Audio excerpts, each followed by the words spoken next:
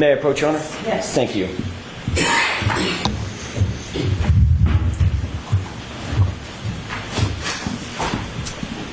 Sergeant, did you have an opportunity to take a look at this report? I did. Did that refresh your recollection as to the items generally that you recovered on February 10th? Yes, it did. Did you recover approximately 6 pieces of red, black, and clear plastic and 14 pieces of glass and plastic fragments? Yes, I did. Okay. You would obviously consider that to be an incredibly important part of the investigation, recovering physical items at the scene of the incident, correct? Every piece of evidence is important. Can you describe for the jurors exactly where each of the, let's take them one at a time, where each of the 6 pieces of plastic fragments were found? All items recovered that day were found in the general vicinity where the other items were also located. The area had been excavated. I've been to that location several times, and it was all located in the general vicinity where it was initially excavated, but also where I was told Mr. John O'Keefe was found on the morning of January 29th, 2022. So, other than saying in the general vicinity, did you seek to actually document where each item was found? In other words, by cross coordinates or some other such manner? The exact location where each item was recovered from was not documented with a picture or GPS location. It was still within the general vicinity of that 40 to 50 square feet or so, by my approximation, near the flagpole, between the street, the flagpole, and the fire hydrant. It was all the same general vicinity. So 40 to 50 square feet would be a 10-foot by 5-foot square, correct? Generally speaking, 50, yeah, okay. 5 by 10, general area. If I may, Your Honor, if I may approach this a little bit, would you agree with me? I'm not going to pull out a measuring tape. Would you agree I'm about 10 feet from you right now? I would agree with you, yes. Okay. And from the jury bar, probably about 5 feet from there? Yes. So we're talking about a relatively broad area for small pieces of physical evidence to be found. You would agree with that? I would, again, estimate it was the general area, maybe 10 feet in one direction, 10 feet in another, and 5 feet out, maybe 3 feet out. They were the general area where it was initially excavated and then expanded with the snow melting, and all the pieces were within that general area. But you were working on an assumption, at that point, on an assumption that there was some sort of an impact at 34 Fairview, correct? I don't understand what you're asking. You were working on an assumption or presumption that there was an impact of a physical item, in your view, an SUV, with a human being, correct? That was your presumption at the time. The evidence was pointing that impact took place because there was damage to the taillight. Large chunks of it was missing, and we were locating pieces that were consistent with texture, color, and size fragments from that SUV on the lawn. So I wasn't assuming anything. The evidence was speaking to us. You weren't there, correct? I was there recovering the evidence, yes. You weren't there at the time of the incident. No, of course not. So you were utilizing assumptions and presumptions based on information that was provided to you. Yes or no? We work by learning information, collecting evidence, and getting that evidence to suggest what happened. That evidence is tested, and then it's all put together into the case. You used the word to suggest what happened, correct? Yes. Another word for a suggestion is if something is suggested to you, you then receive it and assume certain things based on that suggestion. What we do with suggestions, we corroborate them. A witness statement is, I guess you can say, a suggestion. And then we corroborate it through evidence. And of course, you make assumptions based on those suggestions, correct? Yes or no? We have theories. Another term for a theory is an assumption or a presumption, correct? I guess in some respect you can say that. Okay. But I'm So the answer is not yes. I'm not going to argue about semantics here. Well, you'll agree that words matter, right? I mean, you're testifying, so words do matter. Words do matter. That's important. So, working off of your, as you put it, your theory, you theorized that there was an impact spot at 34th area, correct? Based on the statement I hit him, I assumed that Mr. O'Keefe was impacted with something. Initial hours of the investigation, we had those statements, I hit him. We had the statements that, oh my God, did I hit him? So utilizing that information with the evidence at that point that we had was a broken cocktail glass. So a theory would be, why is the cocktail glass broken? Because it came into contact with the victim. So that's why my information communicated to the ME's office was a possible domestic involving a glass strike to the victim. As a result, we had to go and see the victim's body and the injuries. So Mr. O'Keefe's injuries presented a certain way, and we learned more information. So the more information that comes in, the more information that we are able to corroborate statements and collect evidence that further corroborates other information is helpful in the investigation. That's how investigations develop. If we knew everything we knew from day one, there wouldn't be a process of developing investigation.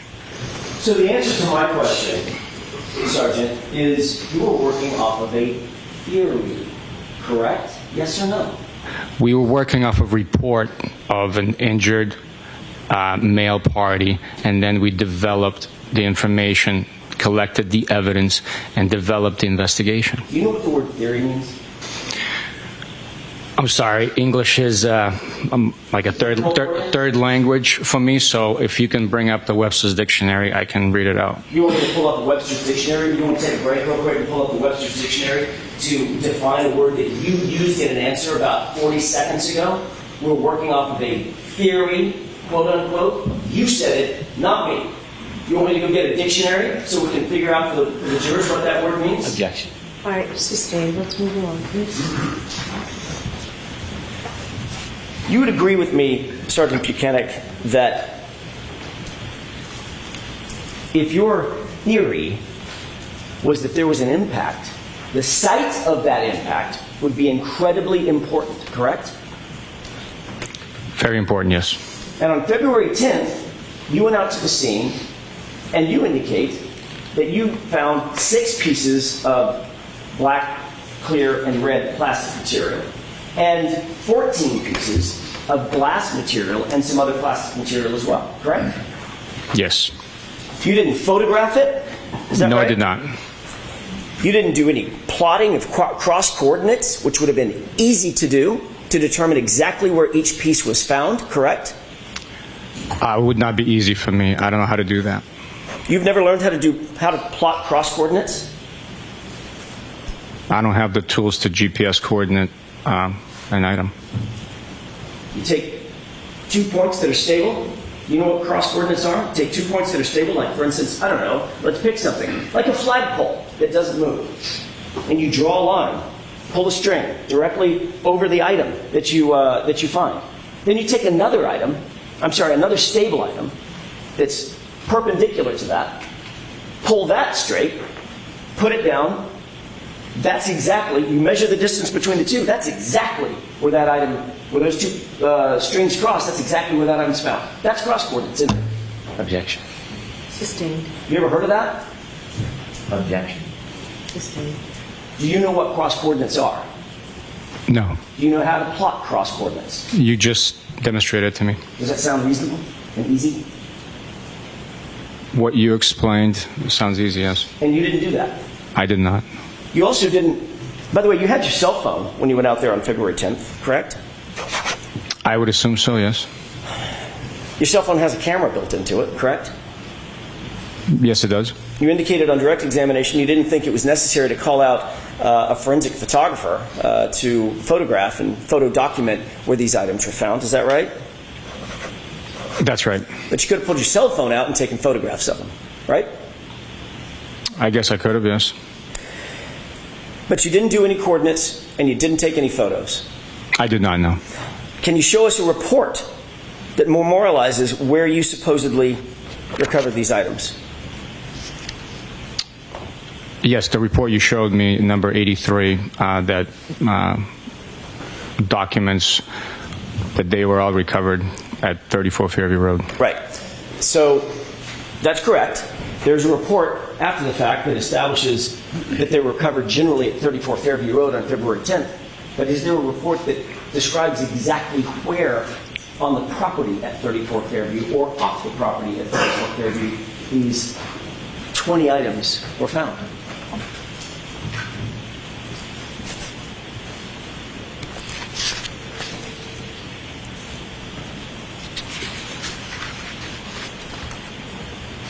That's a question. I'm waiting. Oh, I didn't realize. But Do you need me to repeat the question? Was there a question? Go ahead, please. Sure. Is there a report that documents exactly where at 34 Fairview on the property these 20-odd items were found exactly? The report documenting where they were recovered from is number 83 that you've just presented. The exact location is the same general vicinity. If it was something different, if we located these items across the street, a different section of the yard, that would have been documented. What's documented in the report that you just referenced says bullet point 2/10/22, meaning February 10/22 at 9:15 a.m. Sergeant Buchanan secured 6 pieces of red, black, and clear plastic, period. That's what it says, right? Yes, same general vicinity. If there was a different location... That's what the report says, isn't it? That's all I'm asking. That's what the report says, what I just quoted. That's the description of the items So the recovered. answer is yes. That's what the report says. That is part of the report. That is the description of the items recovered on that date. And the bullet point beneath that says February 10th, 2022 at 9:15 a.m. Sergeant Buchanan secured 14 pieces of glass and plastic fragments. Correct? That's correct. There is no further description of where those items were found, is there?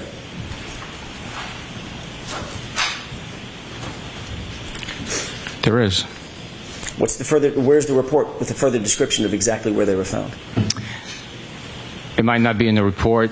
It might be on the description of the bag describing that it was 34 Fairview Road. The report indicates and encompasses itself where those items were recovered from. Clearly, the same general vicinity the initial items were recovered from. If there was a need to document a different location, it would have happened. But you didn't see the need to document the exact coordinates where those items were found, did you? You didn't see the need. It did not happen. May I approach you on that? Yes.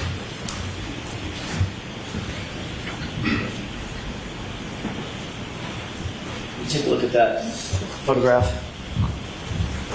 Tell me if you recognize it. What's depicted in it?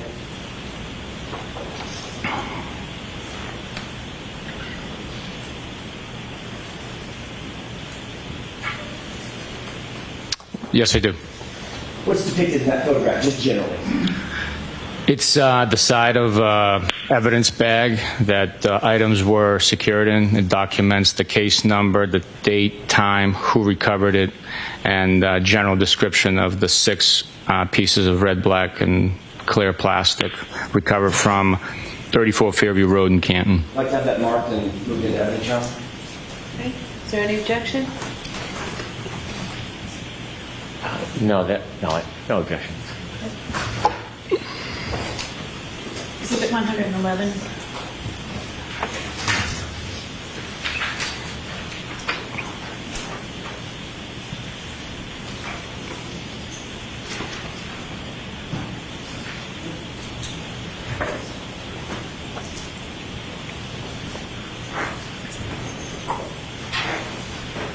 May I approach, John? Yes.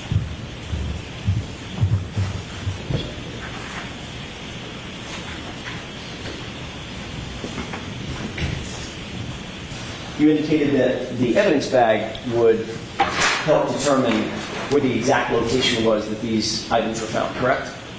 The general location where they were recovered from. Can we publish this, John? Okay.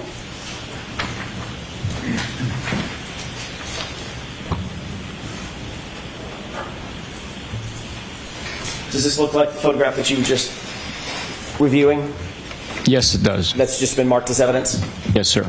And Mr. Wool, can we make that a little larger so it's more legible? Can you read that from where you are? I can.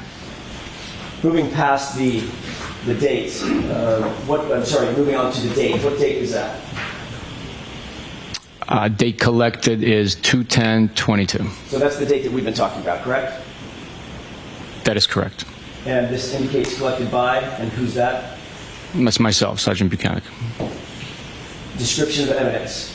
This is where the description of the evidence is located on this evidence bag, correct? General description identifying what's inside. And what is that description? 6 pieces of red, black, and clear plastic. And that's all it says about the description, correct?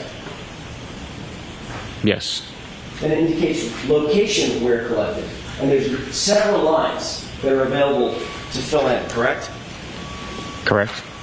On that first line, what does that read? 34 Fairview Road, Canton, MA. And that's it, correct? That's all that was put, yes. And you didn't fill this bag out, did you? No, I did not. Who did? I do not know. Who did? I don't know. You don't recognize the handwriting? No, I do not. You don't recognize the handwriting of your partner and subordinate, Michael Proctor? Objection. Sustained. Are you aware that Michael Proctor filled this out? Objection. Sustained. Were you with Michael Proctor when this was bagged? No, I was not. I was by myself. Did you give the items of evidence to Michael Proctor to bag? No, I did not. Who did you give it to bag? I bagged it myself. Whose handwriting is that? I do not know. If you bagged it yourself, why didn't you fill out the evidence envelope? I bagged it and turned it over, and I told him exactly where it was and what time, so someone else wrote the information. You just said, I bagged it and told him. Turned it over. No, sir. No, sir. What you just said was, I bagged it and turned it over to him. And you don't know who it is that you turned it over to? Who's the him? Turned it over to them. Who's them? Them. Okay. Whoever wrote it. Whoever wrote it. So we're just in a circle here. We can turn the lights Objection up. to the commentary. Yeah. So, Mr. Jackson, no comments, okay? Just Understood. questions. I apologize. Ignore my last comment.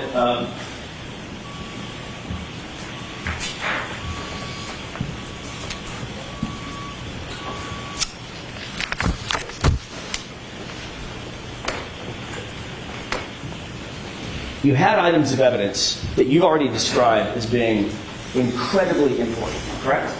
Those are your words. I actually changed. I said every piece of evidence is important. Okay. Since this is part of every piece of evidence, do you think this evidence was important? Every piece of evidence is important. So was this evidence important? Yes or no? Yes. So you had the evidence and turned it over to someone whom you don't know and can't identify. Is that what we understand?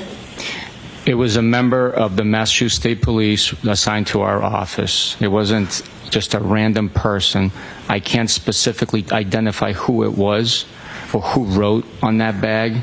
I know it was a trusted member of our unit and part of the investigative team. How do you know it was a trusted member of your unit and a part of the investigative team if you can't tell these jurors who it was? How do you know that? Because I wouldn't have turned it over to a random stranger. Okay, so let's figure out the possibilities. Who are among those to whom you would have turned this stuff over? Who are among them? There was 4 troopers in the detective unit at that point assigned to homicide. Let's name them. Who are they? It was Trooper DeChico, Trooper Kakowski, Trooper Dunn, and Trooper Mike Proctor. As you sit here today, do you believe or do you recall turning it over to Trooper Dunn? Objection. We're going to go through each person. Every one of them. There's only 4. I'll allow this question. Do you remember turning it over to Trooper Dunn? No. Do you remember turning it over to Trooper Pikowski? No. Do you remember turning it over to Trooper DeChico? No. Do you remember turning it over to Michael Proctor? No. So it might have been just a random stranger.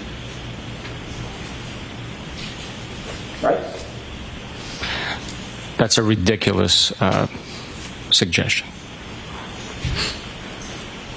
Have you ever seen Trooper Proctor's handwriting before? Yes. Matter of fact, you've seen it, I'm guessing, not dozens, maybe hundreds of times, correct? Not hundreds of times, no. Dozens of times Sure. over the years. Sure. On evidence bags, on logs, on notes, things of that nature. Some evidence bags, some notes.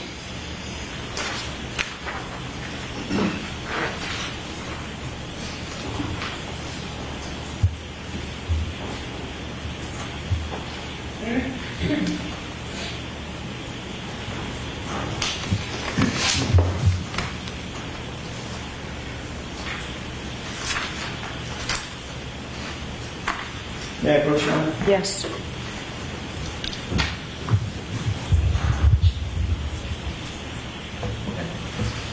Can you take a look at that document and tell me if you recognize it? The whole thing or just the front page? No, just flip through and tell me if you recognize generally what that is.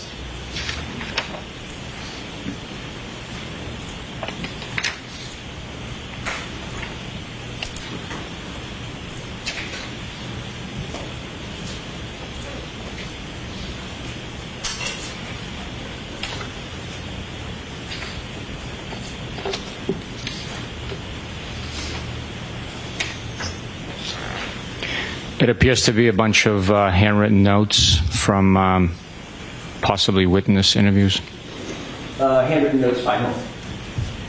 Well, you labeled it Proctor. I don't know who it is. Based on the individuals interviewed,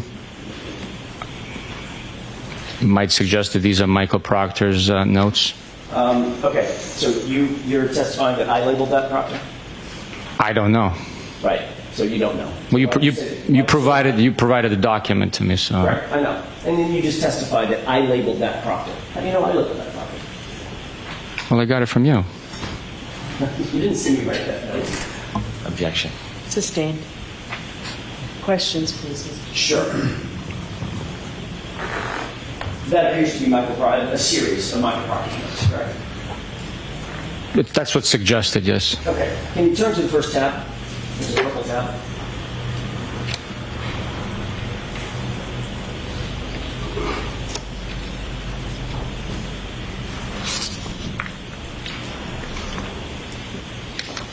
Some of these came off.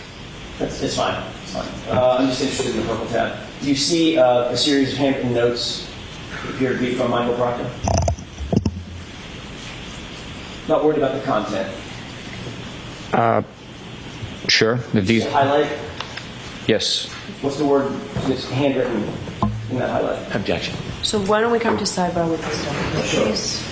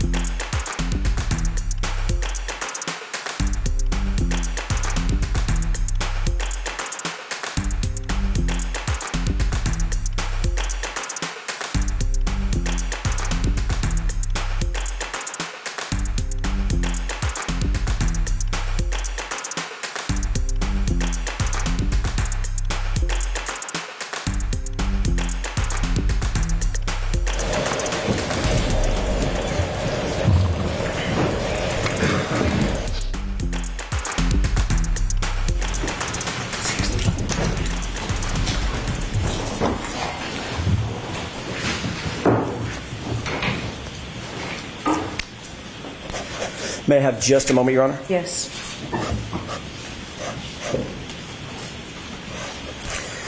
In the ordinary course of business, is it normal standard operating procedure that the person who recovers items of evidence fills out the evidence bag contemporaneous to the recovery of the item? It's possible you can do that if there's a reason that you have to leave, an emergency or weather conditions you can't write on the bag. You can fill it out later if you have the time and you know where you recovered it from, which is like, in this instance, if it was a general vicinity where all the other fragments of evidence was collected from, it's known that it was within the general area of that section of the lawn near the flagpole between the street and the flagpole and the fire hydrant. Well, except So it's the person that filled out that evidence envelope wasn't with you. well, I passed that information along to them. I see. So now it's hearsay information that's being passed along to someone else to fill out the envelope. Objection. Sustained. It's secondhand, let's use that word, secondhand information to the person that's filling out the evidence envelope, correct? No, it's firsthand information. I passed it along to them. It went from you to a person filling out the envelope who wasn't there. That's at least real. I was by myself, so yes, I told the individual what time, what location, the case number, the date, obviously. How do you know? How do you know that you told the individual to whom you passed this along the time, the location, the date? How do you know that as you sit here? Because that information was then put on the bag and documented. But you can't even remember who you talked to. I do not remember specifically who I talked to, no. If you can't remember who you talked to, you don't remember what you said. Goes hand in hand, doesn't it? That's not true. I might not remember now, but the day that it was bagged on February 10th, 2022, I remembered. And that's why the accurate, detailed information is on the bag. A bag you didn't fill out, correct? That's correct. And information provided to someone you can't remember. Today I can't remember, no.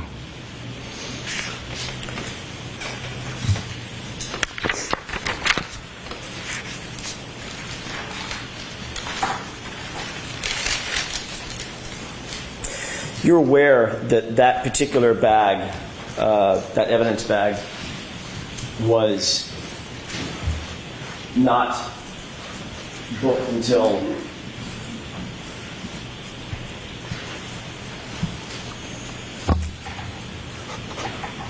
March 14th, 2022, correct? I don't understand what you're saying. Those pieces of evidence were never booked into evidence until March 14th, 2022. Those particular pieces of evidence were collected on February 10th, 2022. Sergeant Buchanan, do you know the difference between collecting a piece of evidence and booking it into evidence, creating a booking label, creating an evidence log, things of that nature? Do you know the difference? I understand the difference, yes, Okay. but you claiming that it wasn't booked into something doesn't mean that it wasn't properly handled in custody and under our control. Sir, I'm not claiming anything. You're testifying. I'm asking questions. Was it booked into evidence on February 10th? If you show me a document, I can tell you what Sure. it might be suggesting. By the way, the evidence, I have the actual piece of evidence. I'm sorry, which one? The photo. Oh, I'm sorry. Yeah. I may have just a moment, Your Honor. Okay.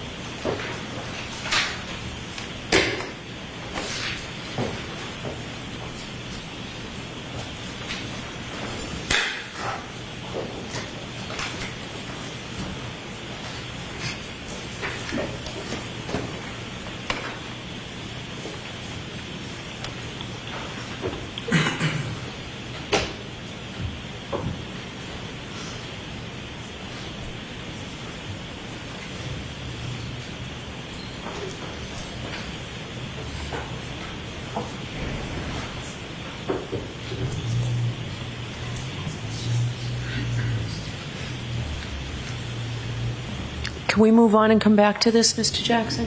I think I've just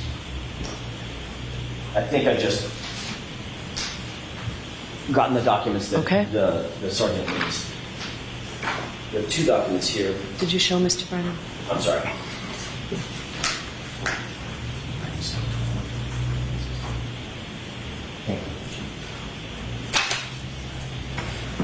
You can take a look at those two documents and tell me whether or not you recognize them.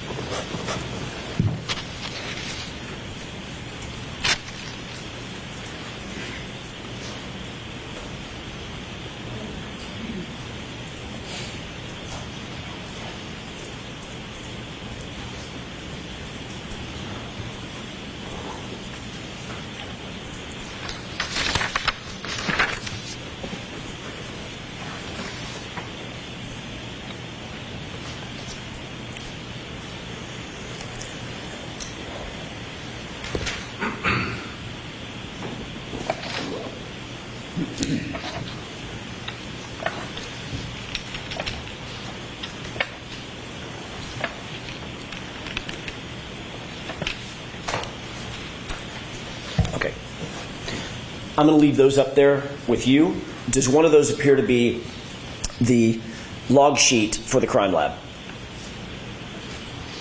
One is a chain of custody report for the crime lab of all the evidence that was processed, received, processed, and returned. Yes. And the other document? The other document is simply a receipt of evidence being submitted on a certain day to the lab. And both of those documents indicate that the first time the evidence was submitted to the crime lab was March 14th, 2022, correct? Objection. I'm going to allow that. I will have to take a look. It's going to be some time, please. Well, you can look at the top.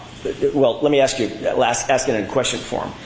If you look through the log, it's in chronological order, the chain of custody log, correct?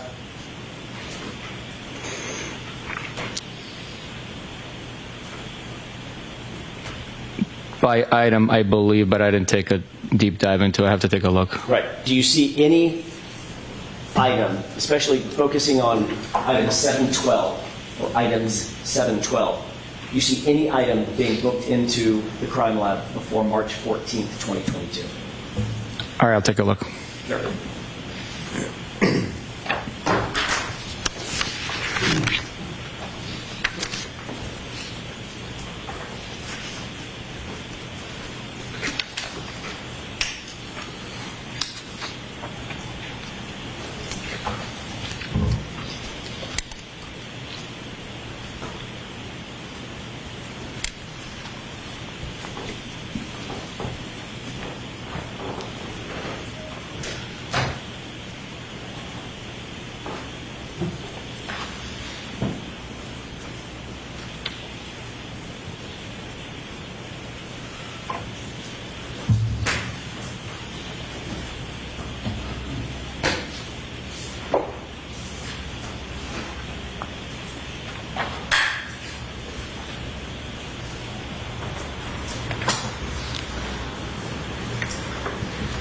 Did that refresh your recollection as to when the items were booked at the crime lab? According to this document, yes, there were items booked at the crime lab prior to March 14th. In particular, to answer your question, completeness here, particular, that one item does indicate that the first time the lab received it for processing was March 14th. So they were booked at the lab March 14th, correct?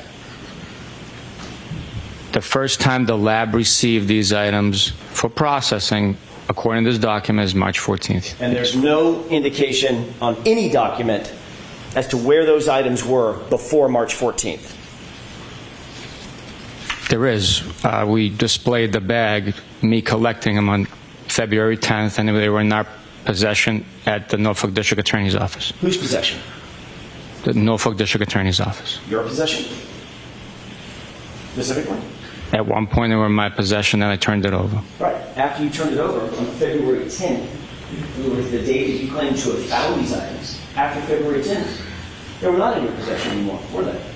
No, once I turned them over, they're not in my possession. When No. you say turn them over, you're talking about turning them over to someone whom we don't know, correct? As we sit here. Right now, I don't have a memory of who I turned it over to, but it was a member of our homicide team. So the next time, Sergeant Buchanan, the next time there's any documentation about those items is March 14th, nearly 6 weeks later, 5 weeks later, correct? I don't know that to be correct, no. But you can't point to any documentation. You're looking at the logs. You can't point to any documentation indicating the chain of custody of these items between February 10th and March 14th. Is that right?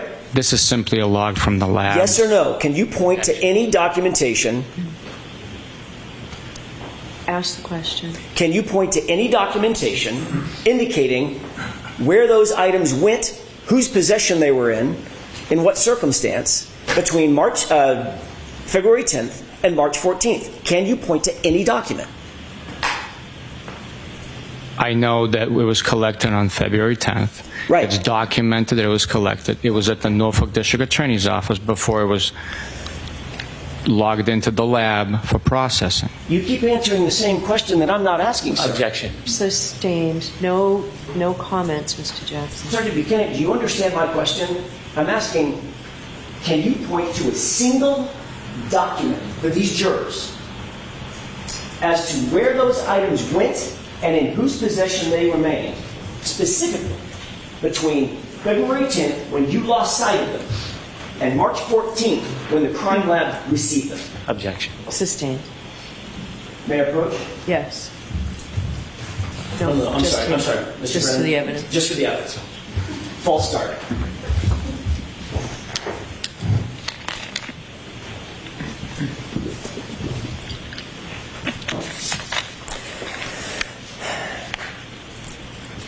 As the supervisor, you're generally aware of the evidence in this case, correct? It depends, but very generally on most cases, yes. As a matter of fact, as the supervisor, one of your duties would be to make sure that evidence is collected and processed appropriately and properly, correct? That is the standard, yes. You're also aware that all of the physical evidence that was booked eventually at the crime lab on March 14th, 2022, was done so by Michael Proctor, correct? I'm not sure exactly who delivered it or who booked it in, but if you have a document, I will reflect on it.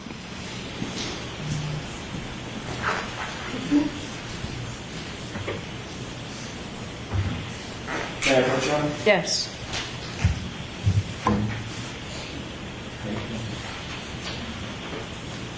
Take a look at that. Tell me if that refreshes your recollection.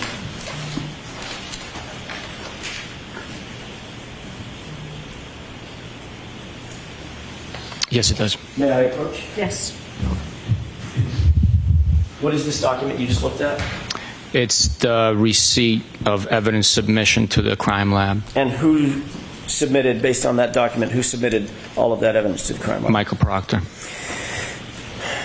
You're also aware that Michael Proctor eventually submitted a total of some 46 or so pieces of taillight material that was claimed to have been recovered at 34 Fairview on since January 29th, 2022, correct? I don't know the total pieces, but we didn't claim to recover it there. We recovered it there. You're testifying that they were recovered, but you didn't recover all of them, did you? I did not recover all of them, no. As a matter of fact, Michael Proctor, according to you, recovered some of those items, correct? Some of those items were recovered by Michael Proctor, yes. And you're also aware that he submitted pieces of taillight material that he indicated he recovered as late as February 18th, 2022, correct? I am aware that there was items recovered on February 18th. I am not sure exactly if it was him or someone else that recovered it. You indicated, I think in direct examination yesterday, that as of February 3rd or February 4th, the weather had broken, generally, correct? It was getting warmer. Yes, the weather was warmer. There were rainy days following the 3rd, I believe. No, the 4th it was raining when I picked up that piece of evidence. So, yeah, the weather had warmed up. So it was raining and somewhat storming on the 4th? There was precipitation when I recovered that item. I mean, I don't know if it was storming. There was a low pressure cell coming through. I have no idea. Okay. But that's the same day that you were told that Chief Berkowitz was driving by and saw the piece. The day I picked up the single piece with Canton PD present, it was raining. So he would have been driving by, windows up, water on the windows, in the rain, and saw the red piece? Objection. Sustained. You indicated that on February 10th, when you did your final visit, made your final visit to 34 Fairview, you indicated yesterday during testimony that there was quote-unquote very little snow still present, correct? That's correct.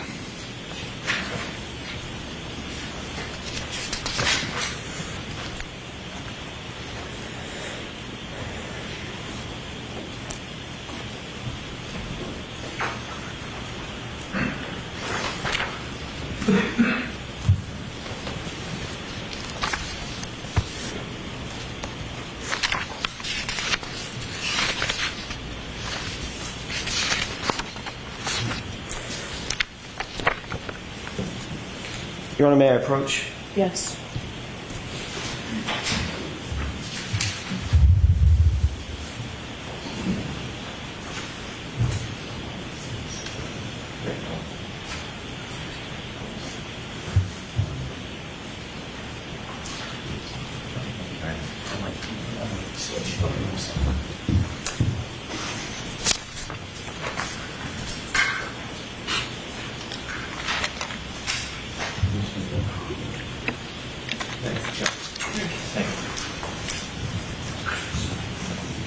Sergeant, that's a 2-page document. Could you familiarize yourself with those 2 pages, please, and let me know when you're finished?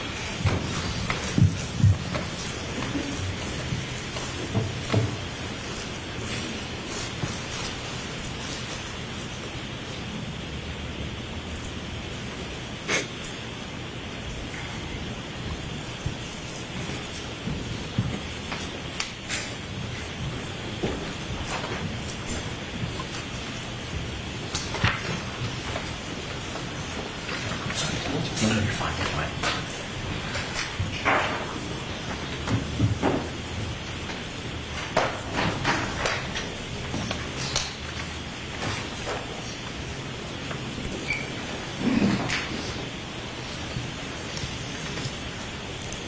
Okay.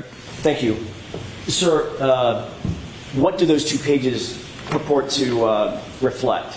What are they pictures of? Just general, an evidence bag, something else?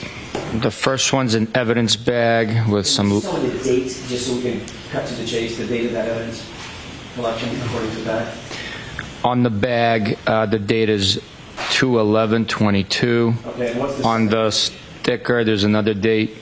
There's a sticker, March 9th of 22. Okay, what's the? There's also a date at the, I'm just interested in the 2 pages, just generally. I need to mark it for evidence. What's the second page look like? second page is a large piece of red and black taillight plastic cover, and it's identified by a lab number, I believe.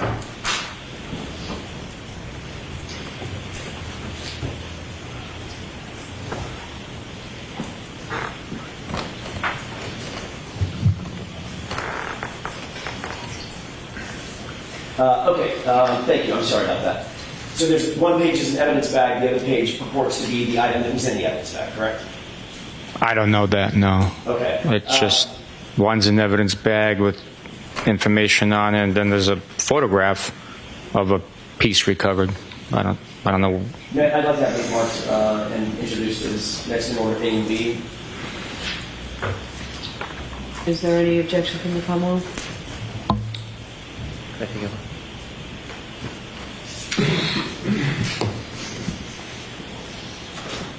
no objection.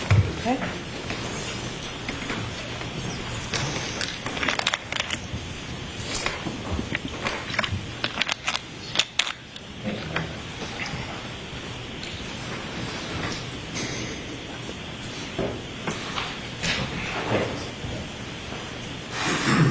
Exhibits 112A and B. Your Honor, request to publish. Okay. Actually, in case you need that. Thank you, appreciate it. Taking a look at this item, can you describe for the jurors what they're looking at, please? This is an evidence bag. It is labeled with case number, date collected, time, who collected it, description of items enclosed, the location it was recovered, and the victim's full name. It also has a to scale ruler for the photograph and some identifying marks from the laboratory. Can you indicate for the jurors who was it that collected this item according to the evidence bag? According to this evidence bag, it was collected by Trooper Proctor. And can you show the date, or tell the jurors the date that it indicates the item was collected, or items were collected? I believe it says 2/11/22. February 11th, so that would be the day after you were at the location, correct? It would be the day after, yes. Can we have the full screen, Mr. Woke? You see the designation at the bottom beneath the measuring ruler? Yes, I do, yes. Is there a case number or case designator starting with 22? Yes, I believe, I'm not sure, but I believe it's a LIMS number 22-02184. And do you see an item number listed right next to that case number?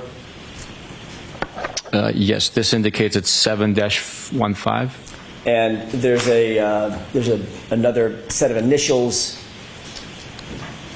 beneath that, it appears, correct? That's what, I mean, there's letters. I don't know if there's someone's initials. I don't know what it is. I'm sorry. Fair enough. This appears to be something that was filled out by the crime lab, the black lettering and numbering, correct?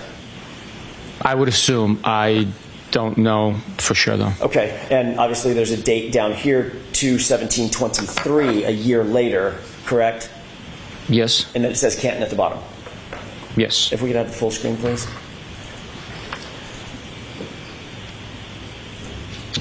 Okay, you also indicated that there was a label up at the top, correct? Yes. All right. If we could go to the second page, it would be page B of this. Can you look at first of all, look at the bottom and tell me if that number designator appears to be the same as on the evidence, as on the previous page? The limbs or the item number? The Item limbs. number is 715. Okay. And that comports with what we just saw in the previous page, correct? That is the same number. All right. This would be an exemplar, one of the items in that evidence bag labeled 715, correct? There were several items, but this is one of them. Is that right? It's how the crime lab keeps them separate?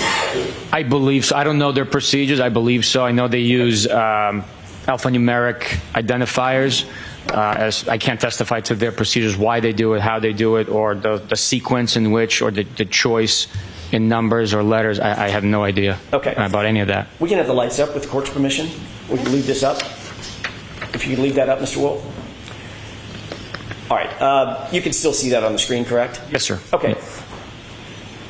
You went out to 34 Fairview on February 10th, 24 hours before February 11th, right? To pick up a piece of, to look for additional items of evidence, correct?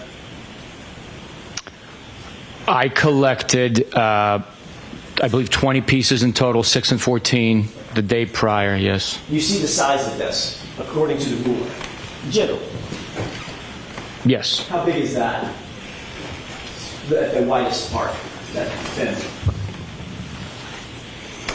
At the widest part, it appears, if there's no optical illusion with the ruler location, 6 inches. Okay. That's 6 inches is the size of a dollar bill, right? That's correct. Okay. It also looks like it may be more than that from top to bottom, 6, maybe 7 inches, top to bottom. Did you give us an estimate? Possibly a little bit more, yeah. Okay. You didn't see this item on February 10th when you were there, correct? If I saw that item, I would have picked it up. Right. Wasn't there, was it? That's not what I'm saying. I said if I saw it, I would have picked it up. But you didn't see it, did you? I did not see it, obviously. No. But according to the information that we've just presented, this item was found the next day by Trooper Michael Proctor. Right. Based on the information presented, that's what it says, yes. May I approach? Yes. We can take that down. May I approach one more time? Okay. Thank you. This is a 3-page document. If Did you show familiarize Mr. yourself with Brennan? that. I didn't see it. You showed it to me earlier. Thank you. I did previously.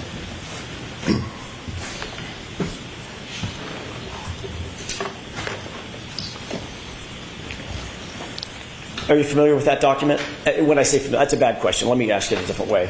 Do you recognize what's generally in those 3 pages? I got to take a look. Sure. I must have missed your first Sure. request.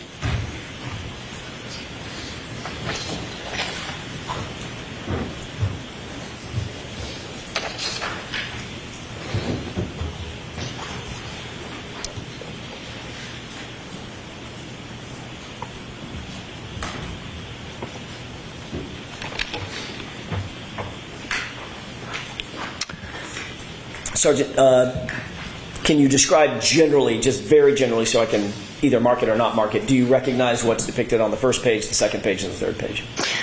The first page depicts an evidence bag from labeled date of collection 2/18/22. Second page is a red piece of plastic, and third page is also a photograph of a longer red piece of plastic with a little bit of black molding on it. Your Honor, I would ask that that be moved into evidence as A, B, and C subordinately. Is there any objection? No objection.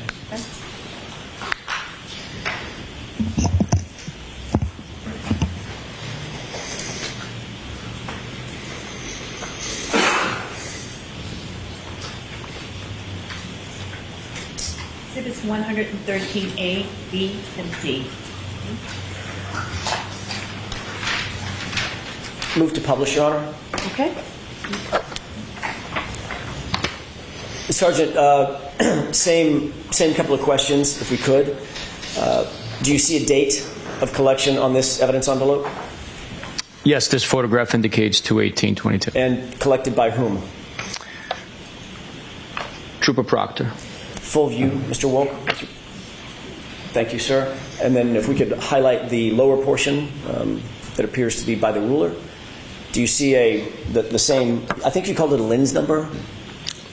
Limbs, L-I-M. Okay. The LIM number is the same number, the 22-02184, correct? Yes. And the item number in this one is handwritten as what? 7/16. Okay. If we can go to the second page, please. Do you see it, first of all, on the bottom, the same item designator number? Yes, 7/16. And what is depicted in this photograph? A red piece of plastic. That would be a piece of plastic according to the item number that would be contained in that evidence envelope, one of the pieces at least. I would assume. Yes. Okay. Is that a similar 6-inch ruler that's being photographed with that red piece? Yes, it is. And how long at its longest point would you estimate that piece of plastic to be? It's more than 6 inches. I mean, probably 7, maybe. Okay. Maybe And maybe 7. I know this is a little bit of a challenge, but how from top to bottom, what would you estimate the distance to be at its longest point? 3.5 inches, I guess. Okay. And then the next page, please, the final page, which would be sub C. Do you see the same designator on the bottom right? Yes, I do. That's 716, is that right? Yes, sir. Appears to be out of the same evidence envelope, is that right? That's what's suggested, yes. And how long would you estimate this item to be? 7.5, 8 inches. And maybe, 3 inches tall? 4? Yeah, 3. 3. Okay, we can have the lights up, Your Honor, with the court's permission. again, the last time you were out at the location with very little snow on the ground, you collected certain items of evidence on February 10th, correct? February 10th was the last time I collected. I said there was still snow on the ground, maybe in piles where it was excavated. There was very little, but there was still snow on the ground. You indicated that you obviously looked around the area. You talked about the general area. I think you used the word general vicinity, right? When Yes. you collected your items. Yes? You didn't see this, and you didn't see the one before it either, did you? If I saw any of these items, they would have been collected.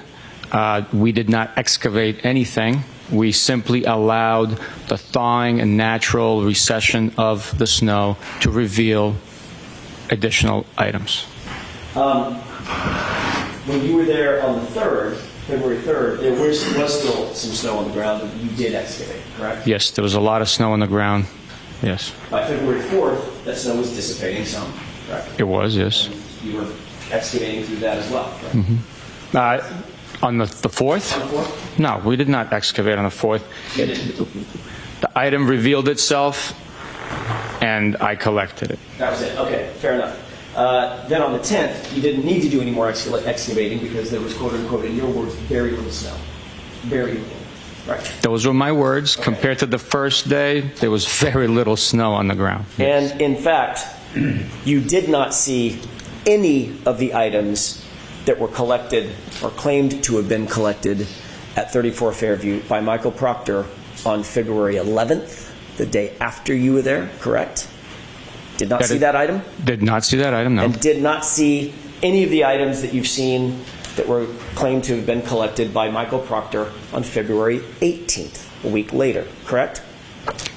Those items were not observed by me, or else I would have collected them. We can take this down.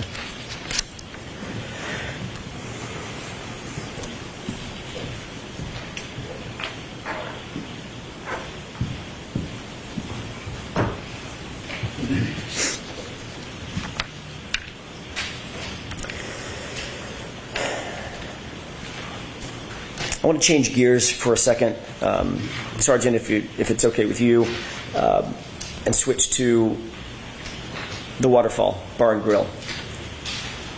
You indicated that on direct examination, you reviewed video evidence and you had information that John O'Keefe and Karen Reed arrived at the Waterfall after leaving C.F. McCarthy's, correct?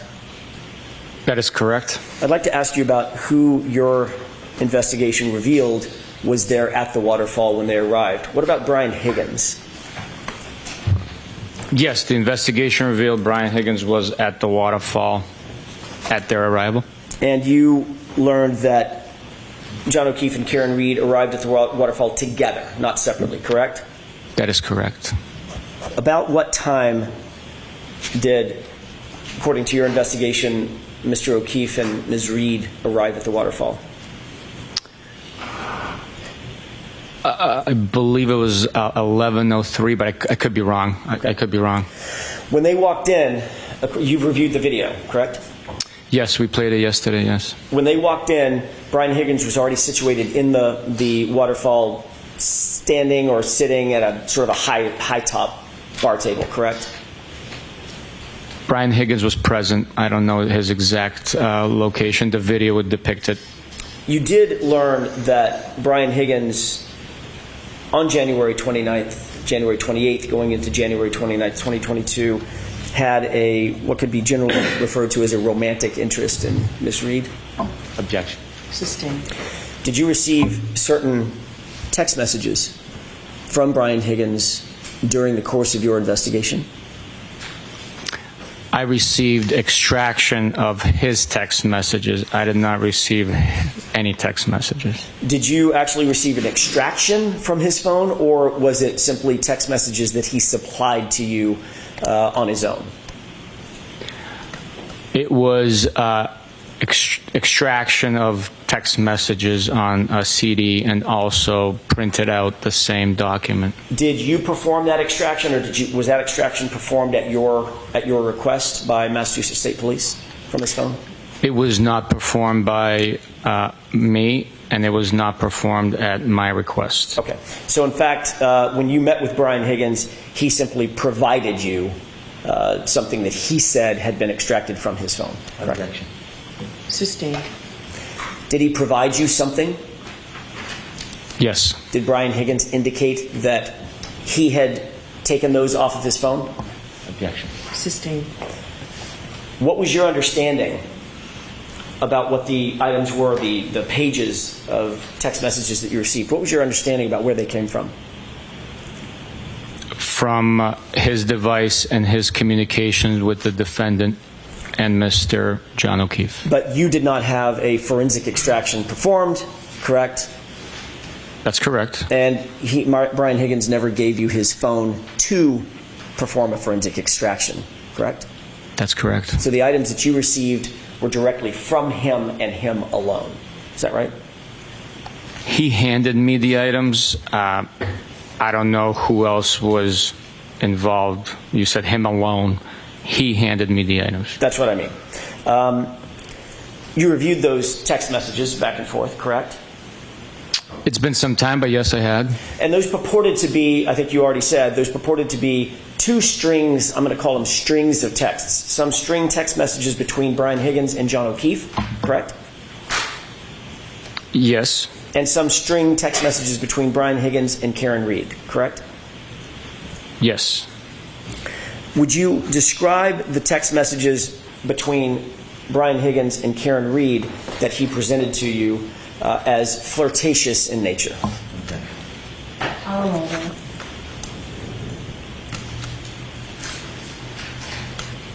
Without having recently reviewed them in detail, I don't want to label it something without having complete understanding of the content.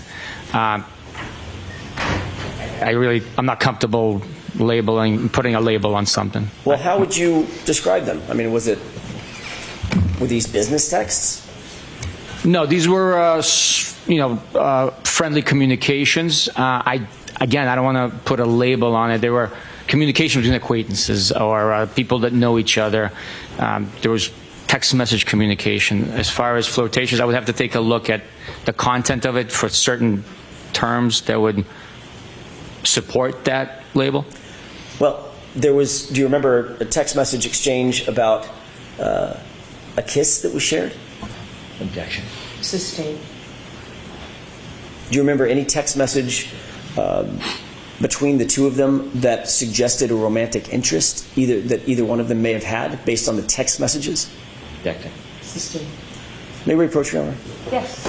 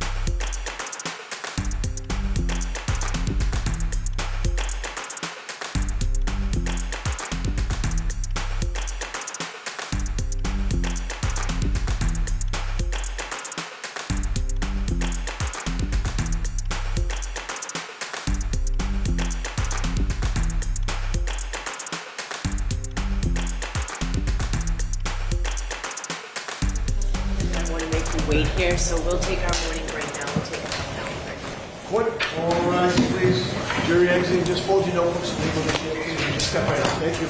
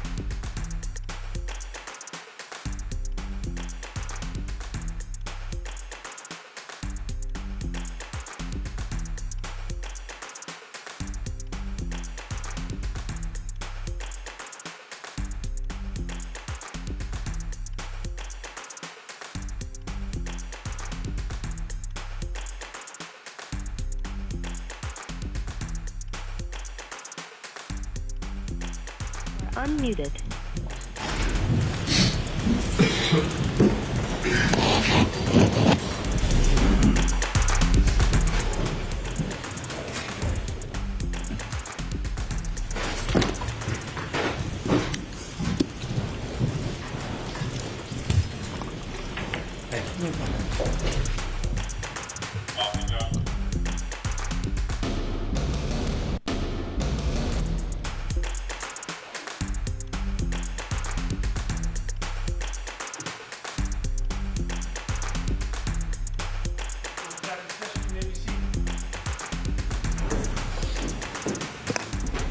Jurors, we appreciate the long break. We did it in an effort to make sure things go a little bit more smoothly from here on.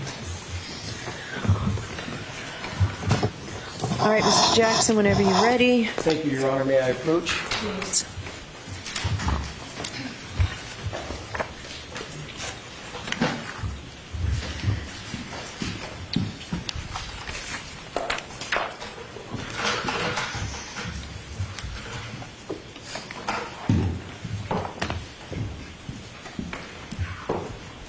Sergeant, I've handed you a document in addition to what's been marked as evidence item 111.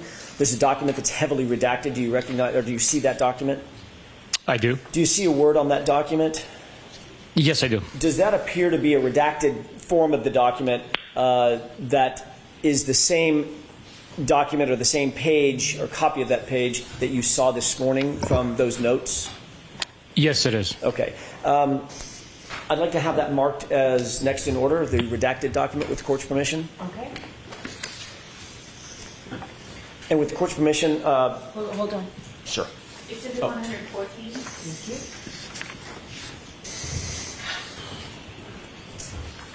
you. Okay. Your Honor, may I, with the court's permission, put a side-by-side of the single word that we discussed at sidebar from evidence item 111 and what's been marked as 114? Is there an objection? There is. Yes. Not at this time, Mr. Jackson, no. In your opinion, having seen those two words next to each other, do they appear to be the same or similar handwriting? In my opinion, they appear very similar, yes. Okay, thank you.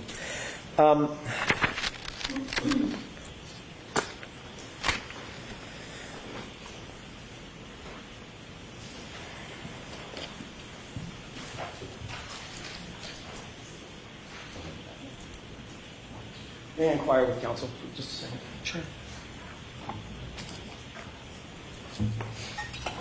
Okay.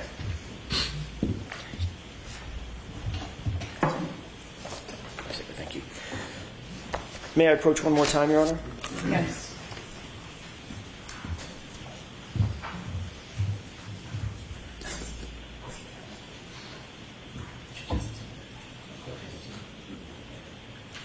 May I approach? Yes. Can I see what you're... Of course. Okay. Thank you. Thank you. Sergeant, could you just flip through that briefly and tell me if you generally recognize what that document Absolutely. is?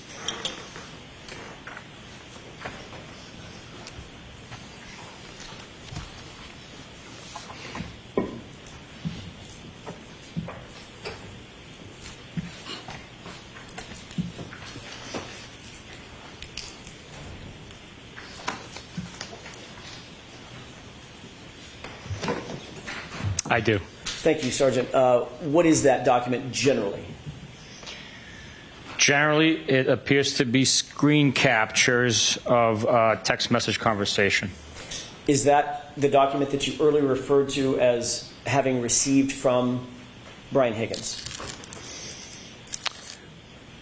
It's a printout of the document, yes. You saw something in electronic format, I take it, Yes. and you reviewed it on a computer. Yes. Did you receive the electronic file on a thumb drive or a CD or something like that? I did. Okay. And this appears to be a true and accurate representation of that electronic copy that you received from Brian Higgins? To the best of my understanding, yes. And is that document reflective of the text messages that Mr. Higgins indicated to you were between the string, as I use that word, between Brian Higgins and Karen Reed. This is what was provided, to the best of my understanding, and now has been printed out. Okay. With the court's permission, I'd like to ask the witness to read the text messages that he was provided by Brian Higgins So we're going to mark this for identification only.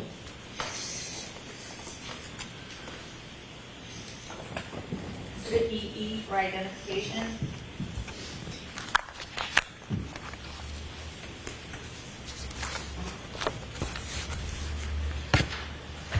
You're certainly not asking him to read this whole document. I expect to. All right. I'm going to see counsel at 7.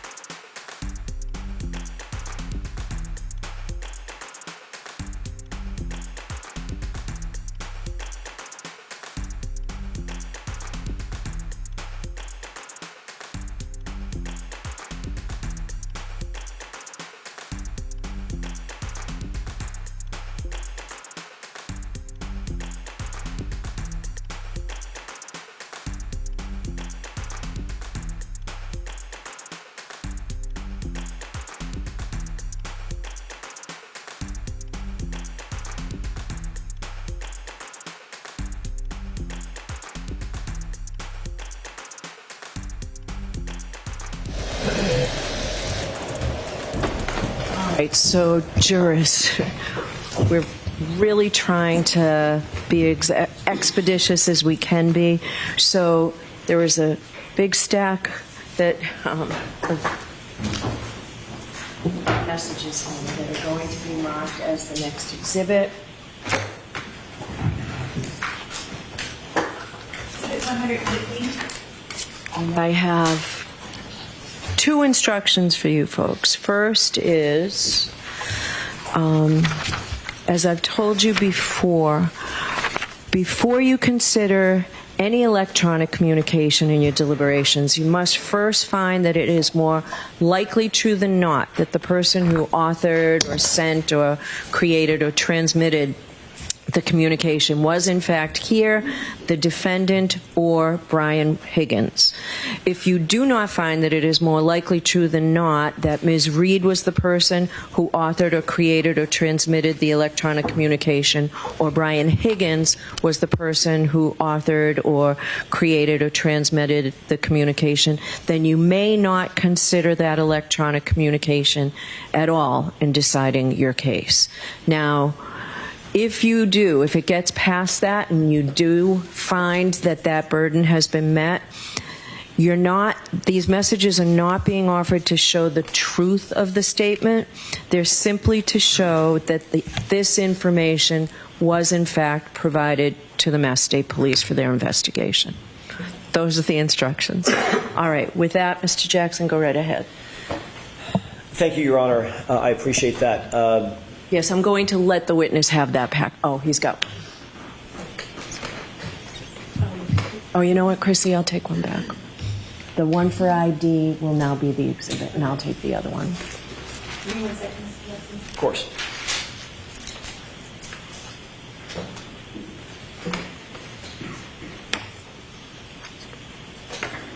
Thank you. Thank you. Thank you. Sergeant Buchanan, do you have the document in front of you that's been marked as Exhibit 115?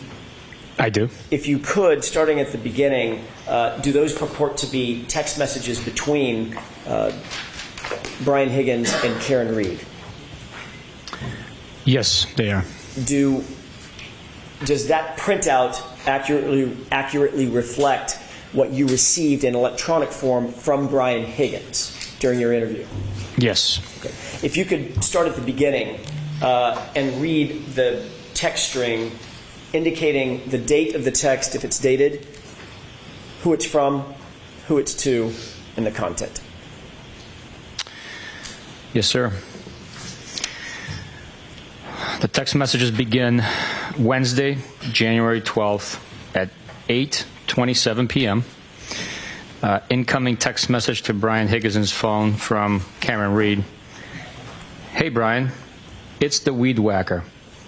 The response is a question mark, followed by a picture of a six-pack of Smirnoff Ice screwdriver in appears to be a package store cooler, followed by a Y-O response. And that is it for January 12th, Wednesday.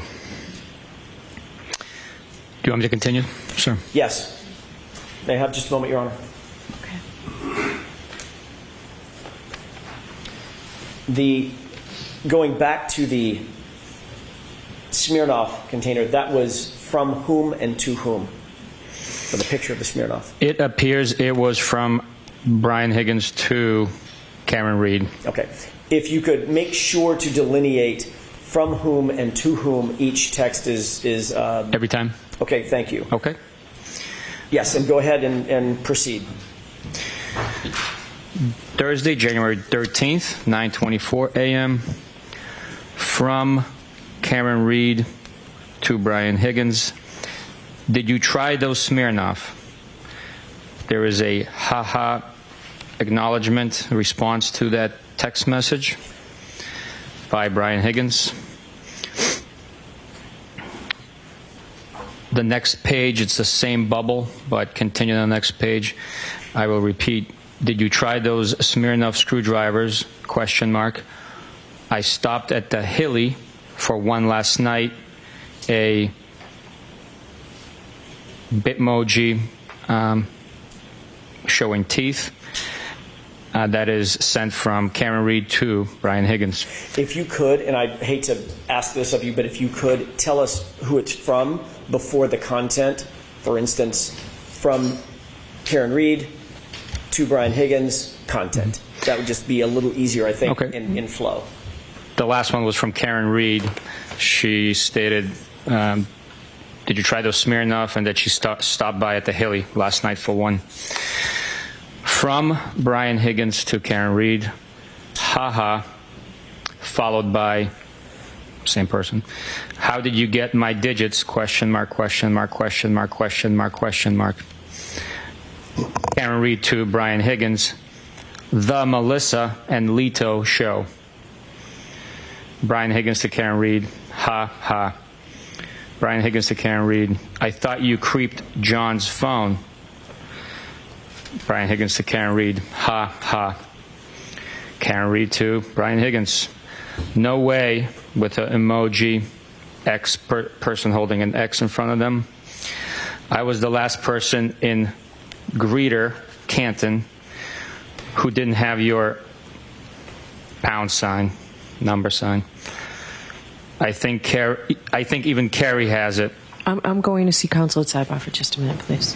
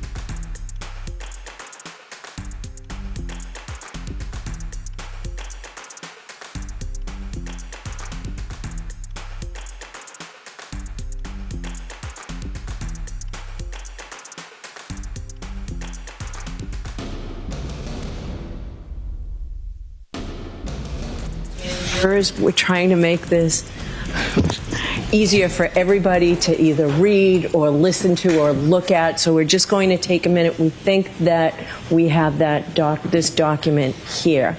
And also to make it a little bit easier for everybody, Sergeant Buchanan, you do not have to describe the emojis. You don't have to say anything about what the pictures are, and you don't have to say the punctuation now that we'll be able to have it. But you are being asked to read which text is from whom. Maybe if we agree upon the color, you won't have to say that. Can there be an agreement with that, counsel? We can do that.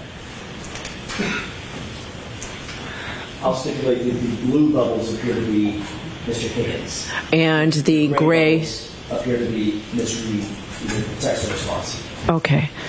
Let's agree, Your Honor. All right. I appreciate that. So you can just read the screen or read what you have in front of you. Do you want me to start at the beginning or No. Let's just start where you ended, if you could, please. All right. Could we turn the lights down? Can you see it Sergeant, with the lights off? Yes, Your Honor. Okay, thank you. I just don't give my personal number to anyone.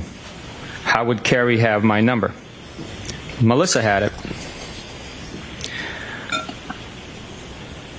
I actually don't know if Carrie does. Just felt like everyone had it. Haha. I knew she did. Sorry you felt neglected. Haha. So no dice on the Smirnoff? I have not tried it. Saw it in the store the other day and thought of you. I laughed out loud. Don't give Carrie my digits. Thought of me and everyone's grandfather. I won't give your digits to anyone. You don't like Carrie? I have no issues with Carrie. Just don't want her having my jack. Saving you as Karen, screwdriver, or weed whacker. Need to think about it a little. I'd prefer weed whacker. That's to think about nicknames. We were tossing around the idea of a short vacay with the current show. Wanted to see if you were game. You don't have a say? Vacation? Where? I know. They need to happen organically. I'm the queen of nicknames. Was just going to rent a beach house in Fort Laud. Something quick and easy.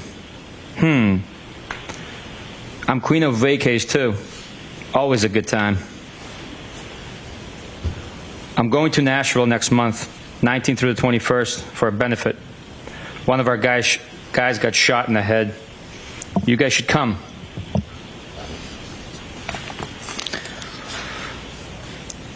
So you claim. Advertisement. Jesus, is he alive? Was he from Massachusetts? Yes, he is alive, not from MA. We were thinking late March. I guess the guy in his group is friends with Old Dominion Band. Kid Rock's supposed to be there too. I have a tough time with country. I was a Kid Rock fan back in the day. I agree. Of course you were. From Brockton. LOL. That's how I got my street cred. Funny. I didn't know you had any. LOL. Carrie said you tag along. No one would say that about me. How would I know? We all frequent the same watering hole. I don't know Carrie well. She talks about herself a lot, but I guess so does everyone. I don't ask questions, just make observations, assess, and decide. I am quiet. That's a good policy. You can read most people in a few minutes. Excuse me, mins. Yep, for sure. You go out with last night? Myself. I only had a drink and a half. Sadly, I know everyone at this point. Lame. Why is that bad? BC. That's how much I go in there. What do you do for work? I've never had a problem going to bar/restaurant solo. I go there a little. I'm a college professor. Solo is cool. I was in adjunct previously. Oh, really? Did you mention that? Anna Maria, Quincy College, and BHCC. I teach afternoons and work downtown during the day. What is BHCC? University of Southern Charleston, a.k.a. Bunker Hill Community College. Oh, nice. Trust is life. Line from Good Will Hunting in the classroom at BHCC. Funny. A savant from Brockton. I'm not making fun of BHCC. My parents met at community college. Fall River writes, you're very random. How so? You just are. I don't think so. What's random? Haha. I had no idea who this was last night, for a few minutes anyways. I mean, what's random about me? I think I'm pretty predictable. How so? You must go around beeping at a lot of weed whackers, excuse me. Nope, never. It was my one-time thing.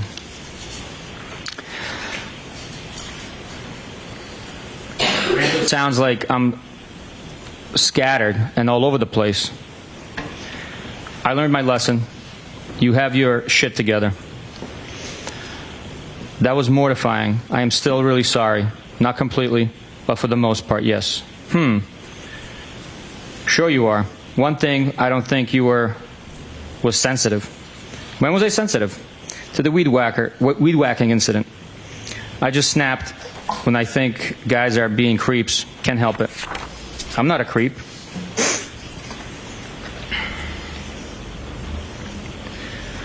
No, you're not a creep. Nope. You're kind of a loner, which I used to be. Not really. I have a ton of buddies, but I only let a handful of friends in that I am tight with. So you think you got me figured out? Circle of trust. Yeah, I said loner, not loser. I assume you know a lot of people? You never really can figure anyone out completely. Your dad died when you were young? He died in March of 2020.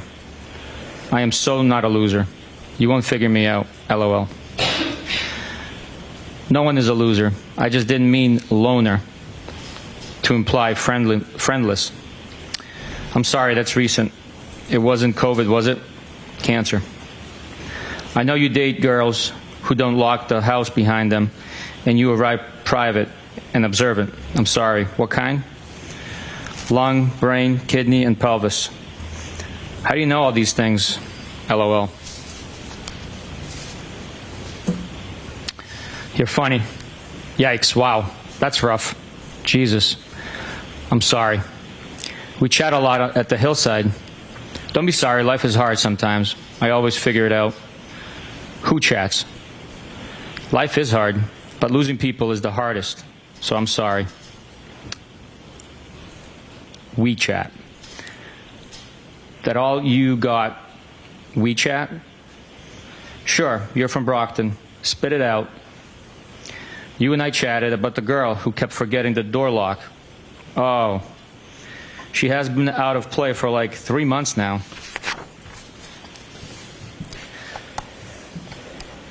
Out of rotation? Nah, just out of play. I am solo, no rotation. I am not a hoe. Solo? Solo like no rotation, or woman for that matter. Not locked down. Haha. Good for you. That's the best way to be. Yep. Has its benefits for sure. Are you working? Remotely. Oh. Tough life. Live like a queen. I just got a Saturday invite. Did you say yes? Not yet, but did respond. What did you say, Mr. Elusive? No, I just don't want to intrude on your couple's night. Haha, I am shy. We prefer to hang out with W non-couples. Bob Gallery is probably coming too, solo. We'll probably do cards or something at some point. Some PT, excuse me. I'm inviting you. Haha. John said, quote, Brian is being wishy-washy now, end quote. Haha. Did you tell him to text me? No. You cranky now? Haha, no. Just stop being so anti-couples. Most couples don't even like each other. Name a few. Name a few? I don't know. All of them? They all want to hang out with single people? I need a drink. I had a blueberry beer. I'm jealous. Hey, I'm trying to menu plan for Saturday, Mr. Elusive. Don't count on me. Boo. Haha. I am sure you will get over it. Just got my first drink. Where? Brick House. You tied one on last night? I was just thinking about you. Haha. Yes, 4:30 a.m. came early this morning. Eek, that's early. You out late with the Commodores? Solo? Yeah, but you're always lining up your after party. Nope, not me. Selective. I am not a hoe. Hey, no judgment. Haha, you make me laugh. I know, I'm funny. Haha. What's on your mind? Nada. Just about to start cooking. Okay. What's on yours? I'm going to a Hillside Regulars 60th tomorrow. This could be a new low for me. Who? Detective, if I could interrupt 1 second. When there is a date that's delineated, could you just state the date out loud so the jurors follow the date progression? Next. Starting with the next one. I'm saying the next text message date or Yes, sir. date within. Where the Yes, above absolutely. or below the bubbles. Yep. So this screen here is Friday, January 13th at 3:33 p.m. Thank you. I believe I stopped before Bob Clinton. Everybody can't stand him. I detest him. His breath smells like ass. OMG, always. His daughter and I have mutual friends. I actually don't mind him when he's socially distant. I think he's friendly. Why detest? Yeesh. Talks like an ass clown. Maybe I am being too hard. He just says crazy shit. Doesn't know his audience. Geez. Is he different from anyone else in there? Haha. His wife and daughter are cooler than he is.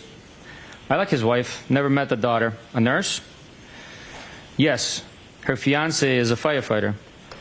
By coincidence with people I grew up with. Crazy. Sunday, January 16th, 12:59 a.m. You're nuts.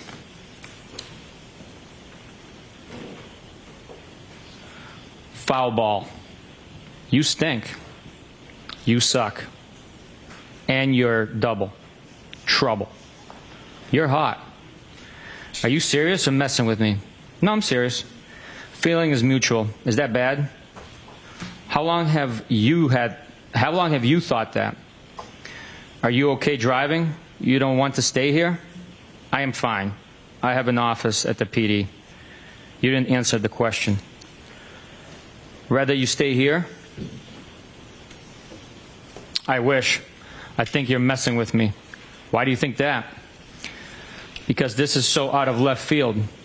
Where did these feelings come from? I just think you're like me. Meaning, do you have your own kids? I have no kids. How am I like you? Hello? Aren't we alike? I think so. So, why did you get my number and reach out to me? Shoot straight with me. I told you, I just think we're alike, right? Yes, agree. Now what? I don't know. Shouldn't you know? Do you like me? Yes. From jump. When was jump? First time I saw you. When was that? Hillside for sure.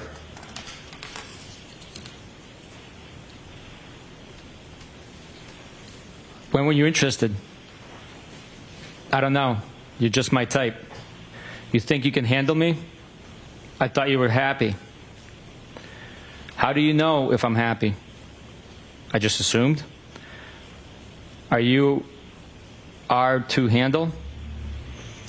What do you like about me? I just feel like you're from my neighborhood. Yeah, ditto. And I think you're hot. You really think that? I have always thought that about you. What? That you're hot, smart, witty. But I didn't think you were interested. Witty. Yeah, meaning quick with a response. Tell me why you got my number and reached out to me. Just thought we were the same, from the same neighborhood. Are you afraid to say what's in your mind? On? No. Didn't I? I am glad I stopped by. I should have come earlier. Do you really live in Mansfield? Yeah, I was basically begging you. You don't have to beg me. Beg. Huh? I will give you whatever you want. How are you texting right now?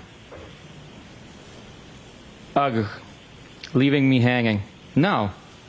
Kids? Kinda. How am I texting? Is everyone asleep? I'm just wide awake on my phone. Yes, they are.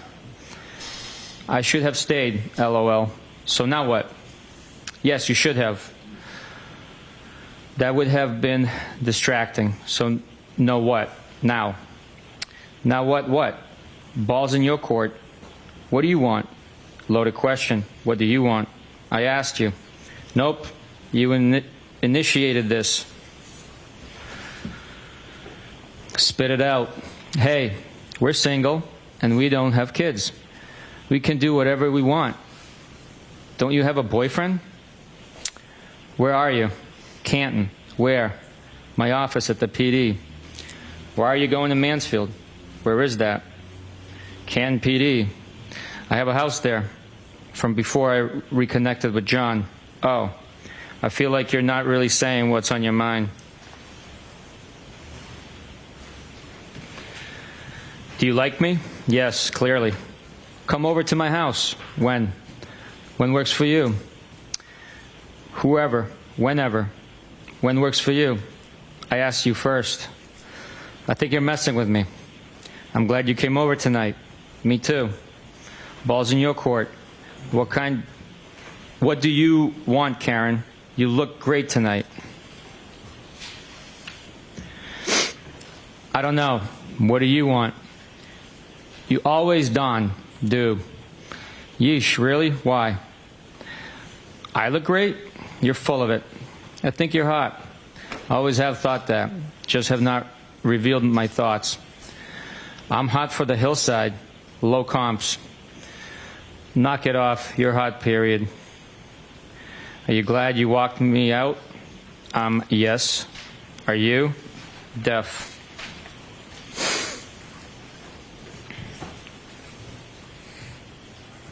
Yes. Are you going home tonight or tomorrow a.m.? We kissed, right? Is this a trick question? I don't know when I'm going home. I am selling my house. What a trick question. Are you moving to Canton? I am following your lead with this. I live here, but I have a property in Enfield. Why my lead? I don't want any responsibility. You started this, right? Why did you get my number and each out of me and each out to me? Still have not told me. Sorry, should I not have? I am fine with it. Just don't know why you can't answer. You're mad at me? OMG. No, not at all. You're being silly. I told you. I just think you're like me, and I am attracted to you. A lot. Feelings mutual. I just never saw this coming. Why? Because I just assumed you were happy with your situation. I was, but things have deteriorated. Why? How so? What did Melissa say when you asked for my number? It is very, very complicated. He and I dated when we were kids, and then his sister died and everything got fucked up. He seemed very into you. I just told Melissa that I had your number, but lost it. That's cute. She wasn't suspicious? No, she's great. Does she know you like me? She's a sweetie. We just agreed that you're great.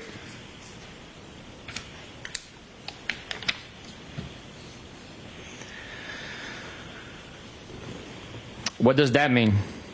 I was jealous that she had your number. Look, like you're either all in or you're out. Why would you be jealous? I am not attracted to her at all. I have always been attracted to you. Really? Yes. Since the first time I saw you, we would have fun. Where are you? I told you, Canton PD, my office. So are you selling your place and moving to Meadows? Yeah, but where is that? I have had all my shit here for a couple of years, and my house has been vacant. But I'd like to get closer to the water. Are you breaking up or staying together? I don't know. He hooked up with another girl on vacation. I am very close to his niece. It is a very fucked up situation. When was that? And how did you find out? He hooked up. I don't want to complicate your situation. We went away for New Year's, the four of us. I put the kids to bed and found him in the lobby of our hotel, all over one of our friends. Whatever. It doesn't matter. It does matter.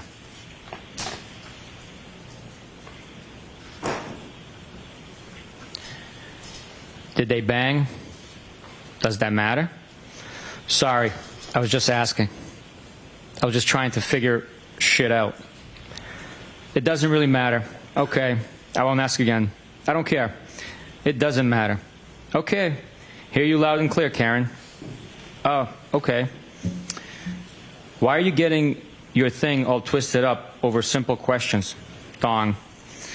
I am not, am I? You're kind of getting defensive. Not at all. What is the question? Do you feel guilty texting me? No. Okay. What do you want from me? Nothing. Do you want anything from me? I would hang out. Oh, gee, thanks. OMG. What am I supposed to say? You're being tough on me. None of us is married. True. So game on? We can say whatever we want.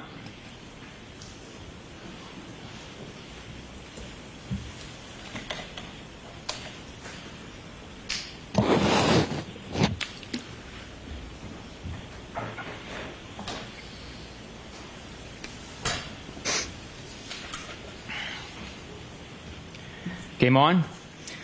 You send mixed messages. I wish I stayed. Okay, game on then. Kinda. Can you hang? Sure. I hope you toss and turn tonight. I always do. Why? Why'd you say that? I just do. Why? 'Cause you're fresh. No, I'm not. Okay. Do you always get what you want? Be sweet to me, please. I could be so sweet. I've been very sick. I had colon cancer and 10 surgeries in 18 months. I'm a wreck. I had no idea. Are you okay now? I never get what I want, just what I need. I am okay. What do you need? What need to be content? What can I do to make you happy? Haha, don't worry. I've always been very happy. You talk in riddles. Just tell me why you contacted me, huh? What's the big deal? I told you. Just think you're like me. What does that mean? Like you want to hang with me? You asked why I contacted you. Yes. Excuse me. Yeah. I did ask.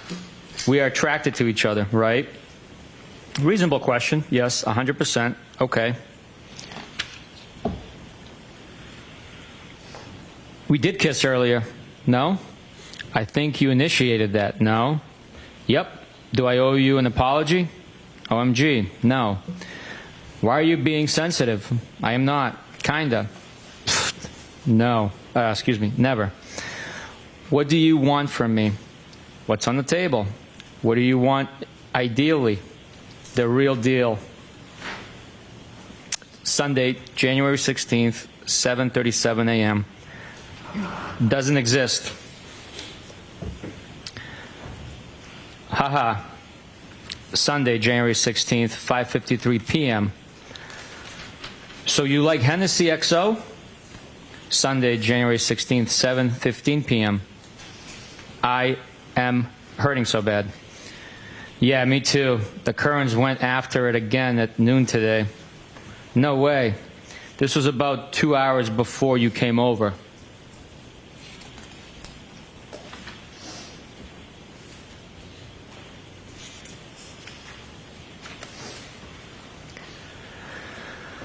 Haha. I am heading for drinks soon. Really? Yeah. Tuesday, January 18th, 5:09 p.m.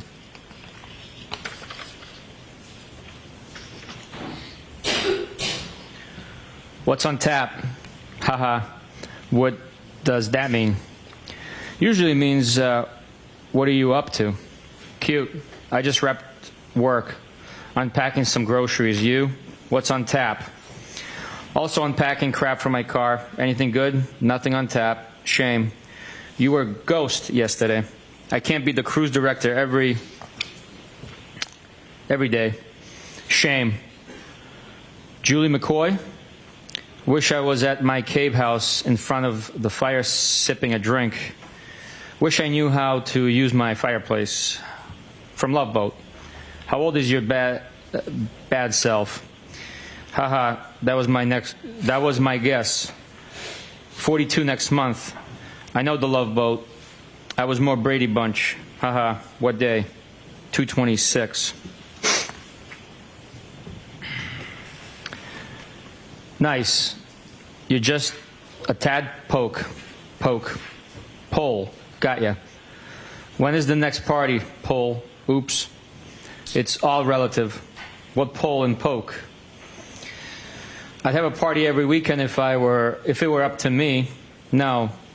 42 equals Tedpole. Oh. I keep reminding myself that aging is a privilege. The better parties are at my house. No kids. Why are they better? Well, first, BC, there's no kids. You were ghost yesterday. Thought I heard the last of you. Phones work both ways. I don't want to disturb you, or you could be otherwise engaged. I don't know your routine. I didn't use the word engaged, did I? Huh? Engaged? As like doing something with someone? Yes, that's what I thought you meant. Are you being fresh today? No. Now that you sobered up. Haha. I felt sober next to everyone else on Saturday. Good point. You're still T trouble. Haha. Why am I?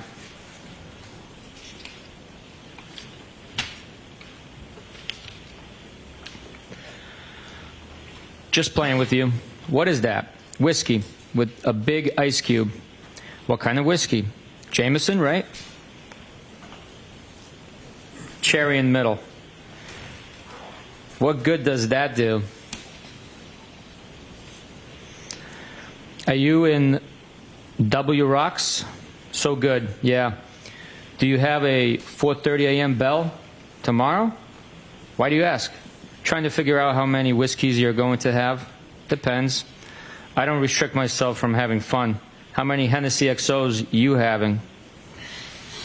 None. I have none at my house. Haha.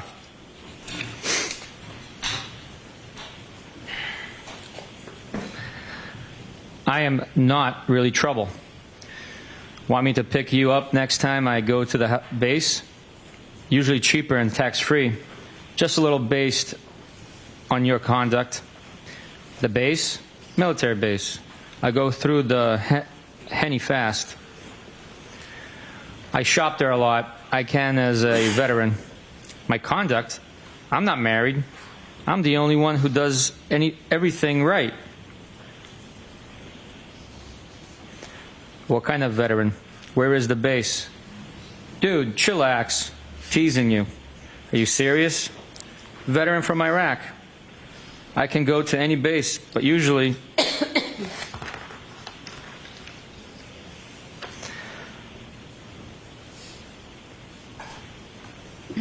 Hanscom in Bedford or down the Cape. Which base down the Cape? Which branch? Army. I'm not abnormally sensitive.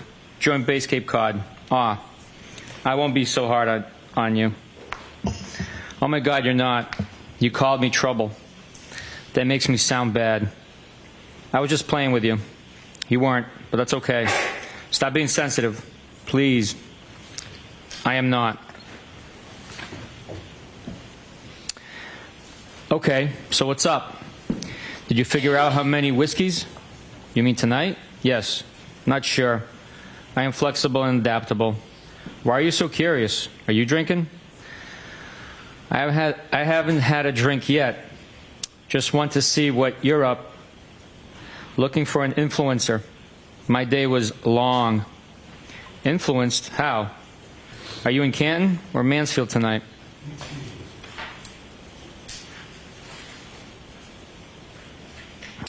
Influence to have a drink even though it's Tuesday in Mansfield. How often do you stay there? Is it a nice crib, house, or condo? I stay here once or twice a week. House. I guess it's nice. I like it.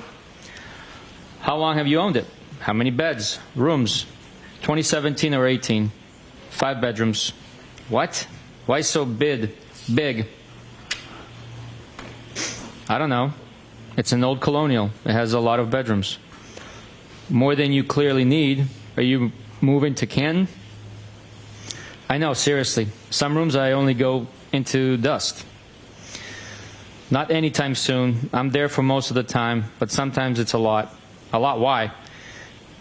Do you even know what you want or who? Because I went from being solo to trying to give attention to kids who aren't mine. And I never wanted kids. I thought you were in this happy relationship. Everyone is happy at Hillside. Oh, God. You avoid things. It's just a very, very complicated dynamic with the 4 of us. He isn't cut out for what he's doing, and the kids present constant issues. I think he believes he is doing the right thing. Well, of course he is, but his heart isn't in it. It's only because he was very, very close to his sister.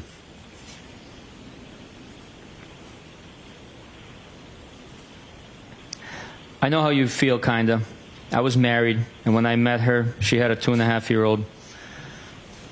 I went from being single to being a dad. It's hard. I am divorced since 2017 and have no kids.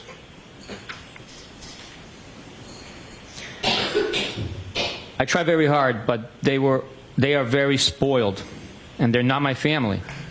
My parents keep telling me I'd feel different if they were mine, or my own sisters. Then I told you he got drunk and sloppy on New Year's Eve while we were away, and that has really affected me. What did he exactly do? I never got married, and now somehow I'm arguing with someone about raising kids. Why won't you tell me? He was a puddle all day and then disappeared. Then I found him all over friend's sister in the lobby of our hotel, and she's gross, which I think may actually be worse. Not sure. Oh God, did they bang?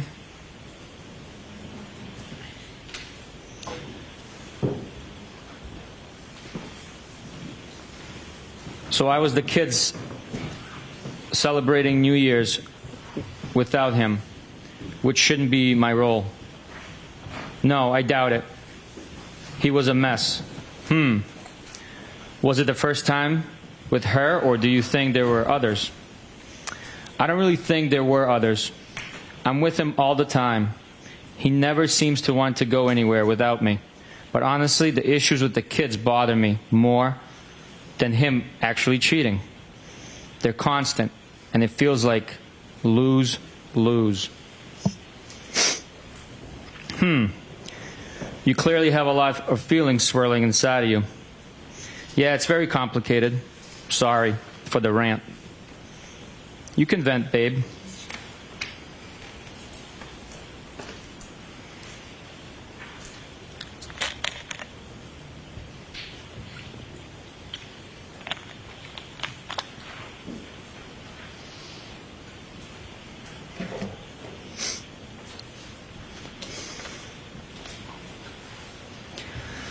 Basically, I just feel like I spread myself too thin, and sometimes it's thankless. You probably felt that way, too. I did at times. It was 1, not 2, thankfully. Want to grab a drink? If you gave me some notice, I could have. You said you were adaptable. I am. But I have my work truck with me and not my personal. Do you get angry when you don't get your way? That sounds like an excuse. I rarely get my way. I don't make excuses. I don't make excuses.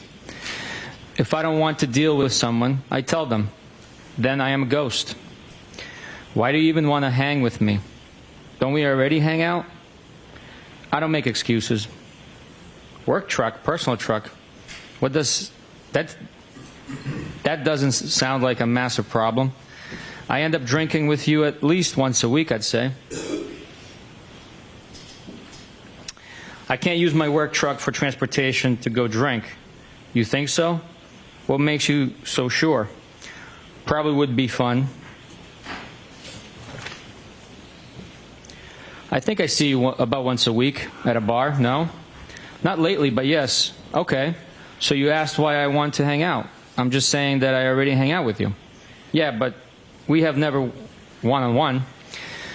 Does going to a friend's house qualify as transportation to drink? Yeah, because I can't just have one. Can't drive that banged up. Have none then. There's 5 bedrooms here. Does mine have a lock on the door? Haha, LOL. I don't even know. I think so. You probably have a spare key. I don't know if I ever shut and locked a door here. Funny. Trust me, I am tempted. Grab the Hennessy. Thanks, doll. Funny. I am confused. You don't feel guilty in inviting me over? Should I? I don't know. Who knows what you feel? Only know what you said when you were drinking Hennessy. Haha. Geez, I just explained everything, I thought. Wow. You get angry easy. What are you talking about? I'm not angry, at the least. Okay, good. And I haven't had a single drink today. Okay. I don't really think I should feel guilty. Why is that? Why should I not? Dude, I am just asking. Don't get your thong all twisted up. Yeah, I just don't know what the question was. You have no impact on my thong?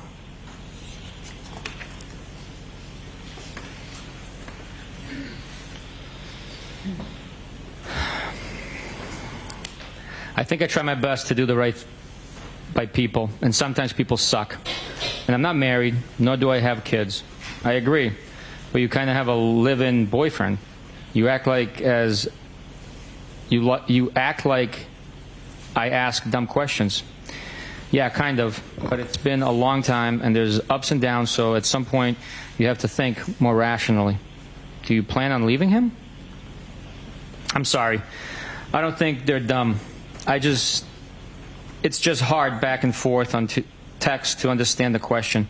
When you ask what day, earlier, re my birthday, I thought for a full minute that you meant what day did I use to watch the Brady Bunch. And I had typed a text every school day at 4 and 4:30. I meant what day was your B-day. I don't have any plans at the moment in either direction. Sometimes I go back and forth. Yeah, I figured that out. What's your interest in me? I assume people have been interested in you before. True. First, I think you're fun to talk to. I like sizing other people up. And you seem to be private, which I also like. And probably pretty independent, too. So like. I am a ton of fun. I am super private and do not talk out of school. I am safe. Does that make sense? I am all of that and more. Safe? Like I am private.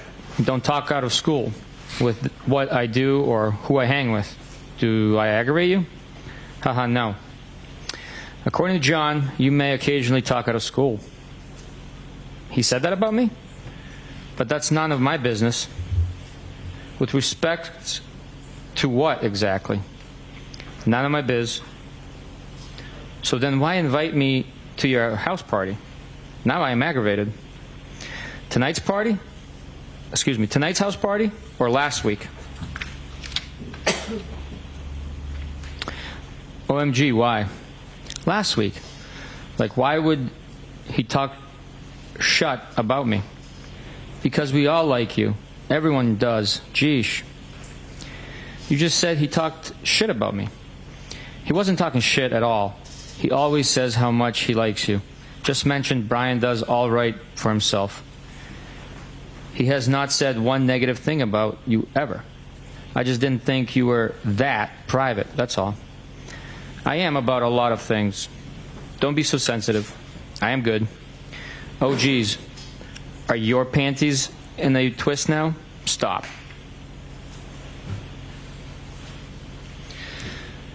Nah, my boxers are just fine. Okay. You're not going to run your work truck through the gears tonight? I thought you were tons of fun.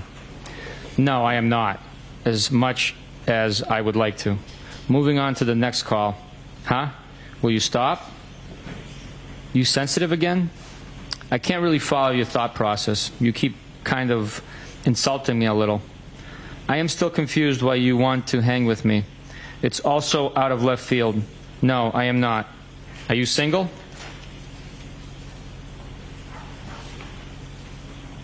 Yes. I don't think it's out of left field. Wasn't I already begging you to come over last Saturday? You getting my number from Melissa and reaching out to me. And then on vacay and probably a few other occasions. You didn't really beg. I asked at least twice. How do people usually reach out to each other? Why would I have thought you had any interest in me? Usually do it when they do live with someone. Do not. Maybe, maybe not. So you have sent me signs before? Did I miss them? John and I have had a lot of ups and downs, and we already did this nearly 20 years ago. And there's kids involved that get attached and things get muddy. I don't know what the answer is, but I feel very strongly that I've put my best effort in with all three of them, and the extended family too. At some point, it gets frustrating, and my actual feelings take precedence. I get it. I am not denying that, or that it gets tough. Do you remember anything you said to me the other night? I'm just trying to explain where I'm coming from. Yes. I get it. I deleted it because I didn't want to do my own text walk of shame. But I'm pretty sure I remember everything. Okay.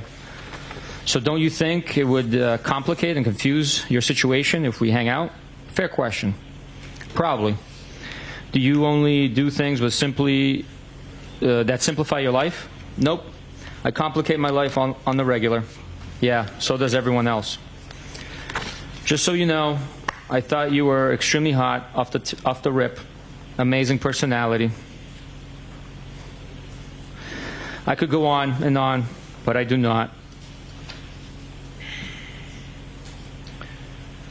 Want to pump your shut up too much.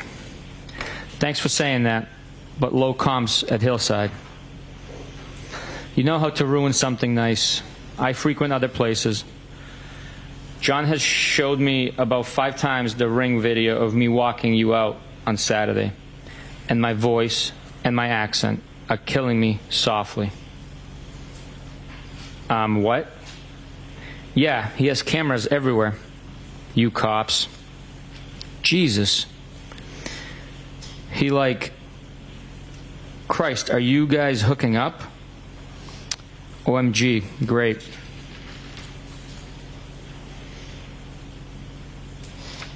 I don't need your drama, dude. No, it's fine. Seriously? I am serious. You legit planted one on me. I know where the cameras are anyway, duh. Oh my God, Bruins. So your slick move isn't on there? Of course not. OMG, I almost. It was a peck anyway. I kissed Carrie and gay Jeff too. Yeah, weak, I agree.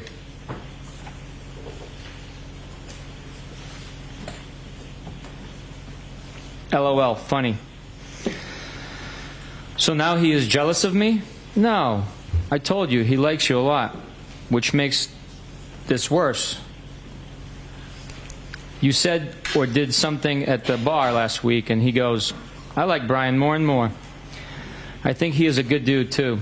Yeah, he is. Funny. What's your end game? What do you want from me? You will just confuse the shot out of yourself. Shit. Because I am a lot of fun. So am I. I'm sure I'm more fun than you. How so? Details. I don't know. I hate people on the whole, but I've been told by many people that I'm a lot of fun. I don't do anything half-ass. Nothing.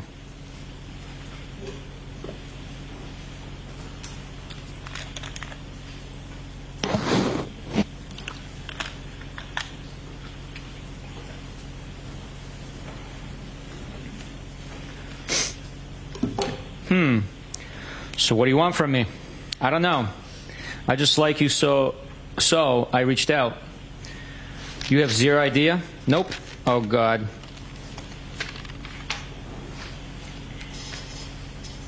What now? Why, oh, God? Because I need some direction. Well, I'm not an FG oracle, sorry. That's actually funny. Do you eventually get what you want? I told you, rarely. So you're a quitter, a realist. So you reached out to me? A ballsy move. Now what? The things I worked the hardest for have meant the most. Does Melissa know you dig me? Ballsy? Not really. I already know you. True. But you have a man. I figured if you text with Melissa, you'd definitely text with me. She isn't trying to hang with me. Of course she is. Plus, I never really texted with her other than to see if they were headed out. I asked you over. Is what? You made excuses. That's fine. But I'm not asking again. She doesn't like me like that. I'm sure she does. What makes you so sure? BC, she said, I'd love to set Brian up with my sister. She deserves such a good guy like him. That doesn't mean she wants to. Bang me. Himself. And I think Lito is kind of a dink, so I'm sure Melissa likes you a wee bit. Herself. Yeah, he is interesting. Have you always had trouble accepting compliments? Yeesh. No. It at all. All yours came to me after a day of drinking. You were way more all over me that day. So what? Don't most compliments come that way? Like all over me with compliments and how you felt. It was 3:30 a.m.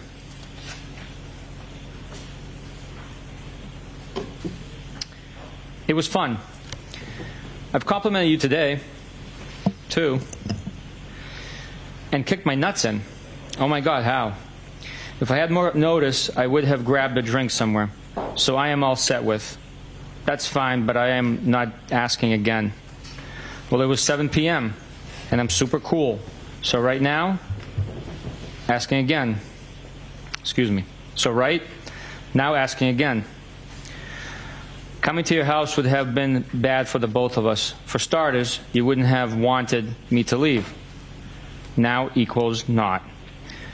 That sounds good. That's trouble. Why?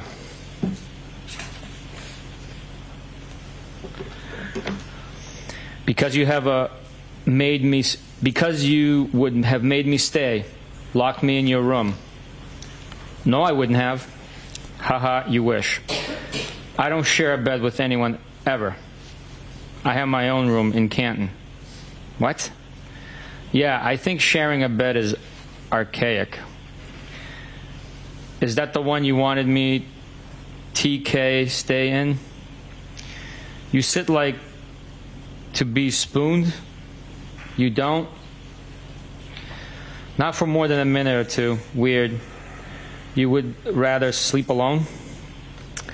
I've got to make my sleep count. So doesn't everyone? Honestly, I am the world's lightest sleeper. I can hear an ant crawling across the floor, and I wake up almost hourly, which isn't fair to whoever I'm sleeping with.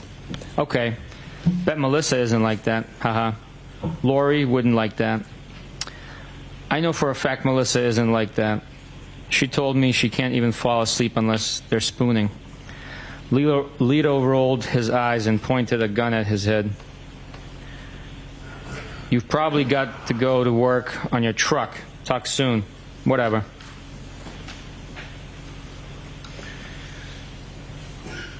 Lighten up, Francis. Let me know when you figured you're shut out. That's a tailor-made joke for an Army vet. No one else has it figured out. Why do I? Combat vet.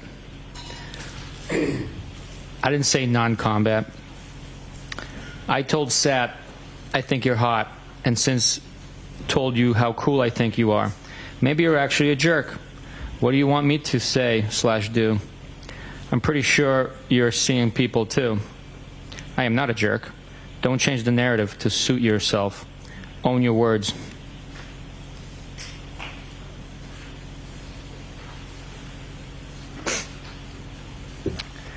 I don't think you're a jerk. I don't have simple answers to your questions. It's actually simple. What do you want from me? What do you desire? To start, I would just like to hang out because I like to talk to you and hear what you have to say. If that's it, I'd be happy. Okay, I will lock you into that statement. That's fine. I suspect you will give up eventually. Just so you know, I will still be your friend. Clearly, you're trying to give me a Heisman. No, not at all. Why would you say that? Because I've tried and I am failing. Tried what? Failing what? Hot and personality and what else? What's the I could go on and on part? You see, it feels like a Heisman, sugar-coated with a few compliments. That's okay. I asked you over on a seemingly uneventful Tuesday. Yeah, with 0 heads up. I have to get up at 4:30 a.m. Didn't hear from you yesterday at all, so I should have been a mind reader that you were going to extend an offer to your crib for a drink. If you want to give up, that's on you. You're being silly, for the record.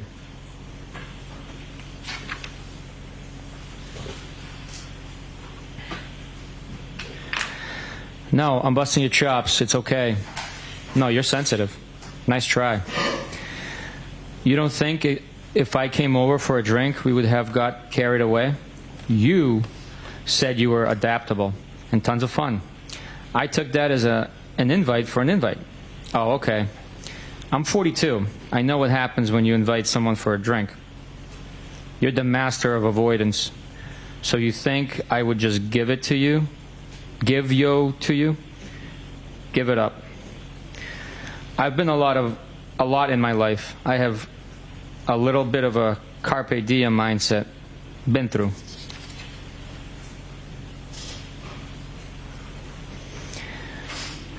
What am I avoiding? I'm not afraid to be direct. Some of my questions. Okay, which? Ask again. Nope. Tricks are not for kids. I'm pretty sure we would have hooked up. Okay, I can't say that. Of course you can. Did I miss any other questions, sir? Probably. Are you having a drink right now? Yeah, on my second. Show me what you got. I went for some wine and downgraded to a mudslide. The taunting in me. Haha.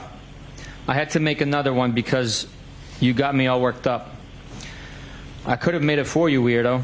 Sure you could have. Done a lot.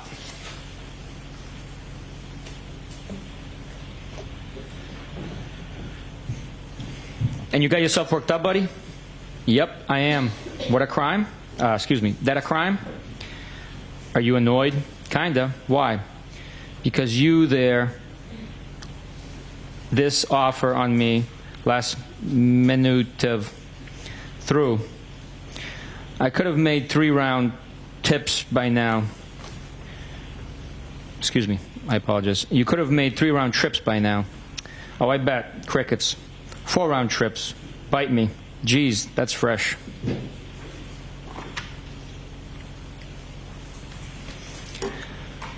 So you only say like one nice thing per day? Tough. You're impossible. Let me know when you figured this out. You're impossible. I've been pretty straightforward. You're wishy-washy.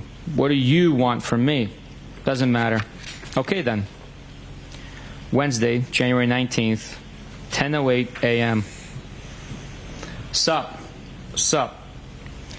You tell me, playa. Just working remotely. Sweet. From Mansfield? Yep, you? I am in Canton at the moment. I want to drink. Haha. Is that bad? Really? I think day drinking once a week is okay. Go celebrate the 20th anniversary of the Tuck Rule. I can't wait until tonight. Wednesday, January 19th, 1:07 p.m. Where are you planning on heading? Not sure. Wednesday, January 19th, 3:34 p.m. I'd invite you over here, but you probably have your work truck. Here we go. I assume that's a pass. No problem. What's wrong with you? Excuse me? I didn't answer fast enough? Huh? Where'd you get that from? You're tough to make plans with. I'm headed out shortly. I tried. Where to? I'm meeting my friend in town till about 7, and then likely make my way back. Okay.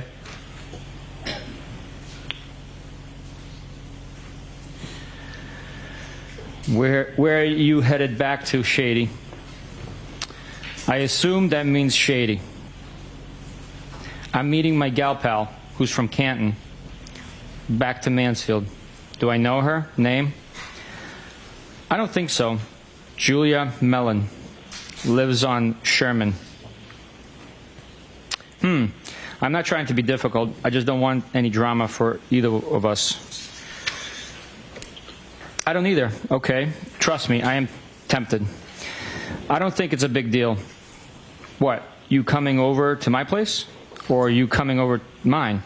Okay. You clearly are getting aggravated with me and my lack of participation. No, I'm not aggravated at all. Okay, we're good. I will see you around. I knew this is how you would act. Whatever. You can get most any guy you want, so you're not losing any sleep over this. None of that is true. I'm not talking to any other guys, and I have issues with John, and things are far from perfect.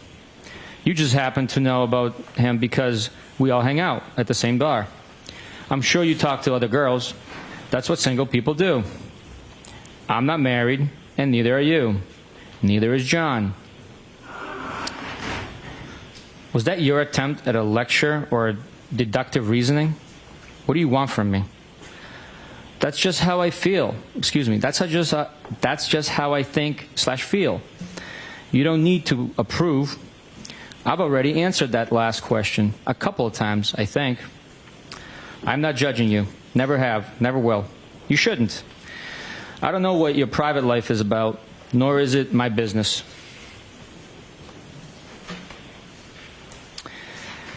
You just happen to know what I see, that I see someone. I don't have kids, and I'm not married. Aren't you afraid you might actually like me? I don't think that's a bad thing. Isn't that the point? Well, it would be complicated because you have a boyfriend. That's funny.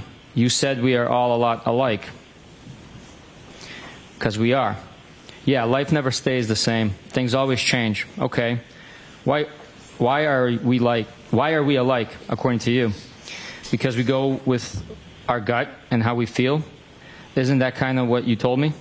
Yes, that's true.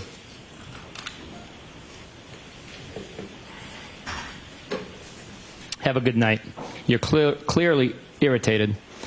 Sorry to bother, young you. Either texting is bad or you're sensitive. I'm not irritated at all, I swear. I had been going out with someone for a few years when I reconnected with John. And John and I got on very well at the same time, so I broke it off the other guy. He was probably starting to see other people, if I was completely honest with myself. I don't feel bad about any of that. I think it was meant to work out that way. So what's your point? Are you legitimately interested? Unhappy in your relationship? Mad because you saw him all over another girl? Or a hybrid of all of it? My only PT is that there's a difference between being married or someone and dating someone. And we have no intention of ever getting married. The PT of dating is to not get tied down if you're not confident you should be. In my mind, anyways. The first two, but I don't care too much about the other girl. Okay, so he is cool with you dating other people? And I'm not happy per se, just realistic that there's cracks and it's far from perfect. I doubt it. If he is seeing someone else, I wouldn't want to know either way. He probably feels the same, and you probably feel that way about whoever you hook up with. I think that's normal. Okay. You don't agree with me?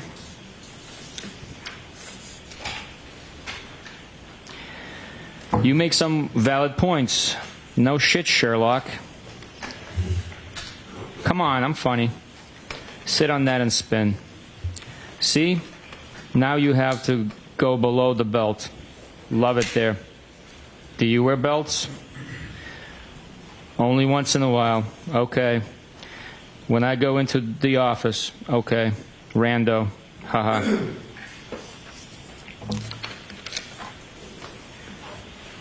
I was teasing you. You getting all dressed up for me. Haha. I pretty much wear all black every day. Love it. Where are you going in town? Newbury. She works there. Doing? She works for my friend who's a plastic surgeon. That's how I know her. Coincidence? She lives around the corner.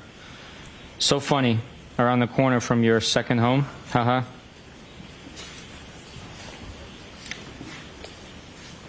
Oh, haha. I had to come downtown earlier, so told her I'd meet her for a drink. You there now? You would like my spot at the Cape. I have a great spot for dinner and drinks down there. Are you there tonight? I'm a beach worshipper.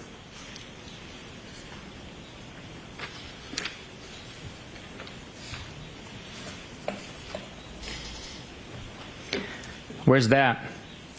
I'm in West Roxbury, a spot in West Rocks, Dedham line. I have a pass to drive my Jeep on the beach. Lots of fun to be had. I heard. I used to rent with my friends on the beach for 7 straight years. I miss it. I've been thinking about moving to Tiverton. I can give you all the beach life you can handle. Stopping for a drink later? By where? My spot in West Rocks. Probably not for a bit. Okay.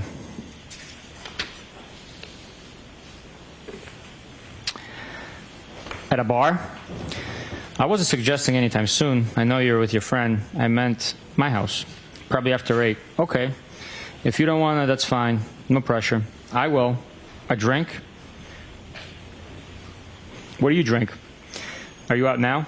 Sorry. I'll drink whiskey if that's what you're having. Haha. Send me a pic of you two.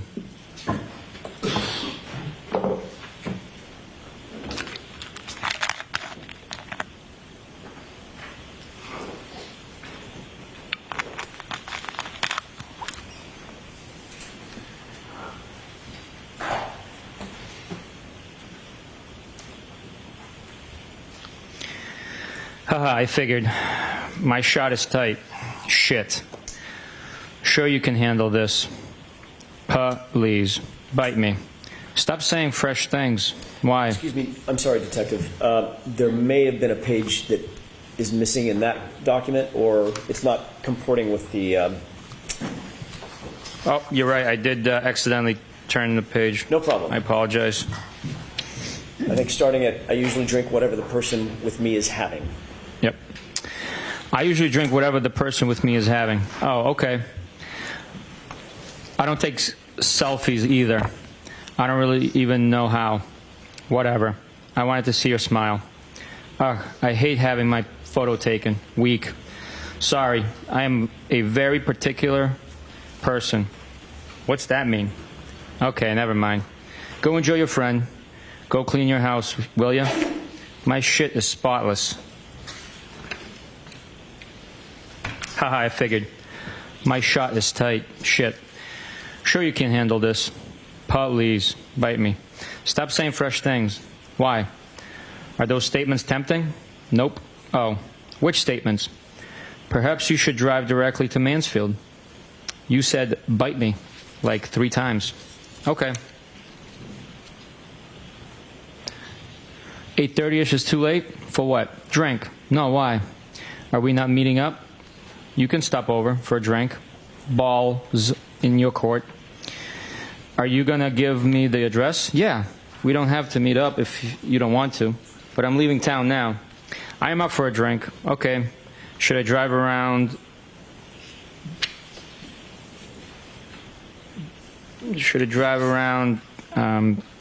W. Roxbury?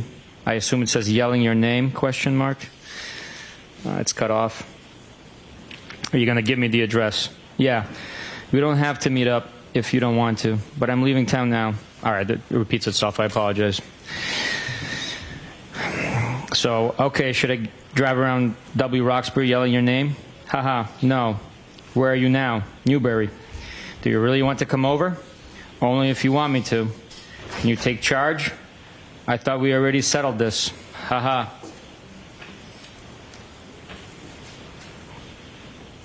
Okay, well, I am in my car and now getting on the highway. This feels like I am forcing you. Not at all. I am game. Okay, well, I'd like to know where the hell I'm going. Pike or 93? You just want to meet me at the crib, or do you want to come over? Pike, I would daub say. You decide. I don't know either. Whatever you want. I don't either. Play so wherever you're comfortable. You know anyone in West Rocks? I don't think so. Ha ha ha. Then just stop by for a drink. Up to you. No pressure. Just give me an address. I hate texting while driving. Bryant Road. Text me when close. Okay. I will show you where to print. Park. That's W. Rocks? It's not coming up. Yeah. Then put Boston in. Bryant Drive, West Roxbury Township, New Jersey. Searching for a friend. Then add your phone contacts so you can search for their address on maps. It's a screenshot sent through. First one. What app do you use? Turn around on the street. Park at the top of the street across from the red minivan. LMK when you're here. Here. Wednesday, January 19th, 11:13 p.m. Home. Alive? Cool. Thoughts? Maybes. You? What? You asked my thoughts. You didn't answer. I don't know my thoughts. Okay, I think I get it. You have any? Thursday, January 20th, 12:27 p.m. Hi. How was your day? Good. Yours? I am exhausted. Yeah, that makes 2 of us. But I want a drink. Really? I'll give you Hardy's digits. Who? Hardy from 98.5, midday show. He hangs out at the Currents sometime. He's a spokesperson for Recovery Center of America. Haha, I don't have a problem. Kidding. I know.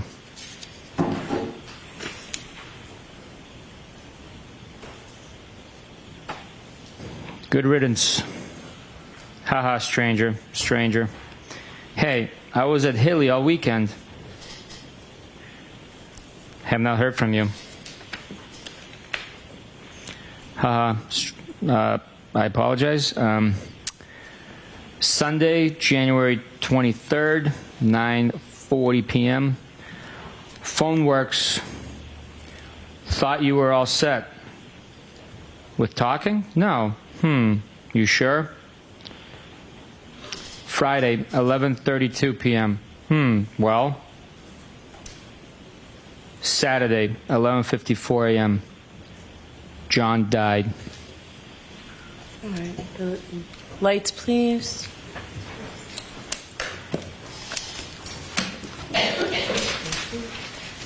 Our jurors were right at 1 o'clock, so we take our Court, all rise for the jury. I'd like to see counsel just a second about scheduling, please. Goodbye.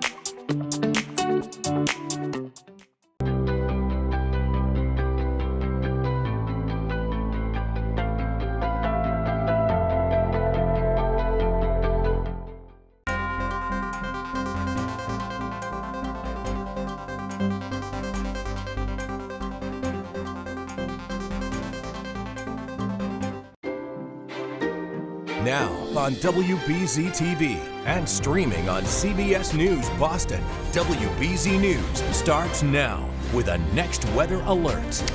Right now on WBZ, we are getting ready for the heavy rain that we will see to start the weekend. Already a layer of fog out there. Thanks for joining us. I'm Brianna Pitts. We are under a next weather alert for soaking rains. I'm joined now by meteorologist Jason Michael. And Jason, it wouldn't be a Saturday if it wasn't going to rain, right? Oh, yeah. Our marching orders are to prepare for the heavy rain that we have arriving for us later on today here, friends. Here's the setup as of right now. Most of the country, believe it or not, is actually dry, with the exception of the New England area and also the deep south. Both locations will be under the gun of getting at least 2 to 3 inches of rain over the next several hours or so. Most of our rain will likely begin roughly around mid-afternoon and likely carry over through about noon tomorrow. This is the first round of rain now beginning to push a little bit farther up to the north on 84, getting along the Mass Pike over towards the Worcester County region. As we near about 3 p.m. later on this afternoon, light rain becomes moderate rain and then eventually becomes steady, moderate to heavy rain throughout the evening hours as well as the overnight. We're roughly around the upper 40s outside right now, so we're not only below average in our daytime high temperatures, this is rain-cooled air. Visibility concerns also popping up again on the Mass Pike region, and most of the fog, unfortunately, will likely stick around through the afternoon as well. So we're likely going to hang out right around 50 degrees before the rain showers begin to move back in. An extended flood watch is also in effect, including Worcester County and also portions north across the state line. We'll talk much more about your weekend and time out the rain exactly and precisely for you coming up in a few. All right, Jason, thank you. We will check back in. Now to some breaking news. A woman and a child shot and killed inside of a home in Pembroke, New Hampshire. We have just learned that child was 3 years old. Authorities say around 1 o'clock this morning, police officers responded to a home on Pembroke Hill Road for a 911 call. And when they arrived, they spoke with the caller, and officers found a woman and the child inside. That child was taken to the hospital where he later died. The woman was pronounced dead inside of the home. Authorities believe this may be a murder-suicide, but they are still investigating. Also breaking, retired Supreme Court Justice David Souter has died. He lived in New Hampshire and was born in Melrose in 1939, graduated from Harvard and Harvard Law. Souter was Attorney General of New Hampshire and served on the state's highest court before President George H.W. Bush appointed him to the U.S. Supreme Court. He returned to the Granite State in his retirement and continued to hear and decide cases on the First Circuit. The court says he died peacefully at his home at the age of 85.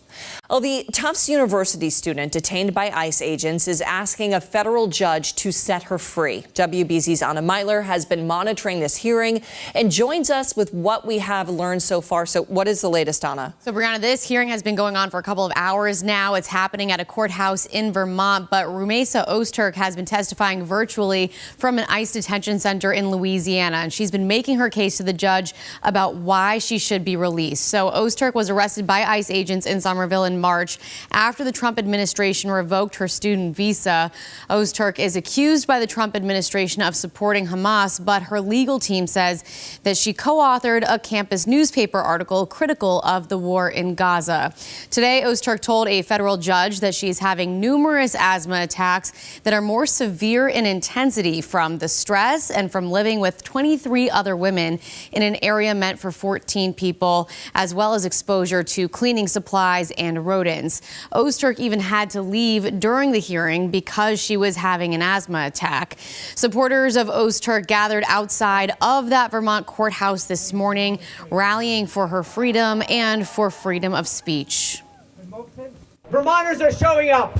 We are marching. We are speaking out, and we are fighting like hell. We're fighting for free speech. We're fighting for the free speech to fight for Rumesa to speak in front of this courthouse right now. We're also fighting for the free speech to speak the truth. And right now, a Tufts professor is testifying in support of Ozturk's release. Ozturk's attorneys told the judge that if she is released, Tufts University is providing multiple housing options for her, including on campus. That hearing is ongoing. We'll keep you updated on the judge's decision. Brianna. Okay, Anna, thank you. Well, a state police sergeant returned to the stand in the Karen Reed trial. And once again, the defense is focusing on how the evidence was collected and how the state police investigators behaved. WBZ's Penny Commit is outside the courthouse in Dedham to show us some of that questioning. That's a question I'm waiting. Oh, I didn't realize. Another tense day of cross-examination with Massachusetts State Police Sergeant Yuri Buchanan, who investigated John O'Keefe's death with his subordinate Michael Proctor. Proctor was ultimately fired after reading these text messages during Karen Reed's first trial. She's a whack job.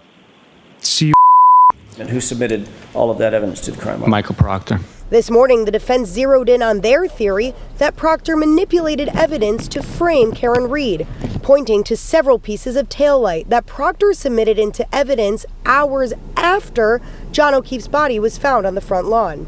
If I saw that item, I would have picked it up. Right. Wasn't there, was it? That's not what I'm saying. I said if I saw it, I would have picked it up. But you didn't see it, did you? I did not see it, obviously. And why there is no documentation of where exactly each piece of evidence was found. You didn't fill this bag out, did you? No, I did not. Who did? I do not know. You don't recognize the handwriting of your partner and subordinate? As tensions rise inside the courtroom, outside support for Reed deepens. Whitney Smith is visiting from Fort Wayne, Indiana, snagging a selfie with Reed as she makes her way into the courthouse. And why did you make the point to come out here? Because I think Karen Reed is innocent, and I think what they're doing to her is wrong, and I'm just happy to be here in support. And at the end of this morning's testimony, Buchanan was shown screenshots of text messages between Karen Reed and Brian Higgins. You may remember that name. Brian Higgins was an ATF agent who was there at 34 Fairview Road the night that John O'Keefe died. He testified during the first trial. He has yet to take the stand during the second trial, but he was also known to have a texting, flirtatious relationship with Karen Reed. So still a lot more to come this afternoon. In Dedham, I'm Penny Commit, WBZ News. You can watch gavel-to-gavel coverage of the Karen Reed trial live on CBS News Boston. And if you missed some of the testimony, we are posting clips on YouTube. Just search CBS News Boston. A Worcester woman faced a judge today accused of assaulting police during an ICE operation. Police say that woman was part of a crowd that tried to interfere with federal agents on Eureka Street yesterday. 38-year-old Ashley Spring allegedly pushed officers and threw a liquid onto them. Another woman who's under 18 years old was also arrested for trying to block a car while holding a baby. Police say the ICE agents were there to arrest a third woman. ICE has not commented on what happened. Well, Pope Leo the 14th celebrated his first Mass as the new leader of the Catholic Church today. Yesterday, the world was stunned when the Chicago native became the first American Pope. CBS's Tina Kraus is at the Vatican to show us the new Pope's message from the Mass. As he celebrated Mass for the first time since becoming pontiff, Chicago-born Pope Leo XIV spoke briefly in English to the cardinals who elected him. Through the ministry of Peter, you have called me to carry that cross and to be blessed with that mission. And I know I can rely on each and every one of you to walk with me. The Mass was held in the Sistine Chapel, the same sacred space where just a day before he spent his last moments as Cardinal Robert Prevost, before cardinals handed him the helm as the first ever pope from the United States. If only the rest of us in our lives and in the world could have that mad dash to unity that we seem to have in the conclave. His election surprised even his own brother. It was like, oh my God, it's Rob. It's never going to be the same. What are we going to do? Yes, it's Rob. Yeah. The mood has shifted here in St. Peter's Square nearly 3 weeks after Pope Francis passed. People tell me their hearts are full as a new era dawns. I hope this new Pope is also can be the same or better. You said your heart feels better? Yes, it feels complete again. Leo will be formally installed as Pope at a Mass on May 18th and will preside over his first general audience a few days later. Tina Kraus, CBS News, the Vatican. Coming up on WBZ News, the Walpole man who went to school with the new Pope and the memories he's sharing with us. Pretty cool. And Jason, you got some weather watchers for us. Yeah, it's a soaker outside here as we head into our Friday afternoon. Friends, we'll talk about your Saturday. What can you do with your Saturday before we be able to salvage a sunny and dry and warm Mother's Day? WBZ's Next Weather Alert is brought to you by Safety Insurance.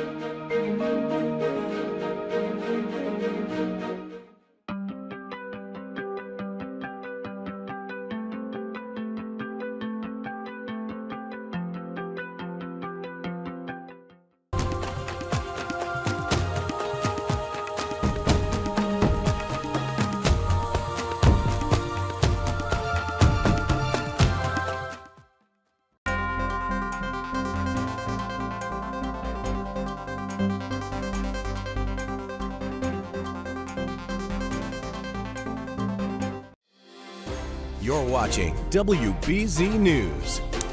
Major traffic delays are on the way for drivers on the Mass Pike. Mass DOT will be closing lanes for 2 weekends. The closures will take place between exits 123 and 125 in Newton and Weston as work crews demolish the bridge, which carries the Pike over 95. The first shutdown starts at 9 p.m. on Friday, May 30th, and only one lane will be open in each direction. That work will last until 5 a.m. on Monday, June 2nd, and the second round will go from June 20th through June 23rd. If possible, stay away from the area for these rapid replacements. Major delays, and some of these can be quite extensive. If everybody who normally travels in that area comes for those weekends, you could see delays that could go up to 2 to 3 hours. Yikes. All right. The Worcester commuter rail line and the Amtrak service is also going to be shut down those weekends, but buses will be brought in to replace the trains. All right. We are checking in now on our next weather forecast. Jason, we are in another weather alert. I know we had some flood watches today. Yes, another weekend of talking about more rain moving into the region here. It was only about a month or so ago that we even had some snow on the ground in several locations. So now we're dealing with moderate to heavy rain and weekend rain yet again. Let's talk about this mess of a situation. You see all that green there on the map? Yep, it's beginning to move into the Commonwealth here and now beginning to take over the Worcester County region. Let's talk about what we're going to be expecting here for Mother's Day. It's going to be a big day here for the latter half of the weekend. It's going to be pretty chilly to start, but also pretty stable as well, with a lot of sunshine heading into the afternoon, along with some really sort of minor issues in terms of wind. So wind's actually not going to be a major factor for us on Sunday. We will be able to salvage our weekend on Sunday. That's the key takeaway. But Saturday's definitely going to be interesting here. So let's talk about that. What we do know as of right now, we have a renewed threat for some flooding issues over in the Connecticut area. They're watching the Connecticut River. And as we look at our evening commute is going to be dangerous because of visibility concerns, but also some moderate to heavy rain. Minor street flooding is going to be a concern, along with foggy conditions. We already have that outside, but also the heaviest rain looks to be over in northern Mass and also central and also western Mass. Here's our hour by hour forecast. Focus on your place on the map here. The yellows and the oranges, that is some pretty steady and also heavy rain here, folks. So it's going to be east of 495 right along the Mass Pike, including 95 north, south, and also 93 north and also south. This is 5 p.m. Let's go a little bit further out here. 6 p.m. still with some heavy rain out towards the south shore there. Most of that heavy rain is now beginning to move north into the Granite State there, so we don't have to worry about any sort of heavy rain as we head towards the evening and also the overnight hours. Let's stop the clock now at about 4 a.m. tomorrow morning. Now the Cape and the Islands picking up on the second round of rain. That begins to lift north and also out of the region, and now we begin to see sort of the wraparound flow. That begins to take shape there along the Mass Pike as we push forward to about the noon hour. Some of those showers may dip down into the Boston area, but as we get deeper into the afternoon, we already begin to see some dry and also some sunny conditions begin to move back in. That's great news for us here for our Saturday night. So here's the rainfall forecast for you. You see where that heaviest rain, again, is going to be along and also north of the Mass Pike into the Merrimack Valley and also the Granite State there. 1.5 to 2+ inches. Again, that is going to be our range that we are expecting, and National Weather Service is in agreement with us, and they've added on that the Worcester County area for that flood watch that goes through tomorrow morning around 8, perhaps even 9 a.m. Upper 40s outside right now. In Dew Point, temperatures also in the upper 40s, which is why we have a lot of the fog sticking around. Don't expect a lot of the fog to go away, though. We have to get the system to push on out, and that'll take a lot of that cloud cover out with it at the low levels and also the mid to also the upper levels. So again, as far as allergens go, allergens also take a little bit of a break, but as the dry conditions move back in, so does the allergens as well. So Sunday into Monday, we're going to see quite a ramp up in terms of our outdoor allergens. Around 80 degrees on Tuesday, still in the upper 70s for Wednesday and Thursday, with more of those pop-up showers going to be likely. All right, Jason, thank you. A Watertown food truck is busy baking up some sweet treats ahead of Mother's Day weekend. WBZ's Levin Reed introduces us to the man behind the plan. Of the many gifts to give mom this weekend, cannolis are never a bad idea. I'm terrible at this. Just don't give any of the ones I'm making. Joe Seidlinger is the man behind Uncle Joey's Cannoli, and he's already in the Mother's Day mood. I think probably my greatest Mother's Day is watching my sons with their wives and, my grandchildren and watching them grow through this and have a great Mother's Day. The truck will hit the road for special weekend deliveries. Why are cannolis so popular? What is it about them? Well, there's a couple things. One is you can't say the word cannoli without having a smile. It's a great, great dessert and treat, and who can't love a good sweet treat? And any cannolis delivered on Mother's Day will fall under Cannoli for a Cause. So Cannoli for a Cause is something we started during COVID, where we go around to different schools and churches, and we do special fundraising. Any deliveries we do on Sunday, we're going to donate 25% of it, and we take that to the Breast Cancer Association, and we'll have a ton of deliveries, and it's a nice cause for everyone. Talk to me about getting into the coffee business. So we decided the best thing to go with cannoli is obviously coffee. Absolutely. And cold brew. So we decided we'd try it out. We got this brand new truck that we love, and we've done very well with it. And if you're looking for a tutorial on how to fill a cannoli, and you have improved dramatically. Yes. It's got a nice little tip on there now. It's a great cannoli. Uncle Joey is a great teacher. Happy Mother's Day weekend, everybody. In Watertown, I'm Levin Reed, WBZ News. Not bad, Levin. All right, up next on WBZ News, the Walpole man who can say he went to school with the Pope, and he's sharing his memories with us.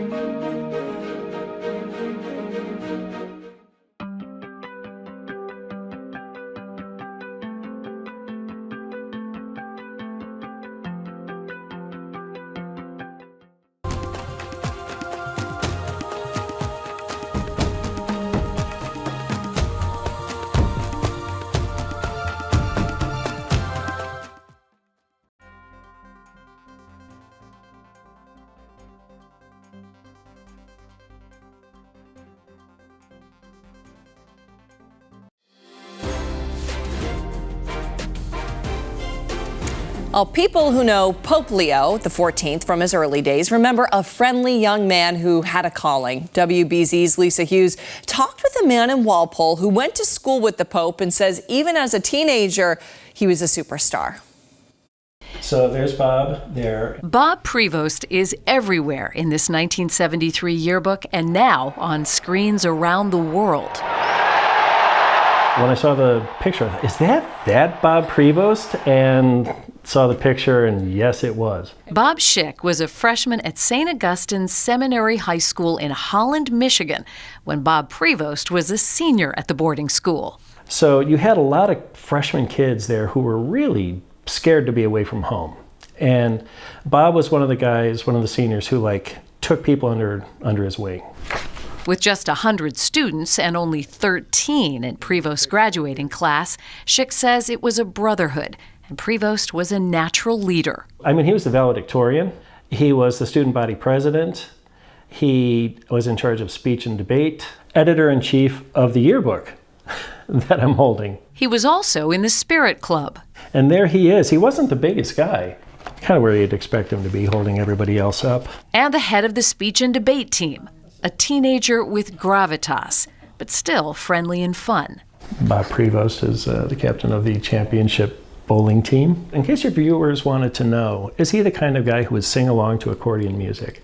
The answer is yes. The answer is yes. Enjoying the memories and this moment in history. Yeah, there he is.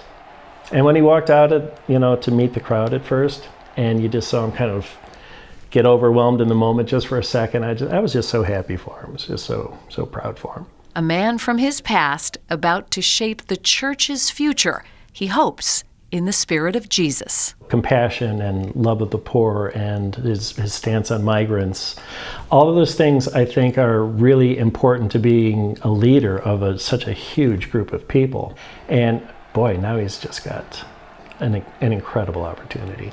The two Bobs didn't see each other again after Prevost graduated from high school, and they didn't stay in touch. But Bob Schick says he's followed Prevost's career and, as of Thursday night, is now following the new pope on X.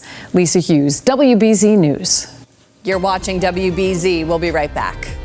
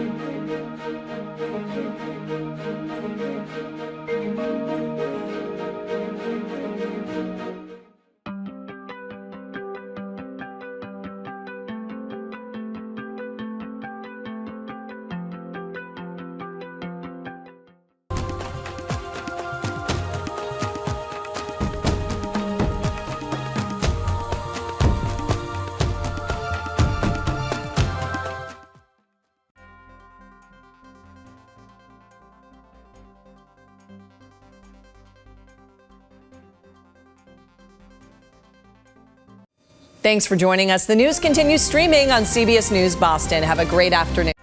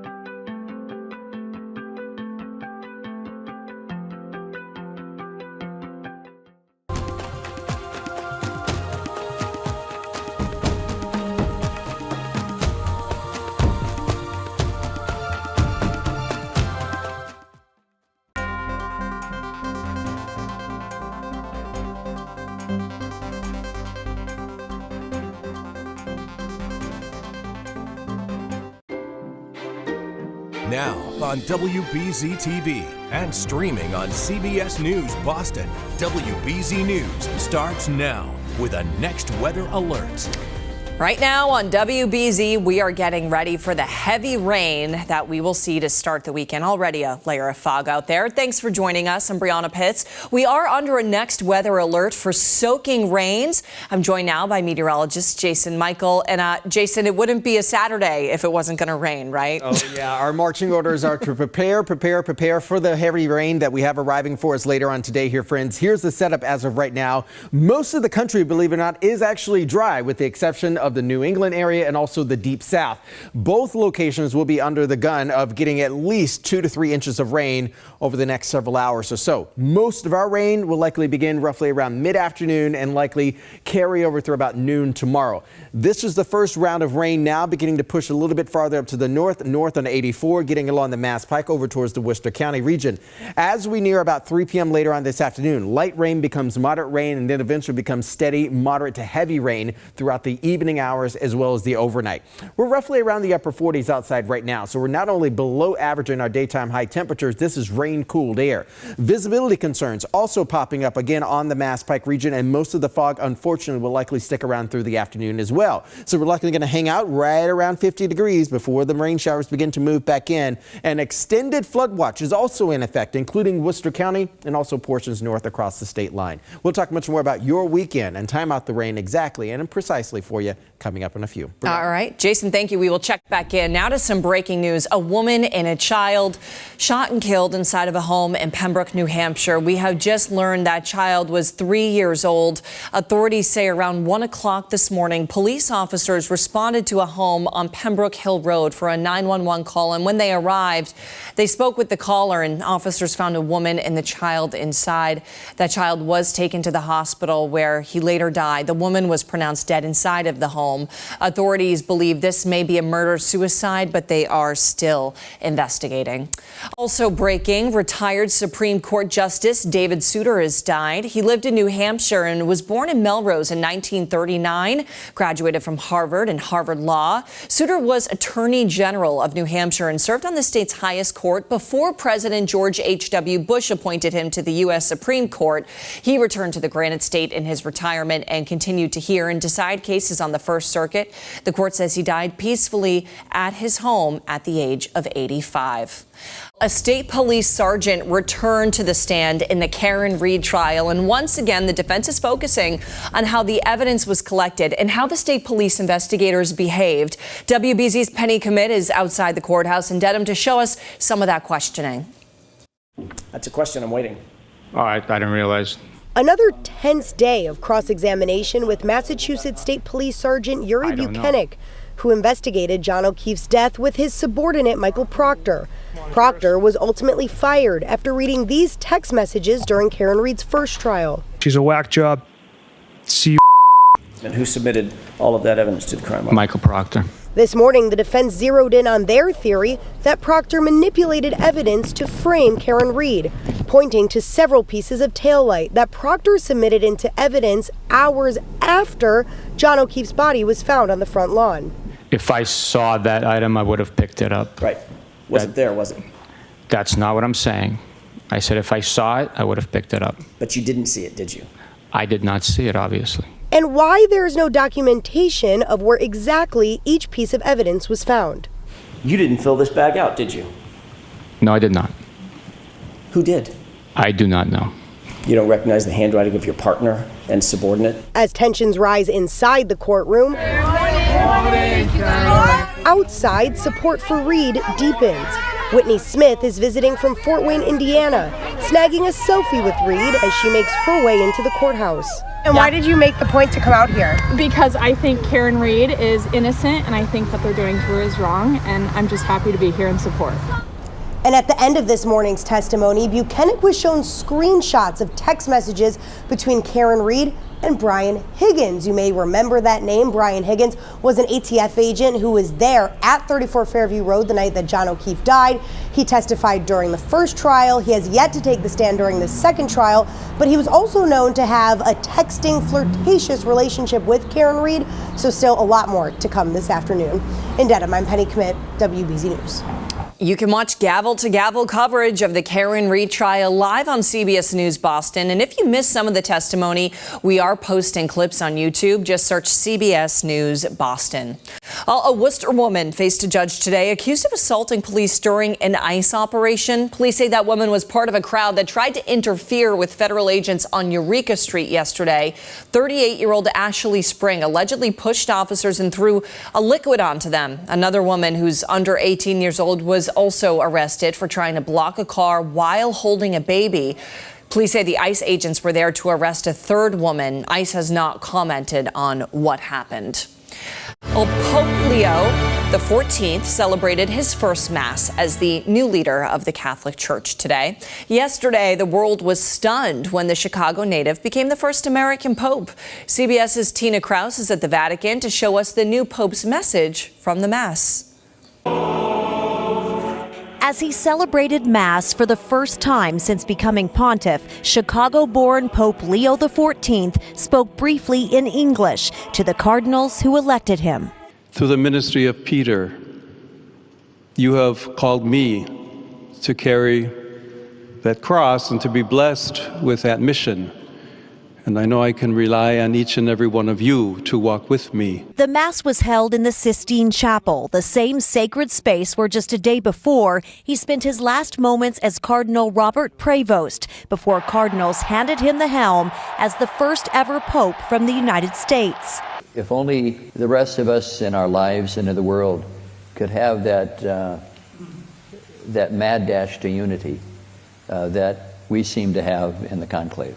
His election surprised even his own brother. It was like, oh my God, it's Rob. It's never going to be the same. What are we going to do? Oh, yes, it's Rob. Yeah. The mood has shifted here in St. Peter's Square nearly 3 weeks after Pope Francis passed. People tell me their hearts are full as a new era dawns. I hope this new Pope is also can be the same or better. You said your heart feels better? Yes, it feels complete again. Leo will be formally installed as Pope at a Mass on May 18th and will preside over his first general audience a few days later.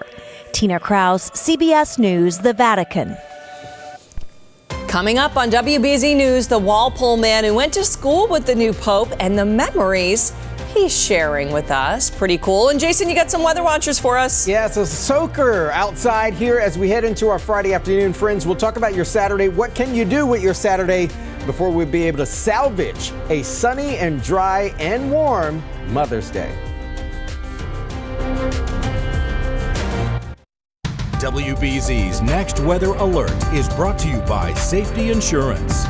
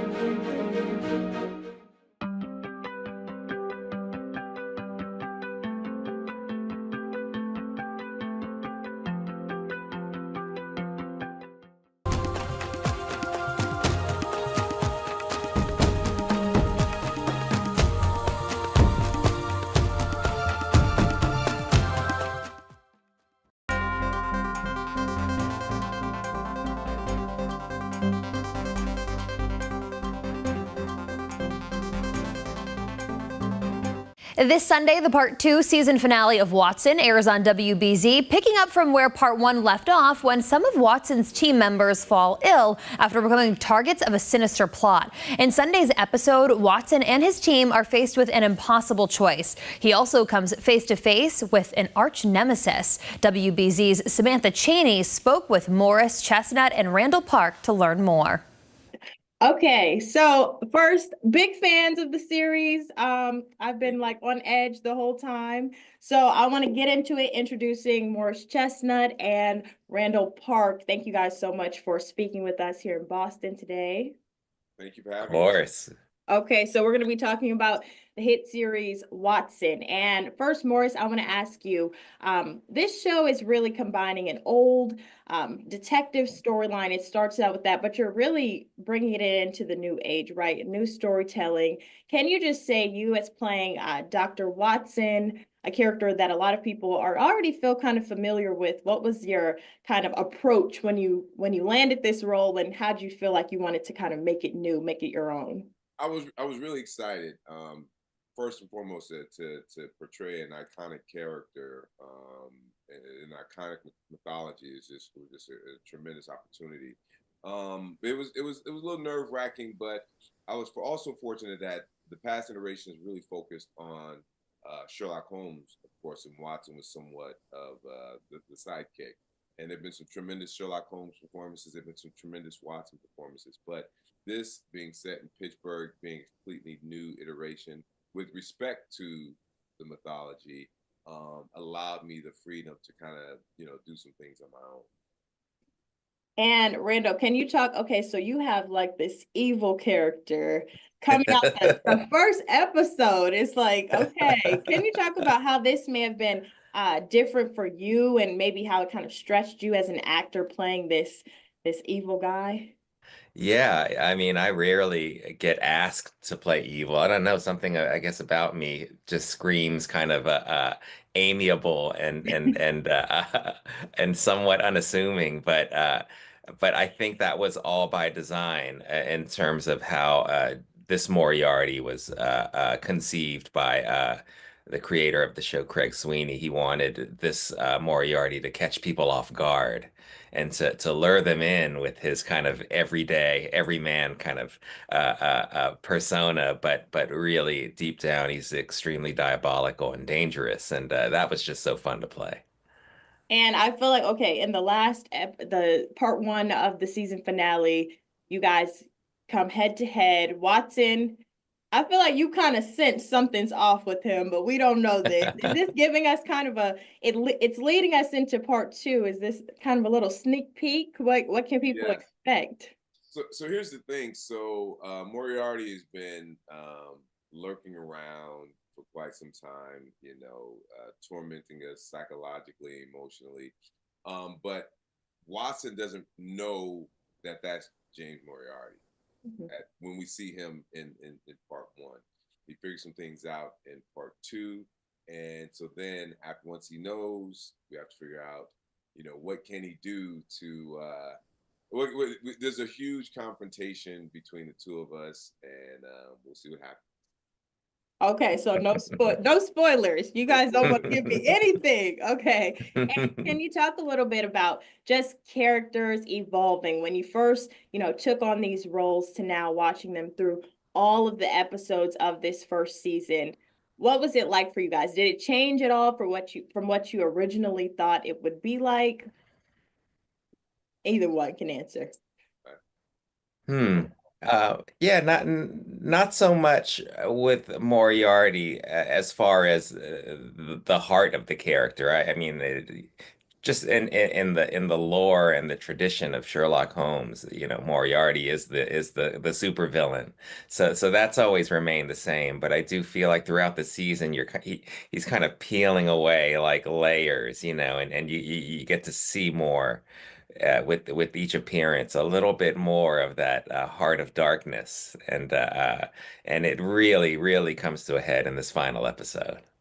Okay, and talk a little bit in this final episode, 2 of the characters that we've all kind of grown to know and love, they become like the targets of this big sinister plot. So it leaves us, I mean, at the end, you have to choose, right? So can you just talk about that a little bit? Is this kind of, this is leading us into this next episode. Does this give us a sneak peek into maybe next season? I know you guys have been renewed for season 2. Congrats on that. Talk a little bit about that, Morris. You can take this one. Sure.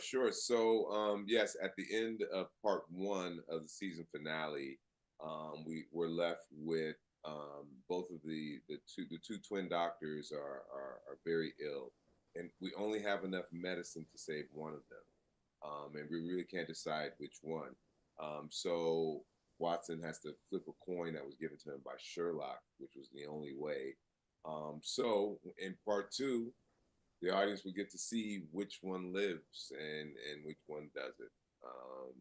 So it's going to be very interesting for audience to see. I mean, I can't reveal too much, of course, but it's a very interesting ending to what happens with the medicine. Okay, well, I'm excited to see. Can you give me just for season 2, maybe any themes, anything that, you know, us fans can look forward to? Season 2 is just going to be more heightened. First and foremost, it's going to be, you know, we're still going to continue to do the case of the week. You know, we explore the rare medical illnesses and diseases that are fully vetted by numerous doctors. And in addition to that, we're going to get more involved with the backstory of the relationships, and including the mystery and intrigue is going to increase as well. I love it. I'm so excited. I want to thank you again, Randall Park, Morris Chestnut, for joining us here in Boston. We cannot wait to see part 2 of the season finale. It's going to be airing on Sunday at 9 p.m. on WBZ. Thank you so much, guys. Thank you. Thank you, Rob. Thank you.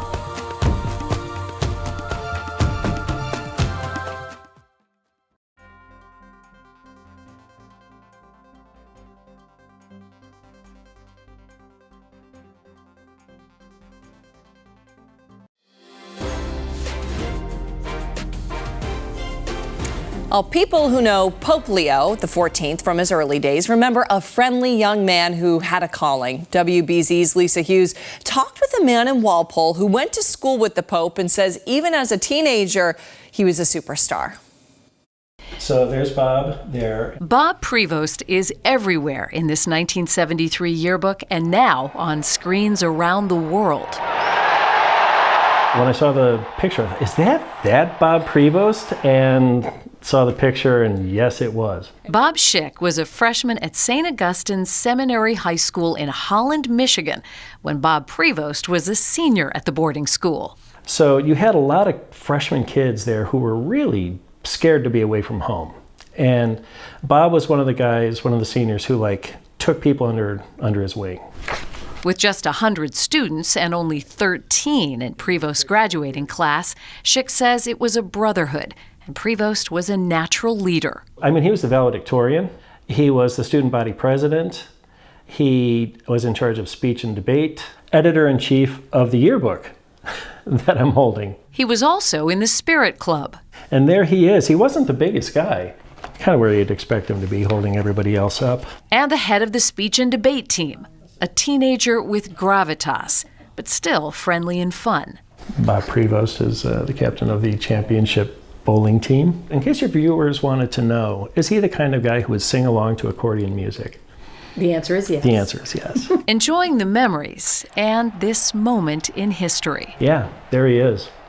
And when he walked out, to meet the crowd at first, and you just saw him kind of get overwhelmed in the moment just for a second, I was just so happy for him. I was just so proud for him. A man from his past about to shape the church's future, he hopes, in the spirit of Jesus. Compassion and love of the poor and his stance on migrants. All of those things I think are really important to being a leader of such a huge group of people. And boy, now he's just got an incredible opportunity. The two Bobs didn't see each other again after Prevost graduated from high school, and they didn't stay in touch. But Bob Schick says he's followed Prevost's career and, as of Thursday night, is now following the new pope on X. Lisa Hughes, WBZ News. You're watching WBZ. We'll be right back.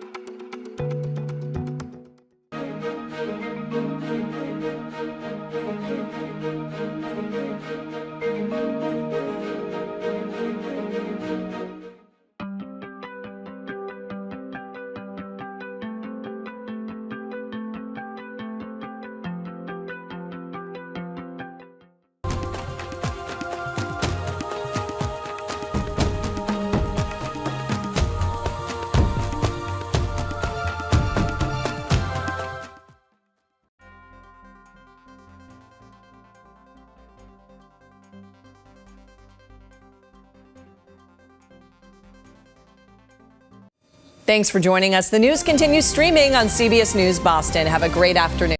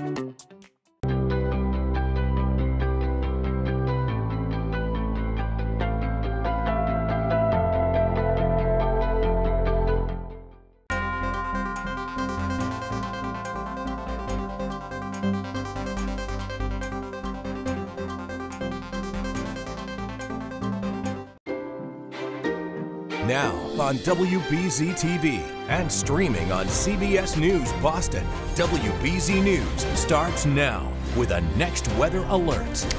Right now on WBZ, we are getting ready for the heavy rain that we will see to start the weekend. Already a layer of fog out there. Thanks for joining us. I'm Brianna Pitts. We are under a next weather alert for soaking rains. I'm joined now by meteorologist Jason Michael. And Jason, it wouldn't be a Saturday if it wasn't going to rain, right? Oh, yeah. Our marching orders are to prepare for the heavy rain that we have arriving for us later on today here, friends. Here's the setup as of right now. Most of the country, believe it or not, is actually dry, with the exception of the New England area and also the deep south. Both locations will be under the gun of getting at least 2 to 3 inches of rain over the next several hours or so. Most of our rain will likely begin roughly around mid-afternoon and likely carry over through about noon tomorrow. This is the first round of rain now beginning to push a little bit farther up to the north on 84, getting along the Mass Pike over towards the Worcester County region. As we near about 3 p.m. later on this afternoon, light rain becomes moderate rain and then eventually becomes steady, moderate to heavy rain throughout the evening hours as well as the overnight. We're roughly around the upper 40s outside right now, so we're not only below average in our daytime high temperatures, this is rain-cooled air. Visibility concerns also popping up again on the Mass Pike region, and most of the fog, unfortunately, will likely stick around through the afternoon as well. So we're likely going to hang out right around 50 degrees before the rain showers begin to move back in. An extended flood watch is also in effect, including Worcester County and also portions north across the state line. We'll talk much more about your weekend and time out the rain exactly and precisely for you coming up in a few. All right. Jason, thank you. We will check back in. Now to some breaking news. A woman and a child shot and killed inside of a home in Pembroke, New Hampshire. We have just learned that child was 3 years old. Authorities say around 1 o'clock this morning, police officers responded to a home on Pembroke Hill Road for a 911 call. And when they arrived, they spoke with the caller, and officers found a woman and the child inside. That child was taken to the hospital where he later died. The woman was pronounced dead inside of the home. Authorities believe this may be a murder-suicide, but they are still investigating. Also breaking, retired Supreme Court Justice David Souter has died. He lived in New Hampshire and was born in Melrose in 1939, graduated from Harvard and Harvard Law. Souter was Attorney General of New Hampshire and served on the state's highest court before President George H. And hooking up. What word would you use to describe them if not flirtatious? The totality of the conversation? Sure. Let's start there. My opinion is that it's a angry girlfriend trying to set up a hookup to her John. To her jump? To her John. To her John. Yeah. Would you consider the responses from Brian Higgins to be flirtatious in nature? There are conversation parts that are enticing, maybe a little of advances, but the totality of, to put a label on the whole thing, my opinion is that she's trying to get revenge. Get revenge? Yes, get revenge. On John? Yeah. For what happened on New Year's Eve? Yes. Okay. When you say revenge, you don't mean physical revenge. Well, emotional revenge. She's trying to hook up with Higgins and then hurt John by cheating on him. And in fact, you did note that John O'Keefe was not privy to these text messages, right? Objection.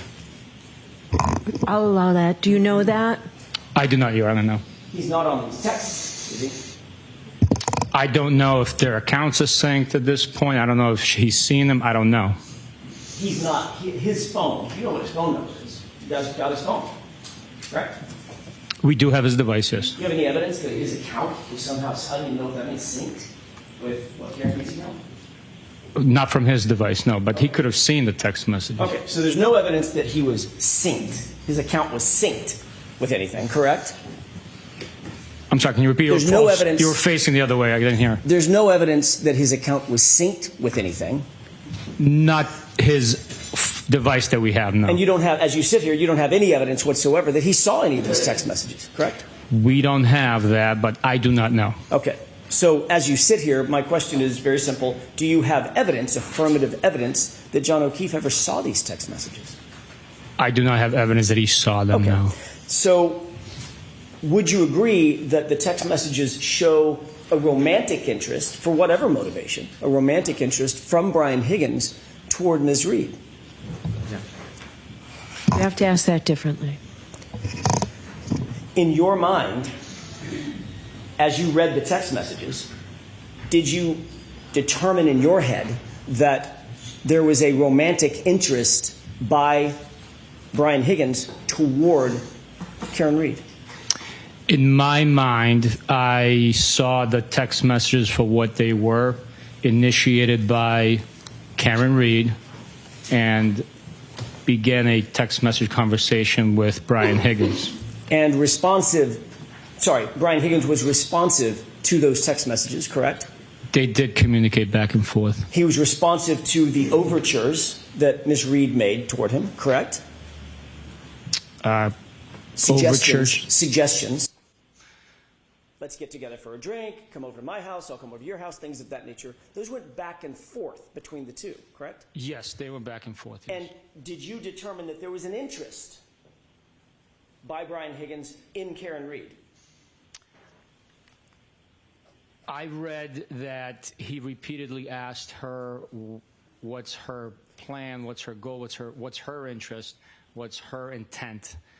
Did that show you an interest on his part, in her? I think at one point he said he was confused, I believe, if I'm not mistaken, or what's the term he used? He was unsure what she wanted. He called her hot. He did, yes. He called her witty. Right from the rip, yes. He said he wanted to spend time with her. Spend time, yes, yeah. He was interested in going over to her house. Yes. He was interested in her possibly coming over to his house. Yes. He told her that he thought she was hot, his words, from the jump, correct? From the jump, yep. How did you interpret that? From the jump, I would interpret it as right from the beginning, maybe the first time they saw each other, laid eyes on each other. I mean, as a matter of fact, he basically said that, didn't he, in the text message? From the first time I saw you, I thought you were hot. Yes. Okay. He constantly was using phrases, to use your words, phrases interested in knowing how she felt about him, correct? Objection. Sustained. To ask it differently, Mr. Johnson. Did you interpret any of his text messages as Brian Higgins being interested in knowing how she felt, what she was thinking about him? Objection. Ask it again. When you first saw these text messages and you reviewed them, did you interpret those text messages in your mind? That's what I'm interested in your mind, as Brian Higgins being interested in knowing how Karen Reed felt about him. I believe his statement indicates that he was interested in seeing what her interest was, what her intention were, and questioning the fact that she's dating live-in boyfriend with his buddy.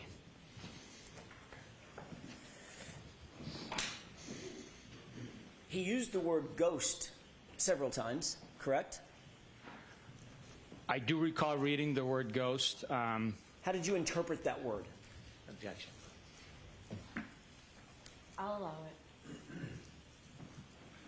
it.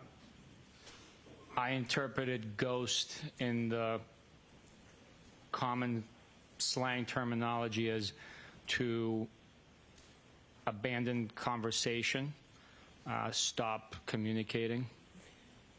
He indicated that 2 different times in the text string, correct?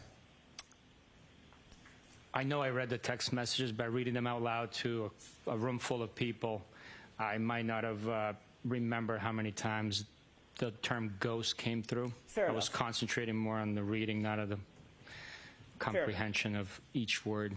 Fair enough. But you did note that he used that term in his text messages to her, correct?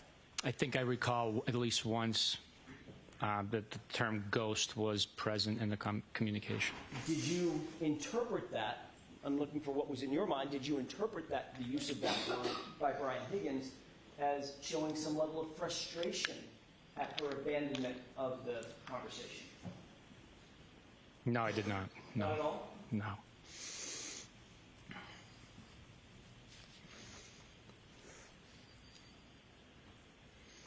Have you ever heard the phrase, "you ghosted me"? Yes. How do you interpret that phrase, just in general? I've heard it communicated between other people. I've never used the term ghosted. I think it's a little after my time in communicating with others, but I take it as you stopped responding to my text messages.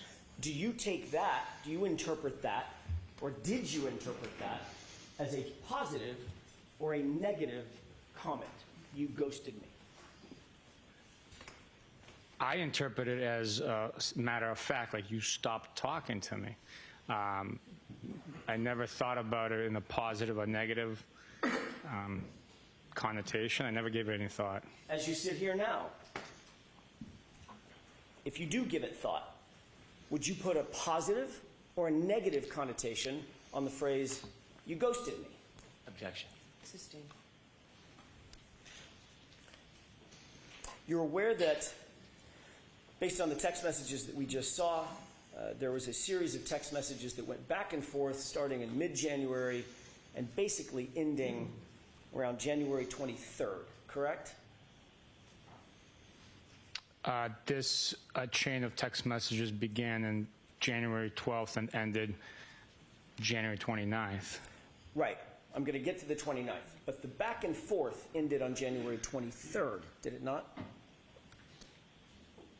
I don't recall specifically. I can leaf through it and tell you what it is. I know I read the dates out loud, and again, I was concentrating on reading. Do you have the document in front of you? I do. Could you turn to the last page? Yes, sir. I believe it's the last page. It may be the second to the last page or something.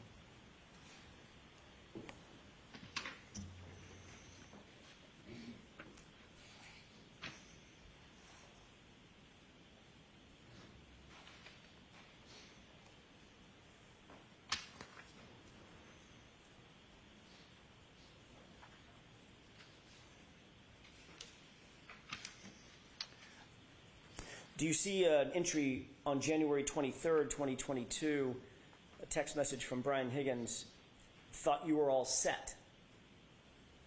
Yes. And Ms. Reed responded with talking? Question mark. No. Period. Correct? That is her response.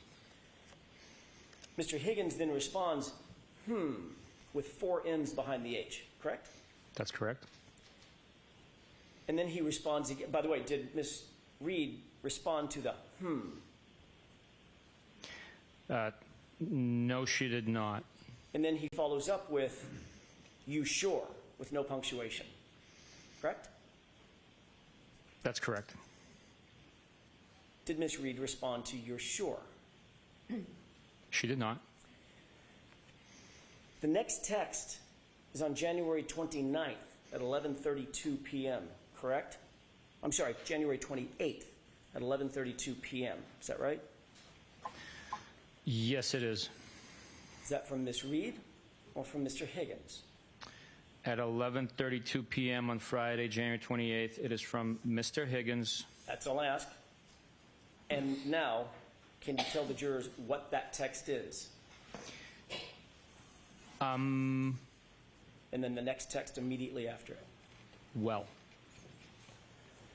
So between January 23rd and January 28th, would you describe Ms. Reed's side of the conversation as having ghosted Mr. Higgins? No, she initiates the conversation. You had me read the second text message in the chain. Between January 23rd, when that last text message was sent by Brian Higgins, until January 28th at 11:32, would you describe that as Ms. Reed having ghosted Mr. Higgins for those 5 days? Strictly looking at the text message communications and not knowing whether they... Correct. I'm not asking you to speculate. I know there's other stuff you want to say. I'm asking you just to read, just to answer the question I've asked. Based on the text that in front of you, starts with Lieutenant, does it appear that Ms. Reed ghosted, as you define the term, Mr. Higgins, from January 23rd until January 28th? One could read into that in that manner, yeah. And then on January 28th, when Brian Higgins sends, well, did Ms. Reed respond? No, she did not. They were together at the same location. Did she respond to the text? On that day? Correct. Not on a text message, no. You said they were together. That means that Brian Higgins was together in the same room with Ms. Reed when he sent his text, correct? Yes. And she ignored it, didn't she? Okay. Sustained.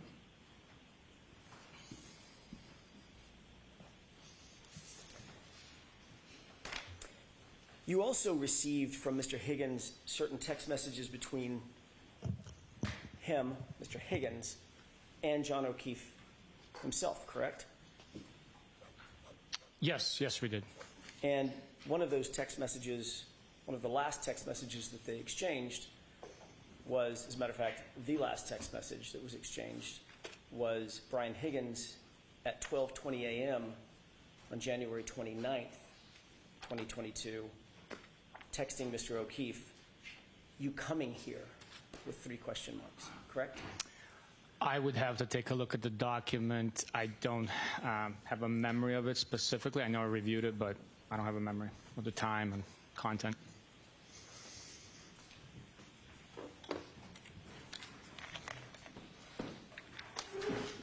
May I approach Your Honor? Yes. Thank you very much.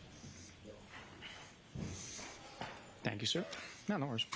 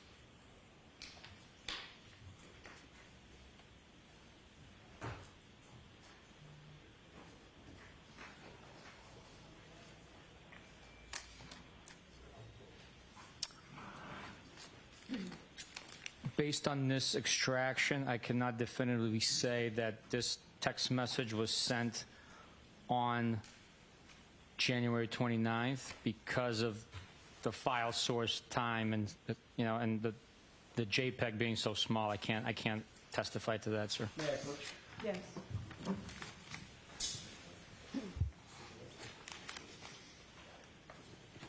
Your Honor, Mr. Brennan has kindly offered to stipulate that the "you coming here" text was sent. I would offer the following stipulation: that "you coming here" text was sent on January 29th at 12:20 a.m. from Brian Higgins to John O'Keefe's phone. Quote, "you coming here," 3 question marks following it. What was the time? I'm good. 12:20 a.m.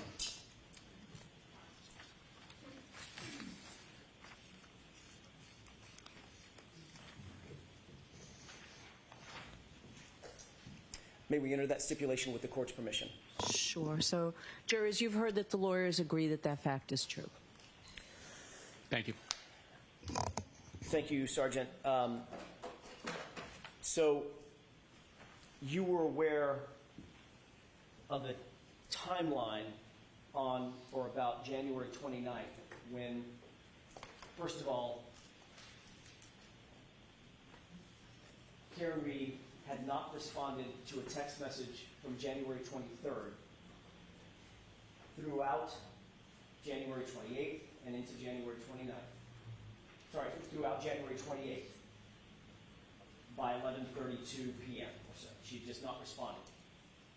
Correct?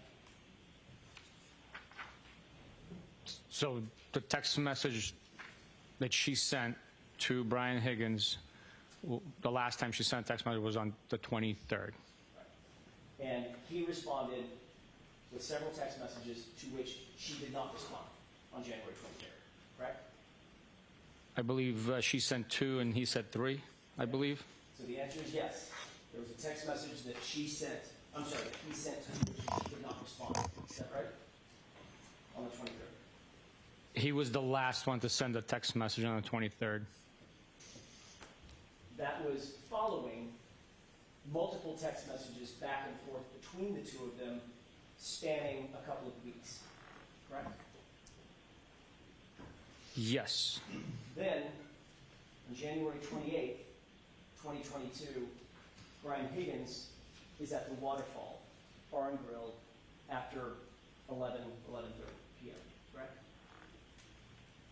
He was.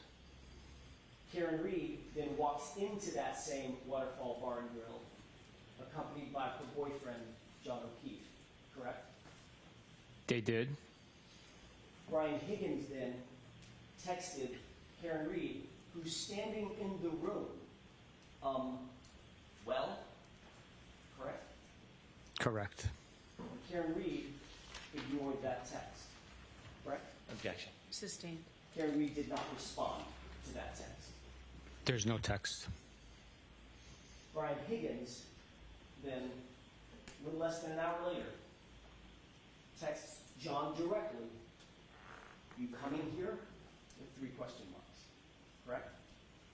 Correct. It's been stipulated. That is an accurate timeline of the events that we've just talked about, correct? Yes, sir.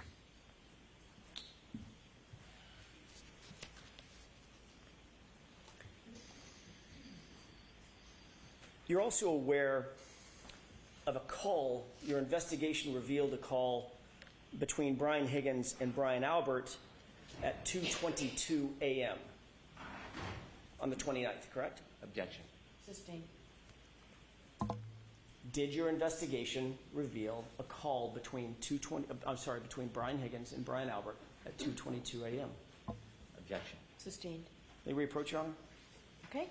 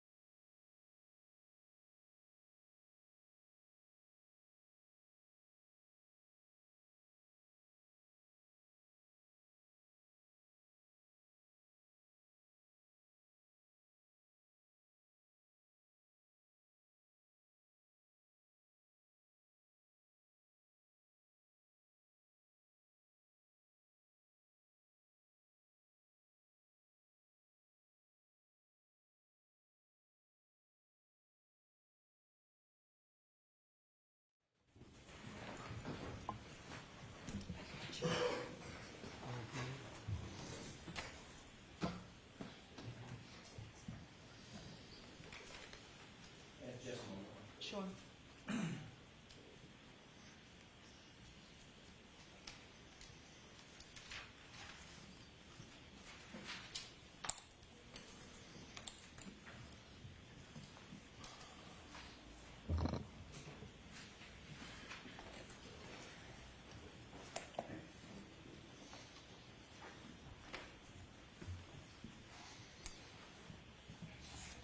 Sergeant Buchanan, did you become aware during the course of your investigation, then I'll narrow the time frame, during the course of your investigation that there were calls between Brian Higgins and Brian Albert at approximately 2:22 a.m.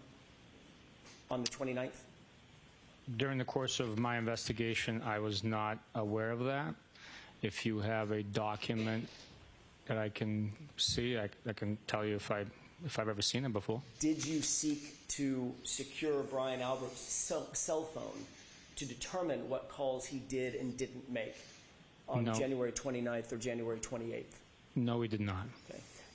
In your experience, would a phone extraction, a cell phone extraction of Brian Albert's phone, have revealed calls made and received in the time frame that we're talking about, the 28th and the 29th of January 2022?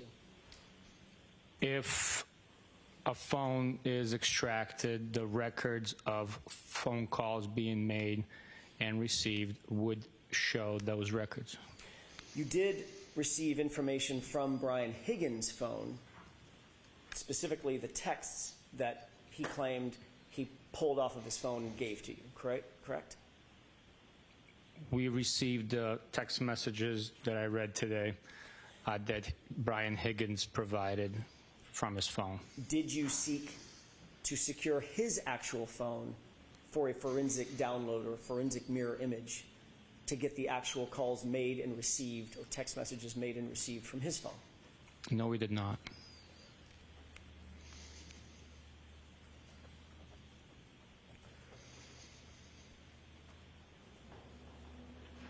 At some point,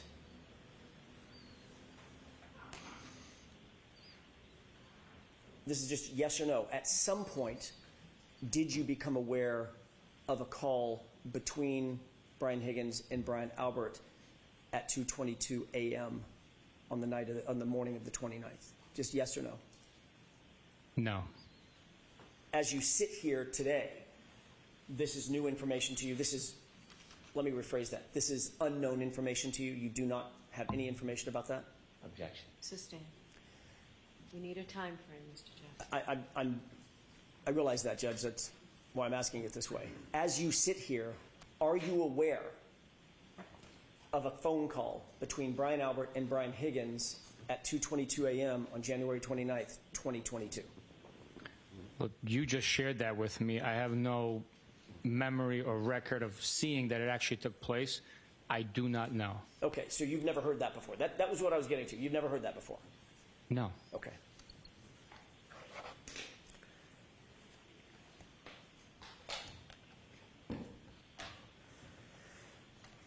You indicated that you did not seek to secure Brian Albert's phone to do a phone extraction at any time, correct?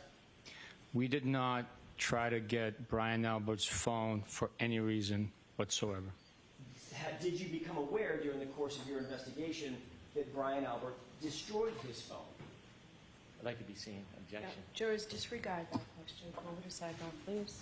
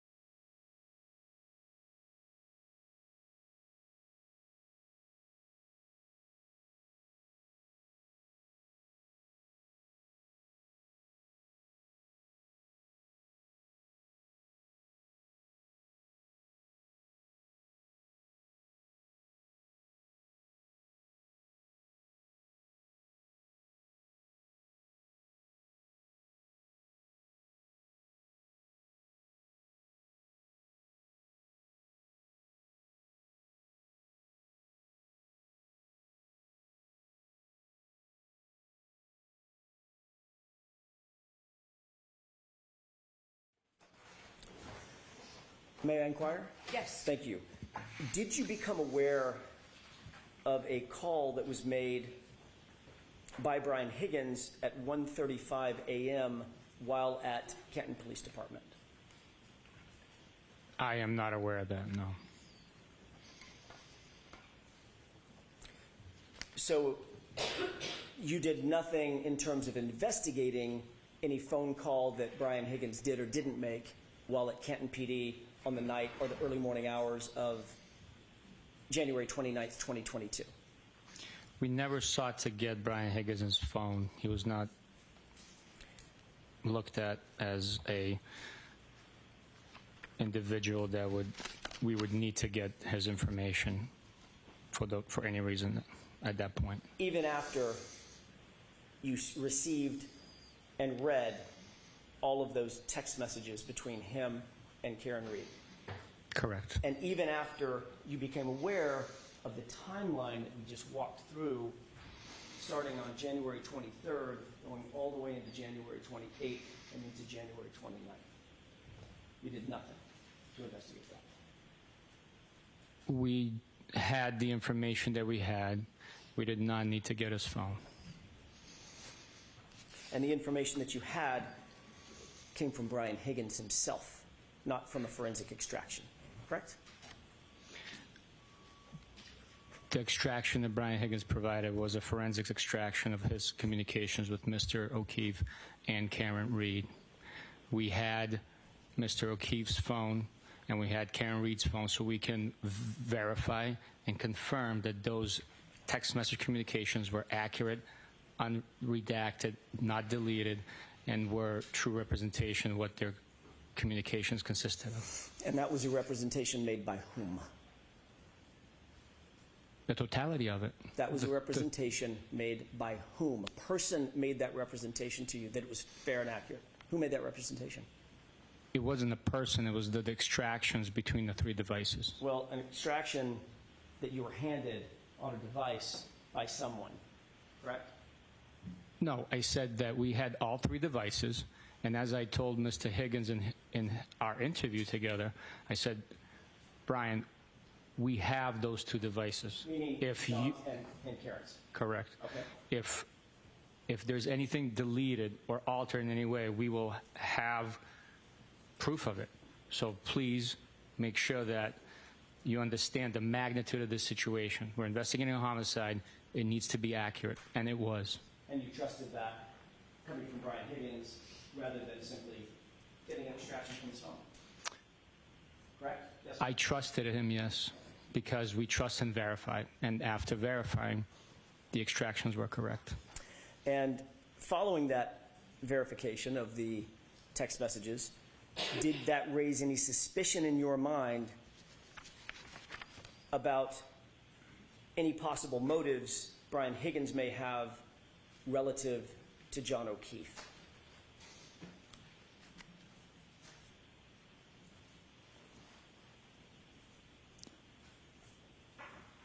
Suspicions of motives? Is that your question? Correct. No, the evidence spoke for itself. The honesty, cooperation of all the witnesses and corroborating, supporting facts spoke for themselves. So I was not suspicious of his motives. The conversation was documented over text message. Spoke for itself. Supporting documentation, including a text message at 2:20 a.m., just minutes before John O'Keefe arrived at 34 Fairview from Brian Higgins, right? 12:20 a.m. That's one of the factors, correct? That's one of the factors that is part of the entire investigation, yes. One of the other factors is John O'Keefe's body was found in the lawn at 34 Fairview, just feet from the front door, side door, and the garage door, correct? That is when Mr. O'Keefe was found on the left side of the lawn, yes. And one of the factors was you originally said that it appeared that it may be an incident involving a cocktail glass to the face. Initially, please. Based on verbal reports, initially, that was a possibility.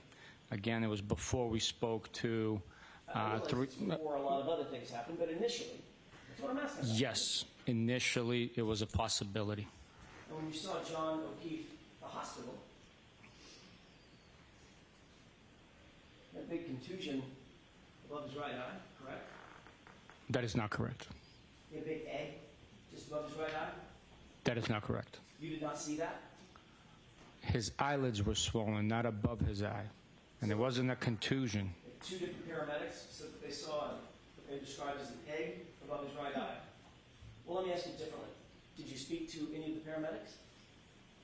Yes. Did they describe an egg above his right eye? I'd have to see a report to actually be described as an egg above his right eye. Did you notice a laceration at his right eye? His right eyelid did have a tiny, tiny laceration. Did you see a small laceration at his right nostril on his nose? A tiny, tiny laceration, yes. You noted that he didn't have any broken bones or fractures other than to his skull? I did not know that. I didn't conduct x-rays or conduct the autopsy. I'm not a medical professional. You didn't ask the doctors at the time you went and visited him and saw him in the hospital whether or not he had broken bones or fractures? I don't believe they reported that. And another factor that you considered was the fact that in the early morning hours of January 29th, 2022, around 6 a.m., 7 a.m., 8 a.m., there were no taillight pieces found at that location? Zero? Did you consider that? At what point? On January 29th, when say 6 a.m., 7 a.m., 8 a.m., 9 a.m. Consider that? Once we learned that there was damage to the defendant's right rear taillight, I could only consider at that point because I didn't know what I didn't know.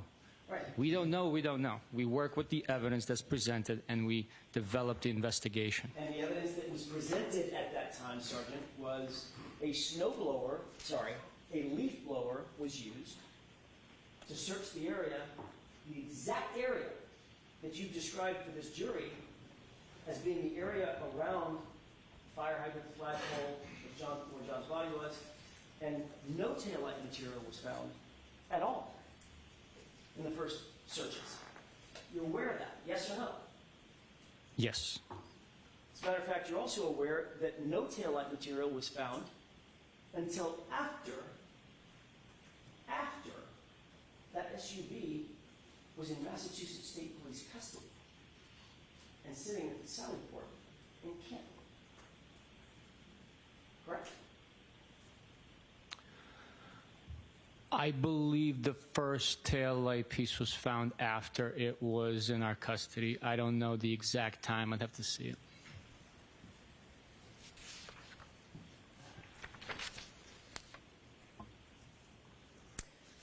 When you talked to when you talked to Brian Higgins, did you ask Brian Higgins about potentially seeing John's body when he left 34 Fairview and headed over to Canton PD? Yes, I did. You knew that at that time, say 1 o'clock, 1:30 in the morning, there was about 0.2 of an inch of dusting of snow, correct? Very light. At that point in time, there was a coating. I cannot speak to the amount of snow that was on the ground.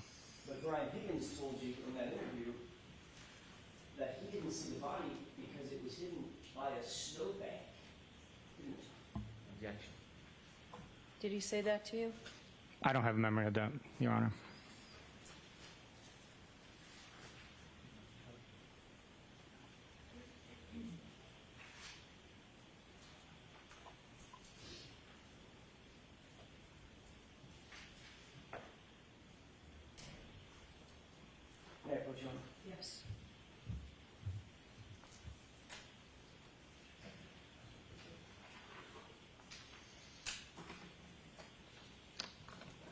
take a look at page 3 of the highlighted portion, if you wouldn't mind.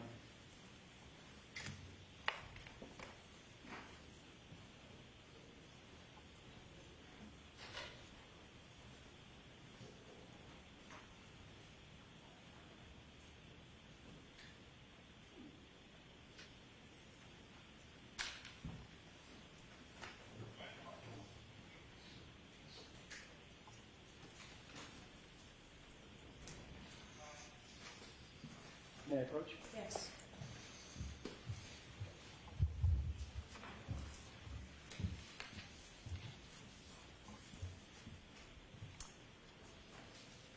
Does that refresh your recollection that Brian Higgins said something about a snowbank at the time when he left 34 Fairview?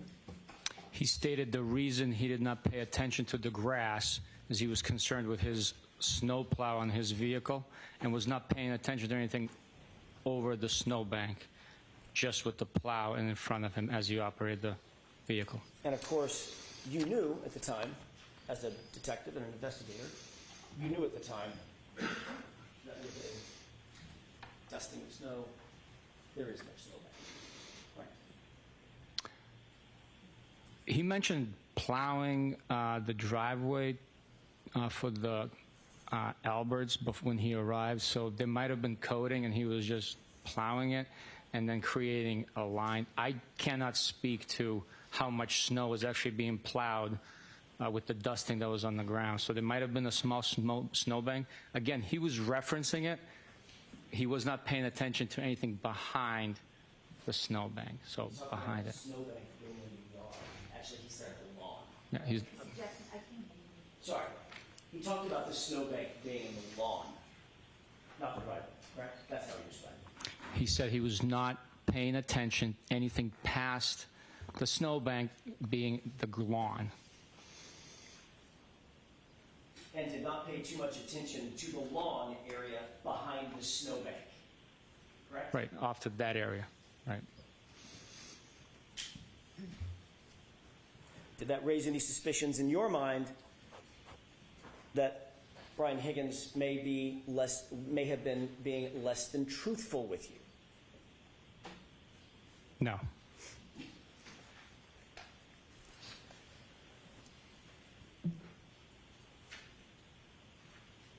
Getting back to the Waterfall Bar and Grill, you were also aware that Brian Albert was at the Waterfall, correct? At one point, yes, we learned that. And you knew that Brian Albert and Brian Higgins were friends with each other. Is that right? We learned that as well, yes.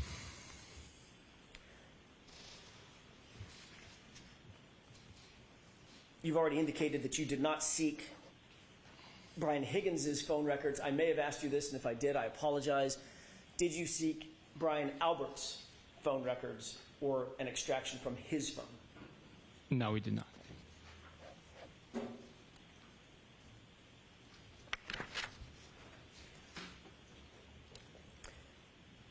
Did you look at the entirety of the waterfall video? Did you review the entirety of the waterfall video when you first obtained it? Or have you looked at it since? I have at one point or another viewed the entire video, yes. Your Honor, with the court's permission, this has already been marked as evidence, but I cannot let it start my notes. Exhibit 22, I'm told. Okay. May we exhibit that for the, or present that for the jurors? Yes. And I'm asked to advance this to runtime 8:30 to about 11:08, so a couple of minutes with the court's permission. Yes. Let's go ahead and play that.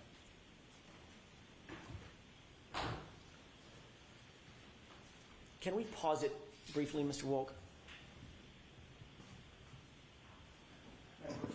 Yes. Thank you, sir. Can you please, if you can, point for the jurors whether or not you see Brian Higgins in that video? I'll use the screen in front of me for initial indication. I believe that that is Brian Higgins right there. Can you do me a favor, just so everybody has a perspective? Can you also point to him there? Okay. There you go, right there. I believe that is Brian Higgins. Okay. Do you see Brian Albert in that video? I can't tell you exactly. Maybe if you run it a little bit longer, or zoom it in, I could possibly tell you. But from right here, right now, I cannot. Sergeant, why don't we play this for a couple of seconds? And if you don't mind, if you get to a point where you recognize the person that you know as Brian Albert, could you just tell me to stop and I'll pause it? Absolutely. Let's go ahead and play it with the court's permission. Sure.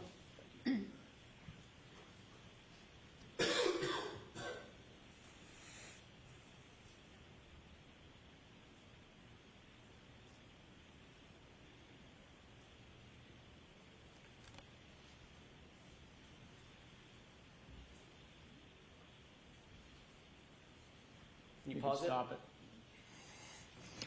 Go ahead, Sergeant. Brian Albert is the individual right there. Right there. Can you describe what Brian Albert and, by the way, for the record, Your Honor, the witnesses indicated the person toward the left, right under the 29 on the chyron on top, the 29? Yes. Can you describe what you see the two individuals, Brian Albert and Brian Higgins, doing in this scene? It looks like they are facing each other, possibly squaring off in a stance. Can we go ahead and play this forward, please?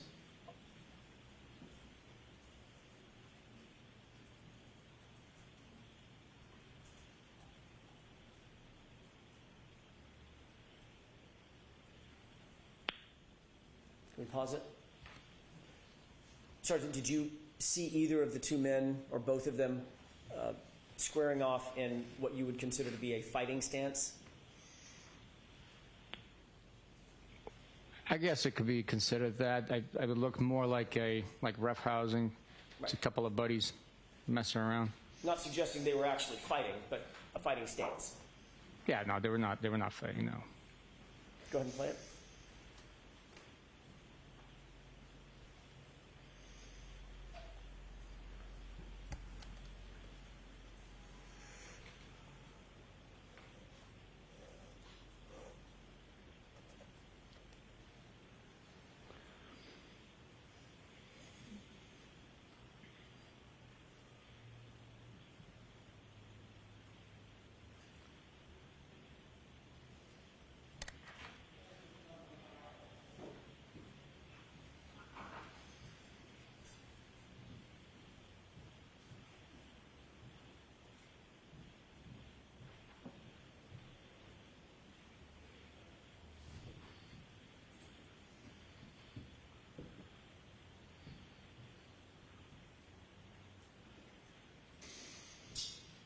Can you pause it?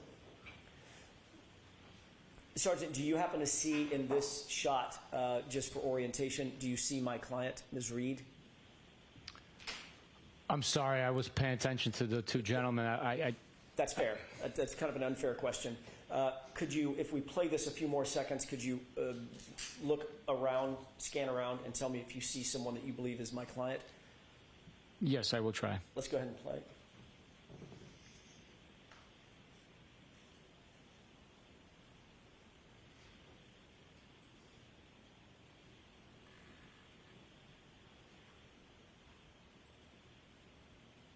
Go ahead and pause it. Do you see anybody that looks like Ms. Reed? Yes, I believe she's in top left, top right corner of the frame talking to Mr. O'Keefe and I believe two other gentlemen. Long hair? On your client? Correct. Yes. Okay. Let's go ahead and play this up to 11:08, please.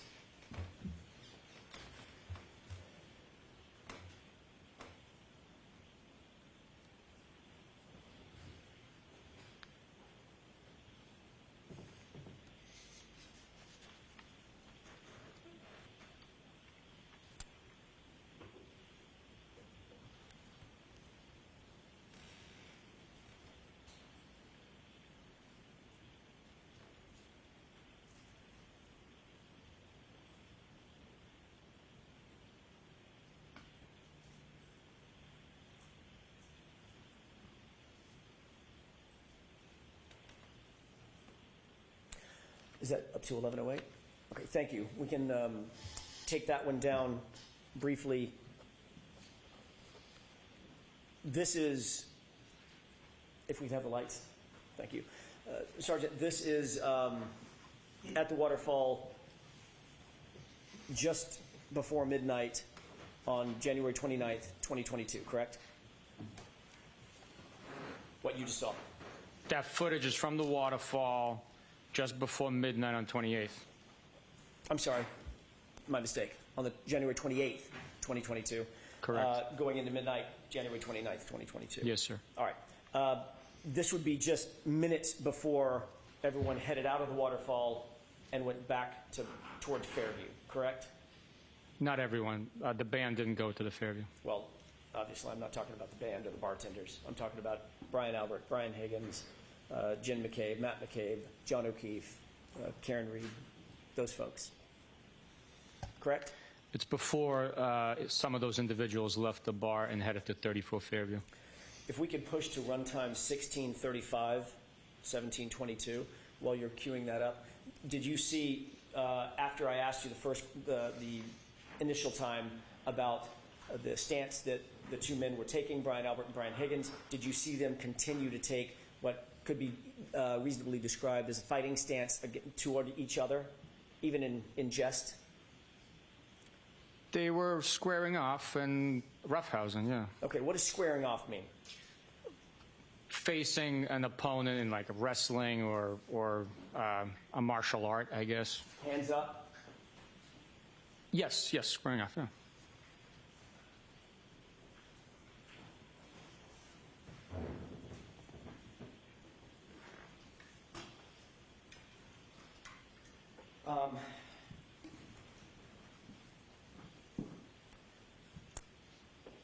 You are former military? Yes. And current law enforcement? Yes. Is hand-to-hand fighting taught in both military and paramilitary organizations like law enforcement? I had hand-to-hand combat training in the Marine Corps. I had defensive tactics in law enforcement capacity in the Marine Corps, federal, local, and state academies. Are you aware that Brian Albert is former military? Objection. I'll allow it. I am aware that Brian Albert is former military. And Brian Albert was also a Boston police officer? I am aware of that as well, yes. Are you aware that Brian Higgins was former military and a combat veteran? Now I am, yes. And are you aware that Brian Higgins, at the time this was taken, this video was taken, was also a federal law enforcement agent? I was aware, yes, I was, Okay. yeah. If we can go ahead and run at 16:35 to 17:22 with the court's permission. Okay.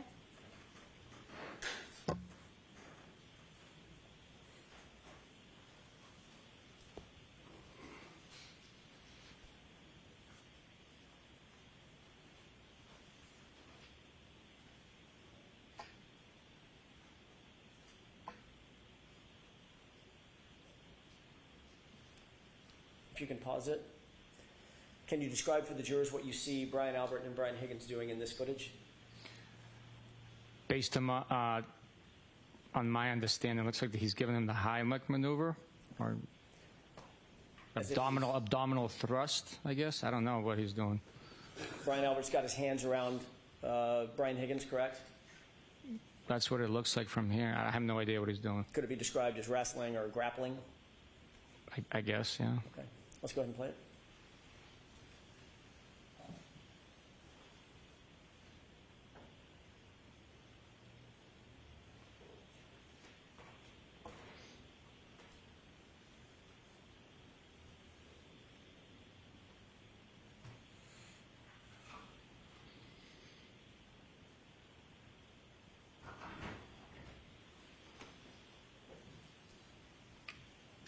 Thank you.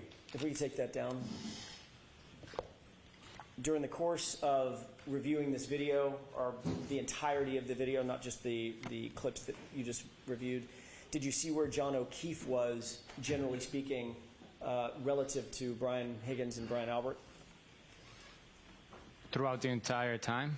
He wasn't standing still, I understand that, but generally, was he standing with them or was he closer to the bar in the back of the video?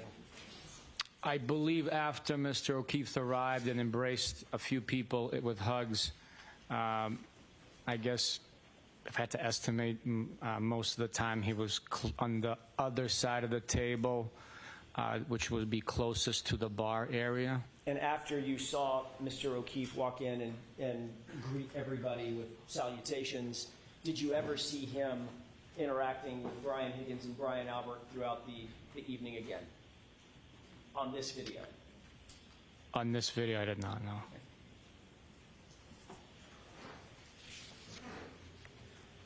I'd like to play runtime, one more clip, Your Honor. Runtime 1915 to 1957, about 45 or 50 seconds.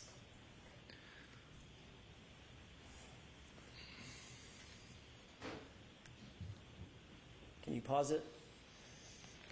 Just to orient the jurors, can you see any individuals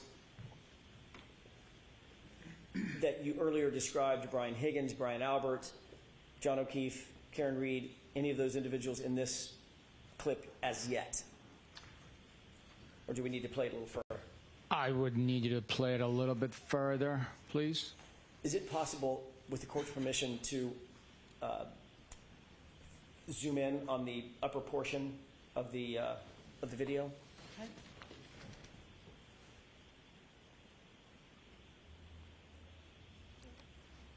If you could center that just a little bit toward the right. Other way. There we go. Thank you. And if we could go ahead and play that from 1915 to about 1957.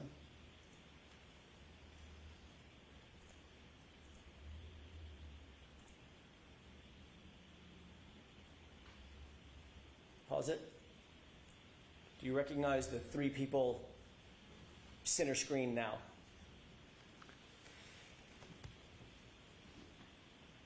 I really can't make it out. I would have to be assuming, I don't want you to assume. guessing. I can't make it out Okay, to identify each individual. Let's play it forward if we can. One more time. At this point, go ahead and pause it. At this point, can you make out any individuals? Yes. Okay. At this point, I can say that looks like Brian Higgins in the middle of the three gentlemen. What is he wearing? It looks like a hooded sweatshirt. Okay. And the person to his, sorry, let's do it from your perspective or the juror's perspective. The person to the left of Brian Higgins? I believe that's Brian Albert. And the person to the right of Brian Higgins? To the right from my perspective? Yes, sir. Yeah. I believe that's Chris Albert, but I'm not positive. I'm not Let's go ahead and positive. play it. Stop. Did you see Brian Higgins just do something? I was not paying attention to his gesture. We have to replay that, please. Does it appear he's looking a particular direction? He is looking in a particular direction based on that frame, yes. Is that toward the bar area? It's in that direction. I don't know exactly where he's looking, whether he's looking at the bar, to the right of the bar. I can't tell from this. Okay, okay. And John O'Keefe, you indicated earlier that John O'Keefe, that's where you saw him most of the video, toward the bar area, to the right of the bar. If you scroll to push the screen to the right, I can tell you where Mr. O'Keefe is. With the court's permission. Yes.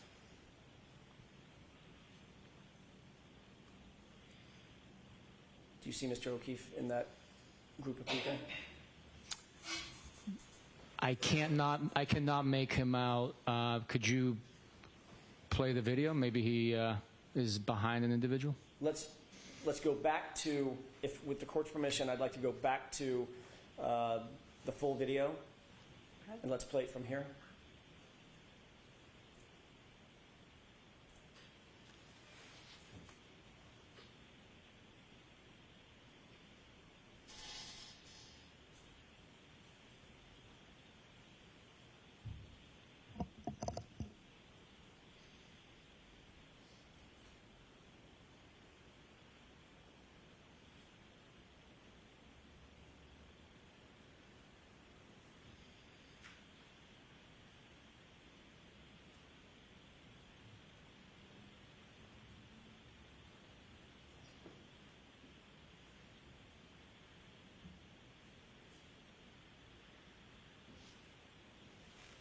Pause it. Could you see what was happening with Brian Higgins? He was gesturing to someone. I was trying to see Mr. O'Keefe. We were talking about Mr. O'Keefe, so I apologize. Understood. With the court's permission, could I play the video one more time with it focused on the other side of the bar? Okay. Thank you. Last time. Can you tell me who to focus on, please, Yes. so I'm not looking for the wrong person? Sure. Thank you.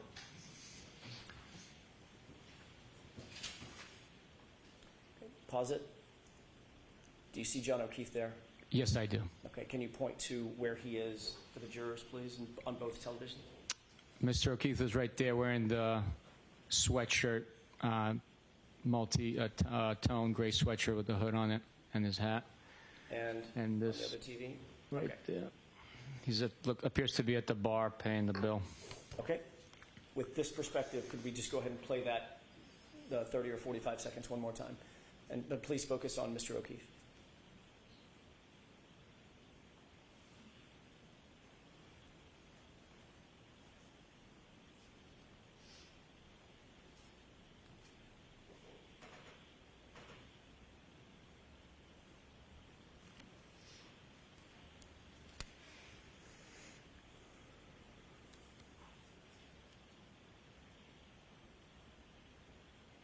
Pause it. Do you see where Mr. O'Keefe is looking at this point? Yes. Where is he looking? What direction? Well, from this vantage point, it looks like he's looking to the left on the screen at the individual he appears to be conversing with. Okay, go ahead and play it. Pause it. And what about now? Same individual. Okay. He's still engaged in conversation. Pause it. And what about now? He's taking a sip of beer. Right. Which direction is he looking? In the same direction. Okay. Go ahead and play it.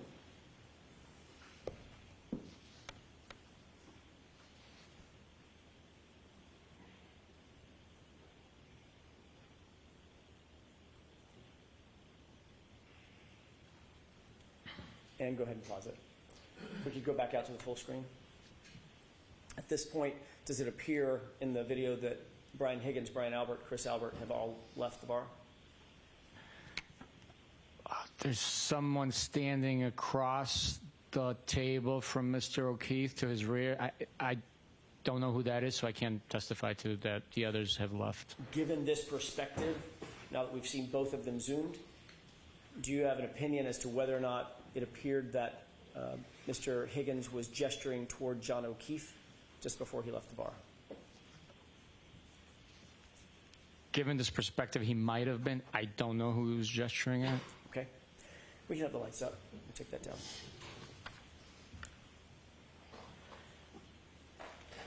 I want to change gears for a second.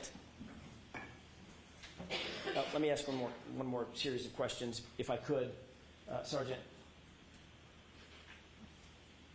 what we've just seen was literally Brian Albert, Brian Higgins leaving Waterfall to go to a different location. What was the location they were headed to, based on your investigation? They were heading to 34 Ferry Road. And shortly thereafter, who else followed to go over to 34 Fairview? I'm sorry, you said Chris Albert? No, I didn't. No, you didn't? Okay. Nope. Brian Albert, Brian Higgins, they went to 34 Fairview, and then Mr. O'Keefe also traveled there. Thank you. I want to shift gears, if I could,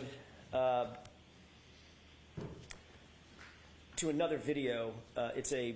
Did you review certain ring videos, specifically relative to One Meadows, the outdoor ring video servicing the carport area?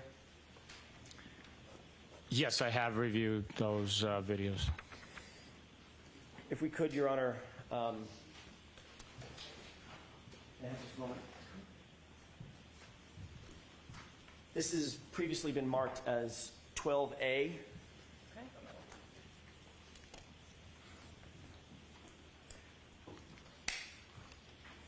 If we could with the court's permission, zoom in on the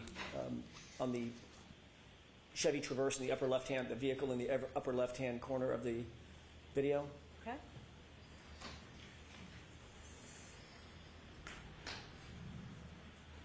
Pause it. Just go ahead and zoom in on the upper left-hand corner. Okay. Go ahead and play.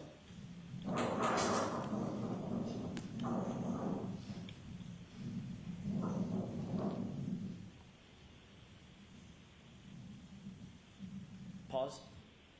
Did you see anything happen with the left rear tire of the other car in the driveway? Which car are you talking about? The highlighted portion, the parked car, which is the left rear tire that's zoomed in on. I wasn't paying attention to the tire. Can you play it again, please? With the court's permission? Okay. Let's try that one more time.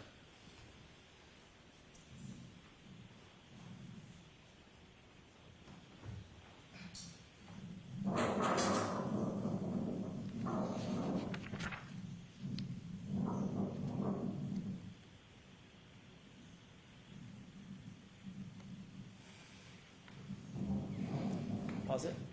Okay, you can take that down. Did you see anything happen with that left rear tire of the Chevy Traverse? Based on that video, it appears there might have been movement there. Last year, and you've seen this video several times, correct? I have. You saw it during the course of your investigation, not just in the course of proceedings, correct? Right. Last year, you indicated that you observed the vehicle, Miss Reed's vehicle, come near Mr. O'Keefe's car. Which one in that video was Mr. O'Keefe's car? The Chevy Traverse. And that would be the car that was parked and static, not moving, correct? Correct. Having seen this, do you still believe that the SUV came near the Chevy Traverse, or do you believe it struck the Chevy Traverse? With the clarity of that video, there is a lot of movement in the shot. Not with great certainty. It appeared that there was movement of the tire, but I cannot say with 100% certainty that there was movement. You can't say with 100% certainty that that tire literally shifted and wiggled upon some sort of an impact. Based on the video, there appeared to have been movement. Okay. You had this video for the first 3 years of your investigation. You had this video very early on, correct? That's correct.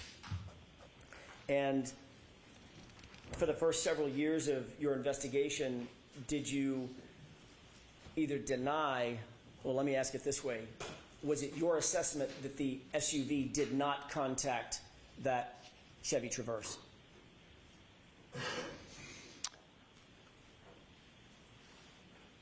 My assessment with the totality of it all was that based on the video, there was no damage that occurred to either vehicle at that point in time. That wasn't my question, Sergeant. My question was your assessment that there was no contact between the two vehicles? Is that what you assessed during the course of your investigation? I did not assess that there was no contact, no. Even as recently as last year, you testified in another proceeding that the SUV came close to the Chevy Traverse, correct? Yes, I said there's a lot of movement in that shot. It's difficult to tell if there was more for me to observe and push that certainty level up. I would have testified differently. As you've seen the video enhanced, zoomed in on, do you wish to amend that testimony from last year? Objection. Ask it differently. Sure. Given what you've just seen, what is your testimony now about whether or not that SUV struck the Chevy Traverse? There is movement of the tire. There is movement of the tire. Could be an earthquake. Could be someone standing there pushing the car. I'm asking you, based on what you just saw in this video, do you believe that the SUV struck the Chevy Traverse? Logically speaking, the two vehicles had to have come into contact for the tire to move. They had to have collided, correct? At a slow speed, yes. Which area of the SUV collided with the Chevy Traverse? The front, the rear? It appears from the video it's the right rear area of the Lexus SUV that comes into contact with the Traverse. What time was this video taken? I believe that is at 5:07 a.m., if I'm not mistaken.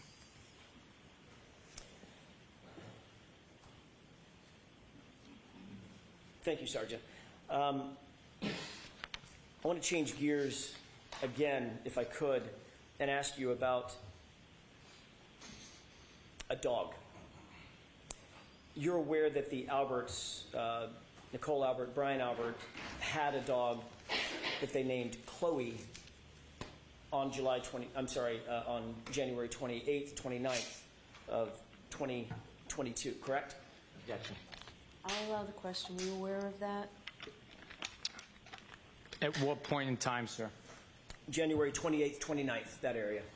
Was I aware that they owned a dog on January 28th or 29th? No. Are you aware now that on January 28th or 29th, they owned a dog? There was a dog in the house. Now I am aware, yes. Okay. During the course of your investigation, you learned that, correct? Yes. During the course of your investigation, did you also become aware that the Alberts got rid of their family dog? Objection. I'm going to see you at sidebar on this, please. Sure.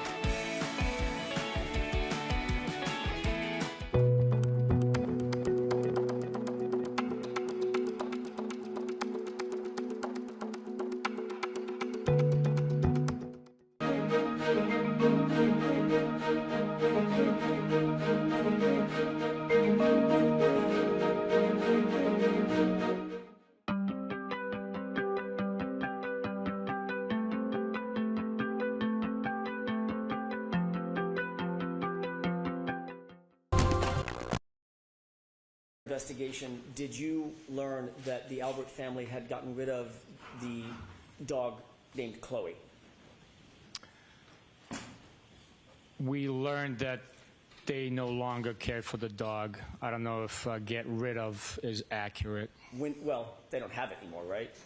Yes. Okay, so what would you call it? Giving it up for adoption, I guess? I don't know. I'm not a pet owner. Or what if they didn't give it up for adoption? I'm sorry? What if they didn't give it up for adoption? Rehomed, I guess. Okay. So it's no longer with them, right? Correct. They no longer own the dog. Okay, so they got rid of it. It's like you get rid of a car, right? Right? You can get rid of a car, yeah. Okay. And you can get rid of a dog. That's all I'm asking. Yes, you can get rid of a dog, yes. Okay. At some point during the course of your investigation, did you find out that the Albert family got rid of Chloe? We learned that they no longer owned Chloe, yes. Okay. When did you learn that?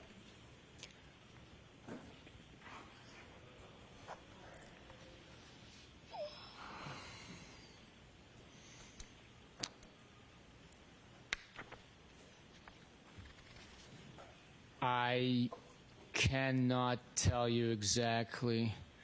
I can tell you when we looked into it officially.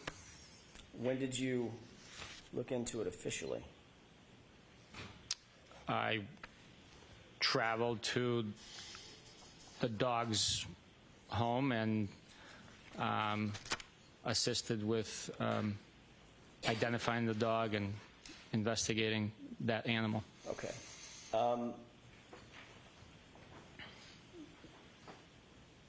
What documentation did you use to identify that animal? It was veterinary records. I want to stop you there. Veterinary records from whom? From the Albert family? I did not get any veterinary records from the Albert family. The veterinary records that you did get were veterinary records that had been utilized with the Albert name?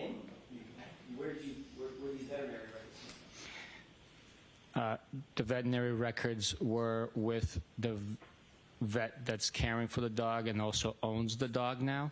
Okay. And those records also had been dated prior to when the dog was owned by the Alberts. Okay. So, other than some veterinary records that, and by the way, the dog's not even named Chloe, correct? The new owners renamed the dog, yes. Cora? That's correct. Yes. And the new owners did not get that dog from Brian and Nicole Albert, did they? No, they did not. They got it from a separate person. Is that right? That is correct. Separate person named Riley? That's her last name, yes. And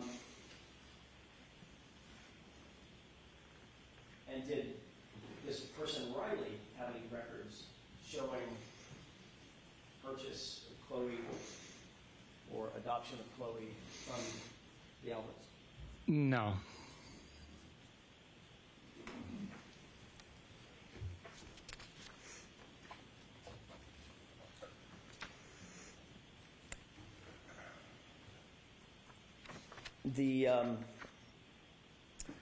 You did write a report about the newest owner of this animal, this dog, correct? I documented my trip to the location and the steps I took and services I provided in the investigation. And in that report, you omitted the name of the new owner? I'm not sure. Did you omit the location of where you actually came in contact with this animal? You're going to have to show me my report. I don't remember.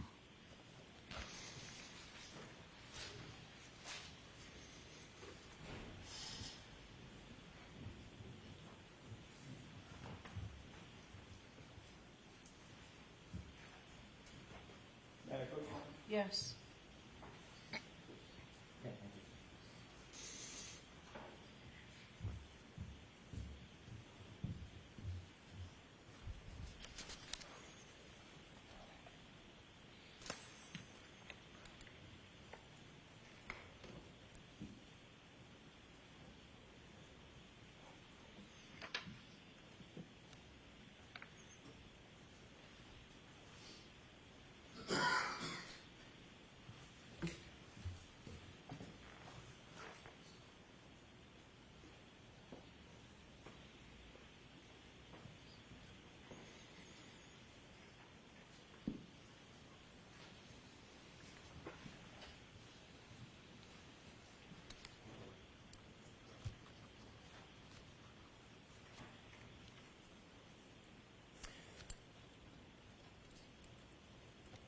Okay, I apologize about that. No problem. I'm the one slowing us down just a little bit. May I approach? Yes. Did this, reviewing your report, refresh your recollection as to whether or not the new owner's identifying information is in this report? It did. And is that information in the report? No, it is not. You've got, there are some veterinary records that you supplied along with your report, correct? Yes. That you gathered? I'm sorry, what was That it? you gathered along while you were doing Yes, yes. May I approach? Yes.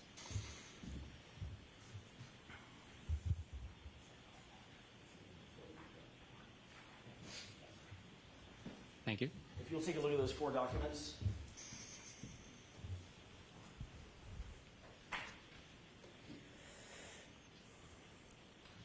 Do those appear to be the veterinary records that you gathered related to this animal?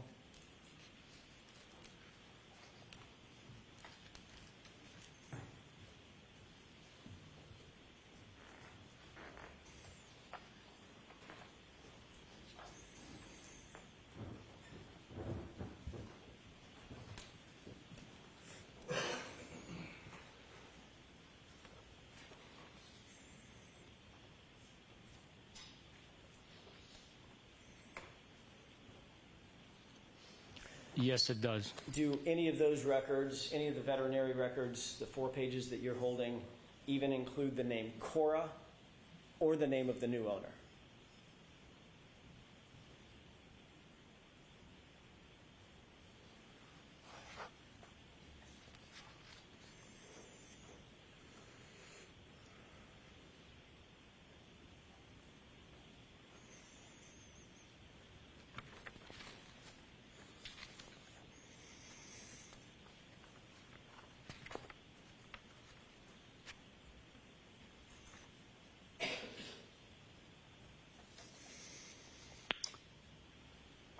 I browsed through it, and no, it does not appear that Cora or the new owner are included in any of these 4 pages. May I approach? Yes.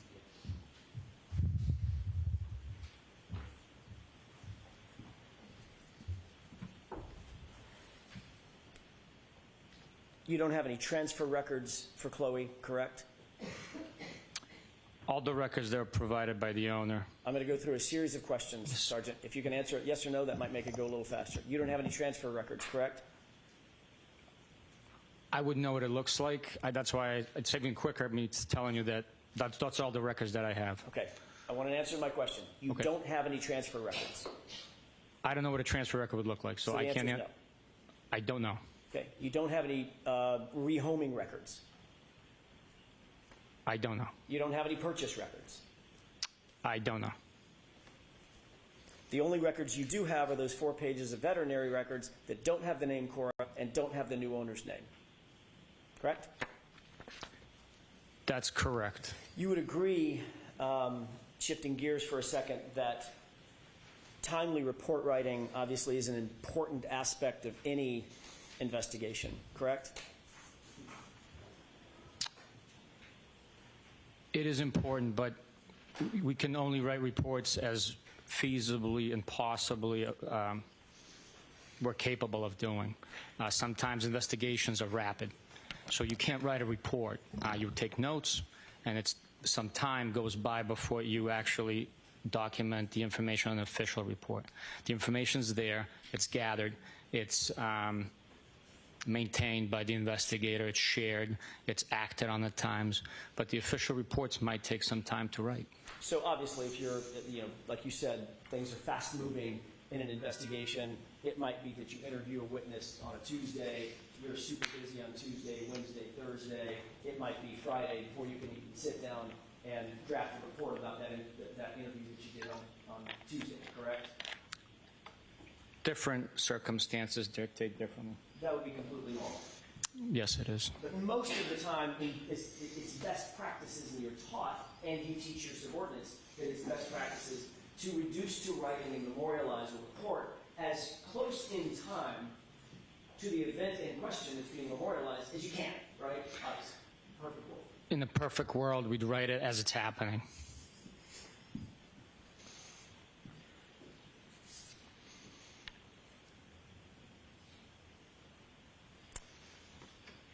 Are you aware that more than 20 official police reports in this case were not recorded for more than 100 days from the time that the event in question was done, was being memorialized? I did not know the exact date in delay. Are you aware that there are 11 reports that are more than 300 days from the time of the event that was being memorialized? I was not aware, no. Are you aware that there are 3 reports that are more than 400 days from the time of the event that was being memorialized? I am not aware, no. Are you aware that there are 4 reports that are more than 500 days from the time of the event that's being memorialized? I am not aware, no. Are you aware that the longest delay of any report in this investigation was 581 days? I am not aware of that, no. You became aware early on in your investigation of 2 individuals named Ricky D'Antano and Heather Maxson, correct? They are witnesses, yes. both Ricky D'Antano and Heather Maxson, you learned, were outside 34 Fairview in the early morning hours of January 29th, correct?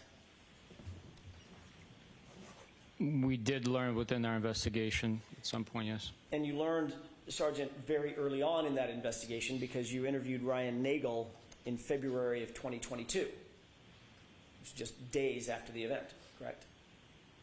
I'm not sure of the exact date. Obviously, as you just said, you became aware that Ricky D'Antano and Heather Maxson were witnesses in your homicide investigation, important witnesses, you'd agree, correct?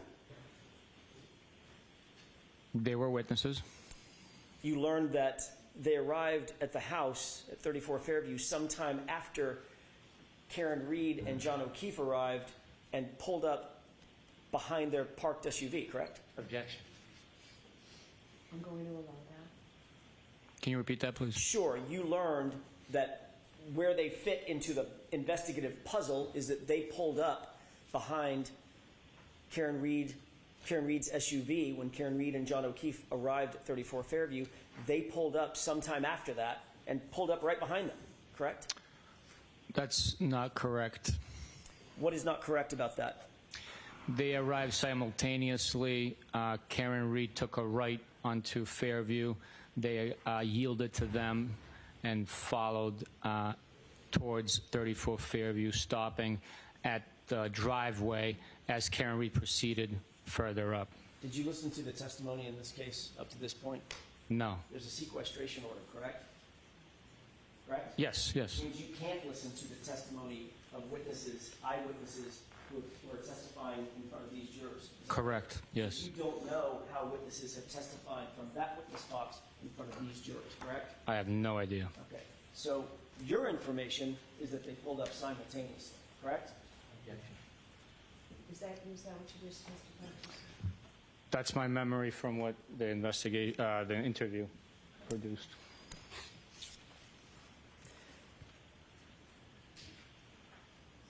You certainly knew that there were eyewitnesses to the condition and the location of Miss Reed's SUV, correct? Yes, yes, from their interviews, yes. And you also are aware that they would have been in a position to see the occupants of Miss Reed's SUV as they were behind it and then pulled around it, correct? Objection. Sustained.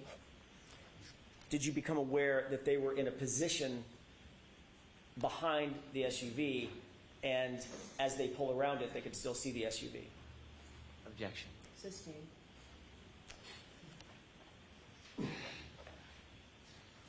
You knew what potential role they played in your investigation as eyewitnesses, correct? Generally? When we interviewed them, when we learned of their existence, when we interviewed them, we collected information based on their recollection. Okay. My question was, you're aware that they had a certain perspective as it relates to the SUV that night, the early morning hours, right? Based on their interviews, they had a perspective with the brake light being on constantly. I'm not asking you what they said. I'm asking you if during the course of your investigation you learned that Ricky D'Antano and Heather Maxson had a perspective. They were eyewitnesses to certain things. As Yes. relative to the SUV, correct? Yes.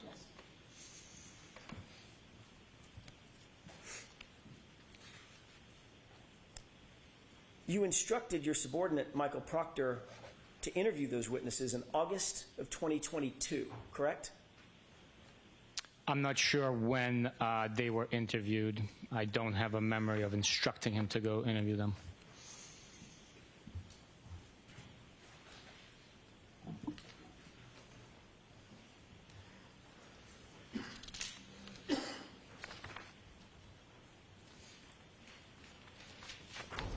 May I approach, Your Honor? Yes.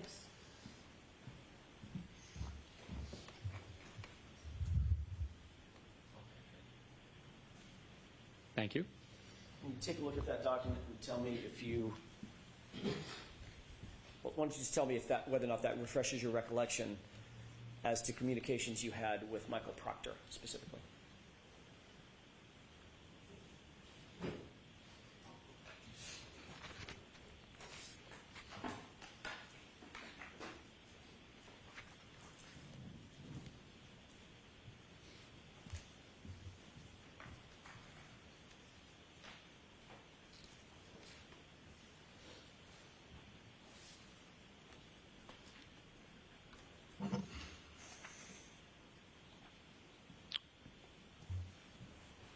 Thank you, Sergeant. Does that refresh your recollection as to a conversation, or I'm sorry, a communication that you had with Michael Proctor?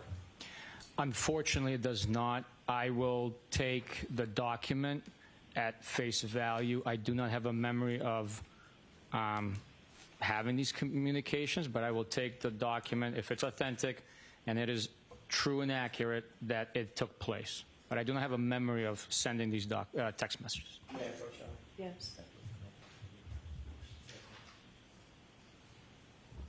Also, my name's misspelled in there. Is that from the extraction, or where is that from? Couldn't tell you. Wasn't me. Appreciate it. Thank you.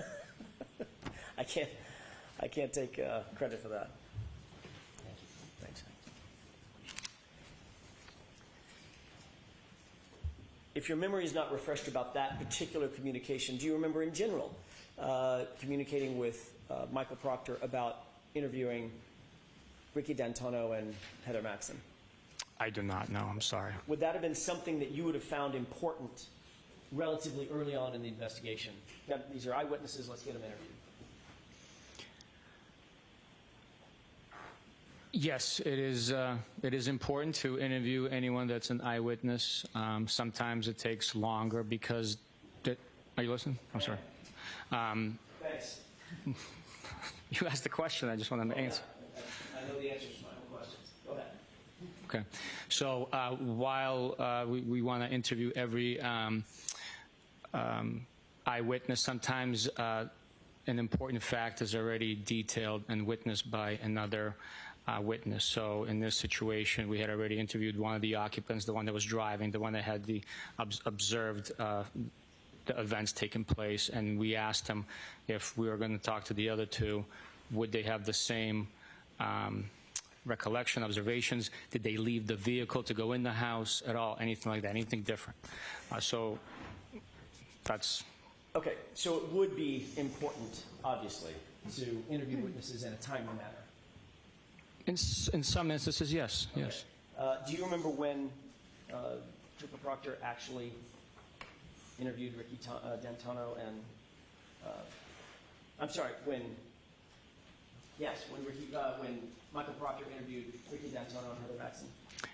I do not have a memory of that, no. I'm sure a report would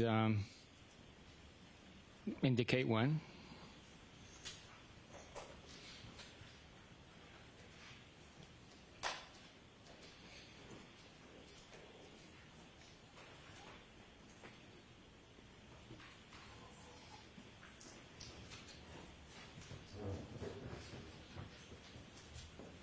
May I approach you? Yes. I may have misspoken. Sergeant, take a look at that. I thought that was a report from somebody else. It's a report from you, actually. Tell me if that refreshes your recollection as to when Ricky D'Antonio was actually interviewed. Yes, this report, authored by me, was states that on Saturday, September 2nd, he was interviewed. What year? 2023.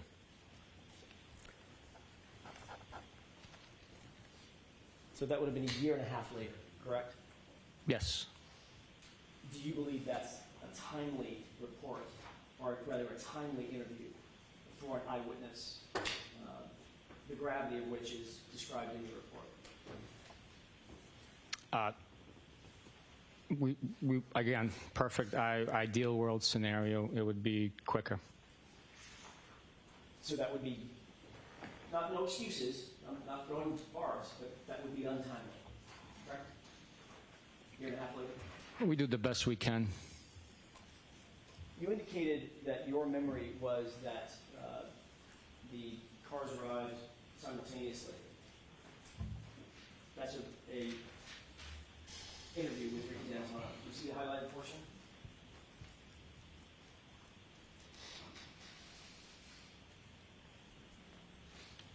I see it.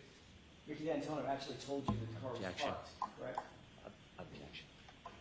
The objection sustained. Your Honor, may we approach with them? Yes, can I see that, please?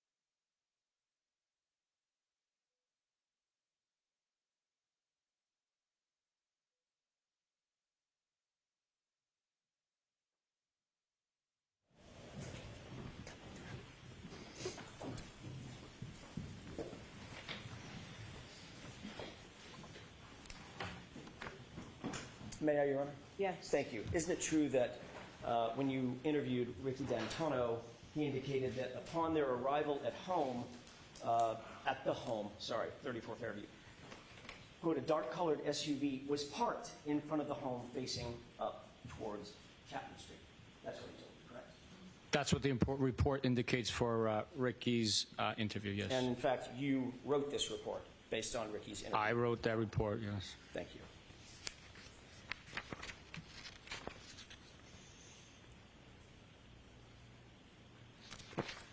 If I may have just a moment, Your Honor. Yes.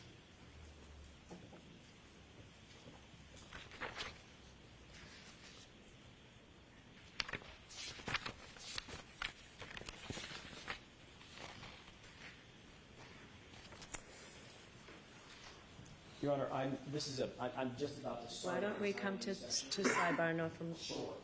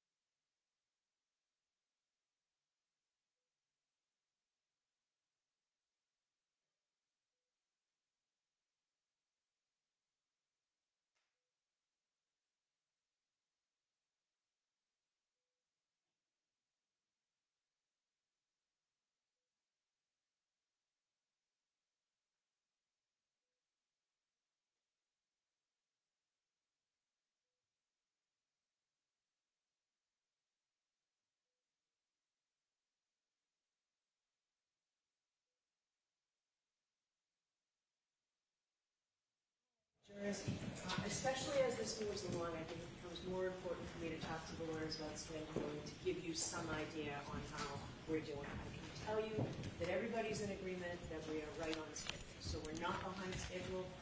Optimistically, maybe we're still a little bit ahead, but we are on schedule for that Christmas. Monday, I'm going to ask you all to come in at 10. So we'll start at 10 o'clock on Monday, and we will go a full day Monday. We'll leave every day next week. We'll use a full day.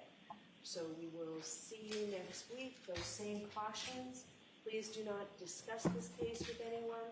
Don't do any independent research or investigation into this case. If you happen to see, hear, or read anything about this case, please disregard it and let us know. Be very careful with your social media use, and have a great weekend. See you Monday at 10. Sorry to leave you back.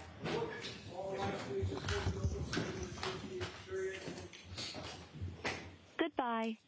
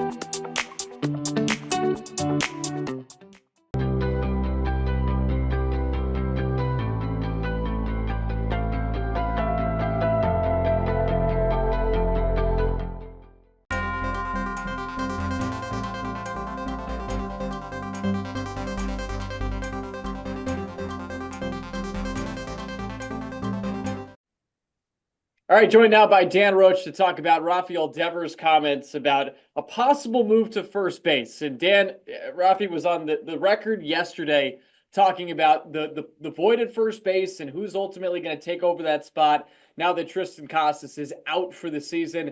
And Rafi, for this moment, definitively, and very definitively, said he's not interested in moving over to first base. We'll get into the quotes themselves, but what was your immediate reaction after hearing all this yesterday? I think the first one is the old school reaction is like, what? What are you talking about? Come on, he's a ball player, right? Let's just go. But then you kind of breathe a little bit and think about it. And, I looked at his quotes and what have you. And again, granted, I wasn't there. And so I haven't been there through this whole thing, Joe, just following from afar. But you have a situation where if it was me and if it was you, I think and a lot of younger players, I think you would say, all right, give me a glove, give me a third base glove, give me a first base glove. And from day one, when that announcement came down or that they told him in spring training that they wanted him to be the full-time DH, I'd still get up and get out there an hour early and take some ground balls at third, take some ground balls at first. And just because you eventually may move there, that would be me. But that's kind of not the way some of these ball players are thinking. So in some ways, I give Rafi a pass on this one because they went to him once already after he's had a pretty good career and is making $300 million and is paid for that for his hitting. They went to him once and said, we want you to change positions from a third baseman to full-time DH. And now they're going to him again and saying, we want you to change from a full-time DH to a first baseman. In the middle of the season, it was an off-season thing. I think it'd be a lot easier. So I do have some compassion for Devers in this situation. Saying again, if that was me and I was down there, I would have already been taking ground balls and doing everything I can, asking the coaches to teach me how to play first base. It's such a complicated issue, isn't it? There's just a lot of different layers to it. And the quotes, they were striking in how honest they were from Rafi about the whole situation, about his discontent right now with the front office. And just to give you a couple of the quotes, he was asked about the first base situation and if anybody's come to talk to him about it. He said, they came to me and talked to me about it. I know I'm a ball player. At the same time, they can't expect me to play every single position out there. In spring training, they talked to me and basically told me to put my glove away. I wasn't going to play another position other than DH. Right now, I don't think it would be an appropriate decision by them to ask me to play another position. And then he specifically called out Craig Breslow, and he didn't mention his actual name, called him the GM, and just said he played ball. I would like to think he knows that changing positions isn't easy. It is worth mentioning that this was all translated through the team's interpreter, Davison Perez. So there might be a little bit that got lost in translation in the sense of it wasn't his exact words, but the feeling of his words were certainly translated to the press and now to the Sox fans. What specifically among all this stood out to you the most with the quotes itself, Dan? Well, I think he kind of was very honest. Like you said, he just said, listen, I'm a ball player. They came to me, they said once already, will you change positions? Now they're doing it again. And I've been trying to think, somebody that's in the game, that's made that, was rewarded with a contract, for what he has done, let's face it, with his bat. And now they're kind of come and say, let's go from third to DH because we have a chance to sign Bregman. All about that. Yes. Okay. I'd be all in on that. Now we want you to be the full-time DH. Okay. I didn't like it at first because I don't want to become labeled. And now, unforeseen circumstances have created this with the injury to Casas being out for the season. They want me to come and change again. And I was trying to think, Joe, if it's comparable to anybody else that would be asked, it'd be like maybe Pete Alonso of the Mets being asked to go, signing a deal, a long-term deal, and then being asked to go from first to third 2 months into the season. Right? That's not easy for anybody, and it's a process. It's like saying to Mike Trout, can you go from center field or right field to come in and play second base? It's just, some people have that skill. Mookie Betts, it's easy for him, right? Because he's such a natural athlete. For Devers, I don't know. You know what I mean? And again, you got to find the right way to click it with him, because I think if you sat him down and really told him, this is the circumstances we're in now, we're not going to throw you there tomorrow.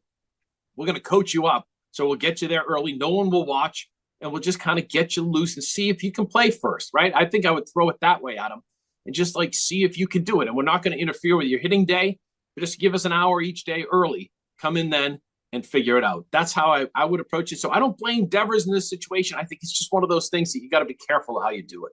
Yeah, and it seemed like Alex Cora was trying to be careful about it. He wasn't willing to commit to the media that he was even saying that he was going to have a conversation with him about it, saying, initially, no, he's my DH, no, he's my DH, and then maybe reneged on it just a slight bit in an interview with WEEI recently, opening that door a tiny bit, but also still saying he wants him to be the DH. And Dana, I'm actually glad you brought that up about how this is a unique situation, and you were trying to find a comparable version of it, because I've been thinking more and more about all this, and my take on it is similar to what you said at the beginning, where you'd hope somebody with this contract, who's in many ways still the face of the franchise, you'd hope that they'd be willing to do anything to help this team be in the best position it can be. And there is a very fair argument to say, if Rafael Devers plays first base, it puts the team in the best spot, because it opens up that DH spot for Masataka Yoshida to possibly hit there if the Red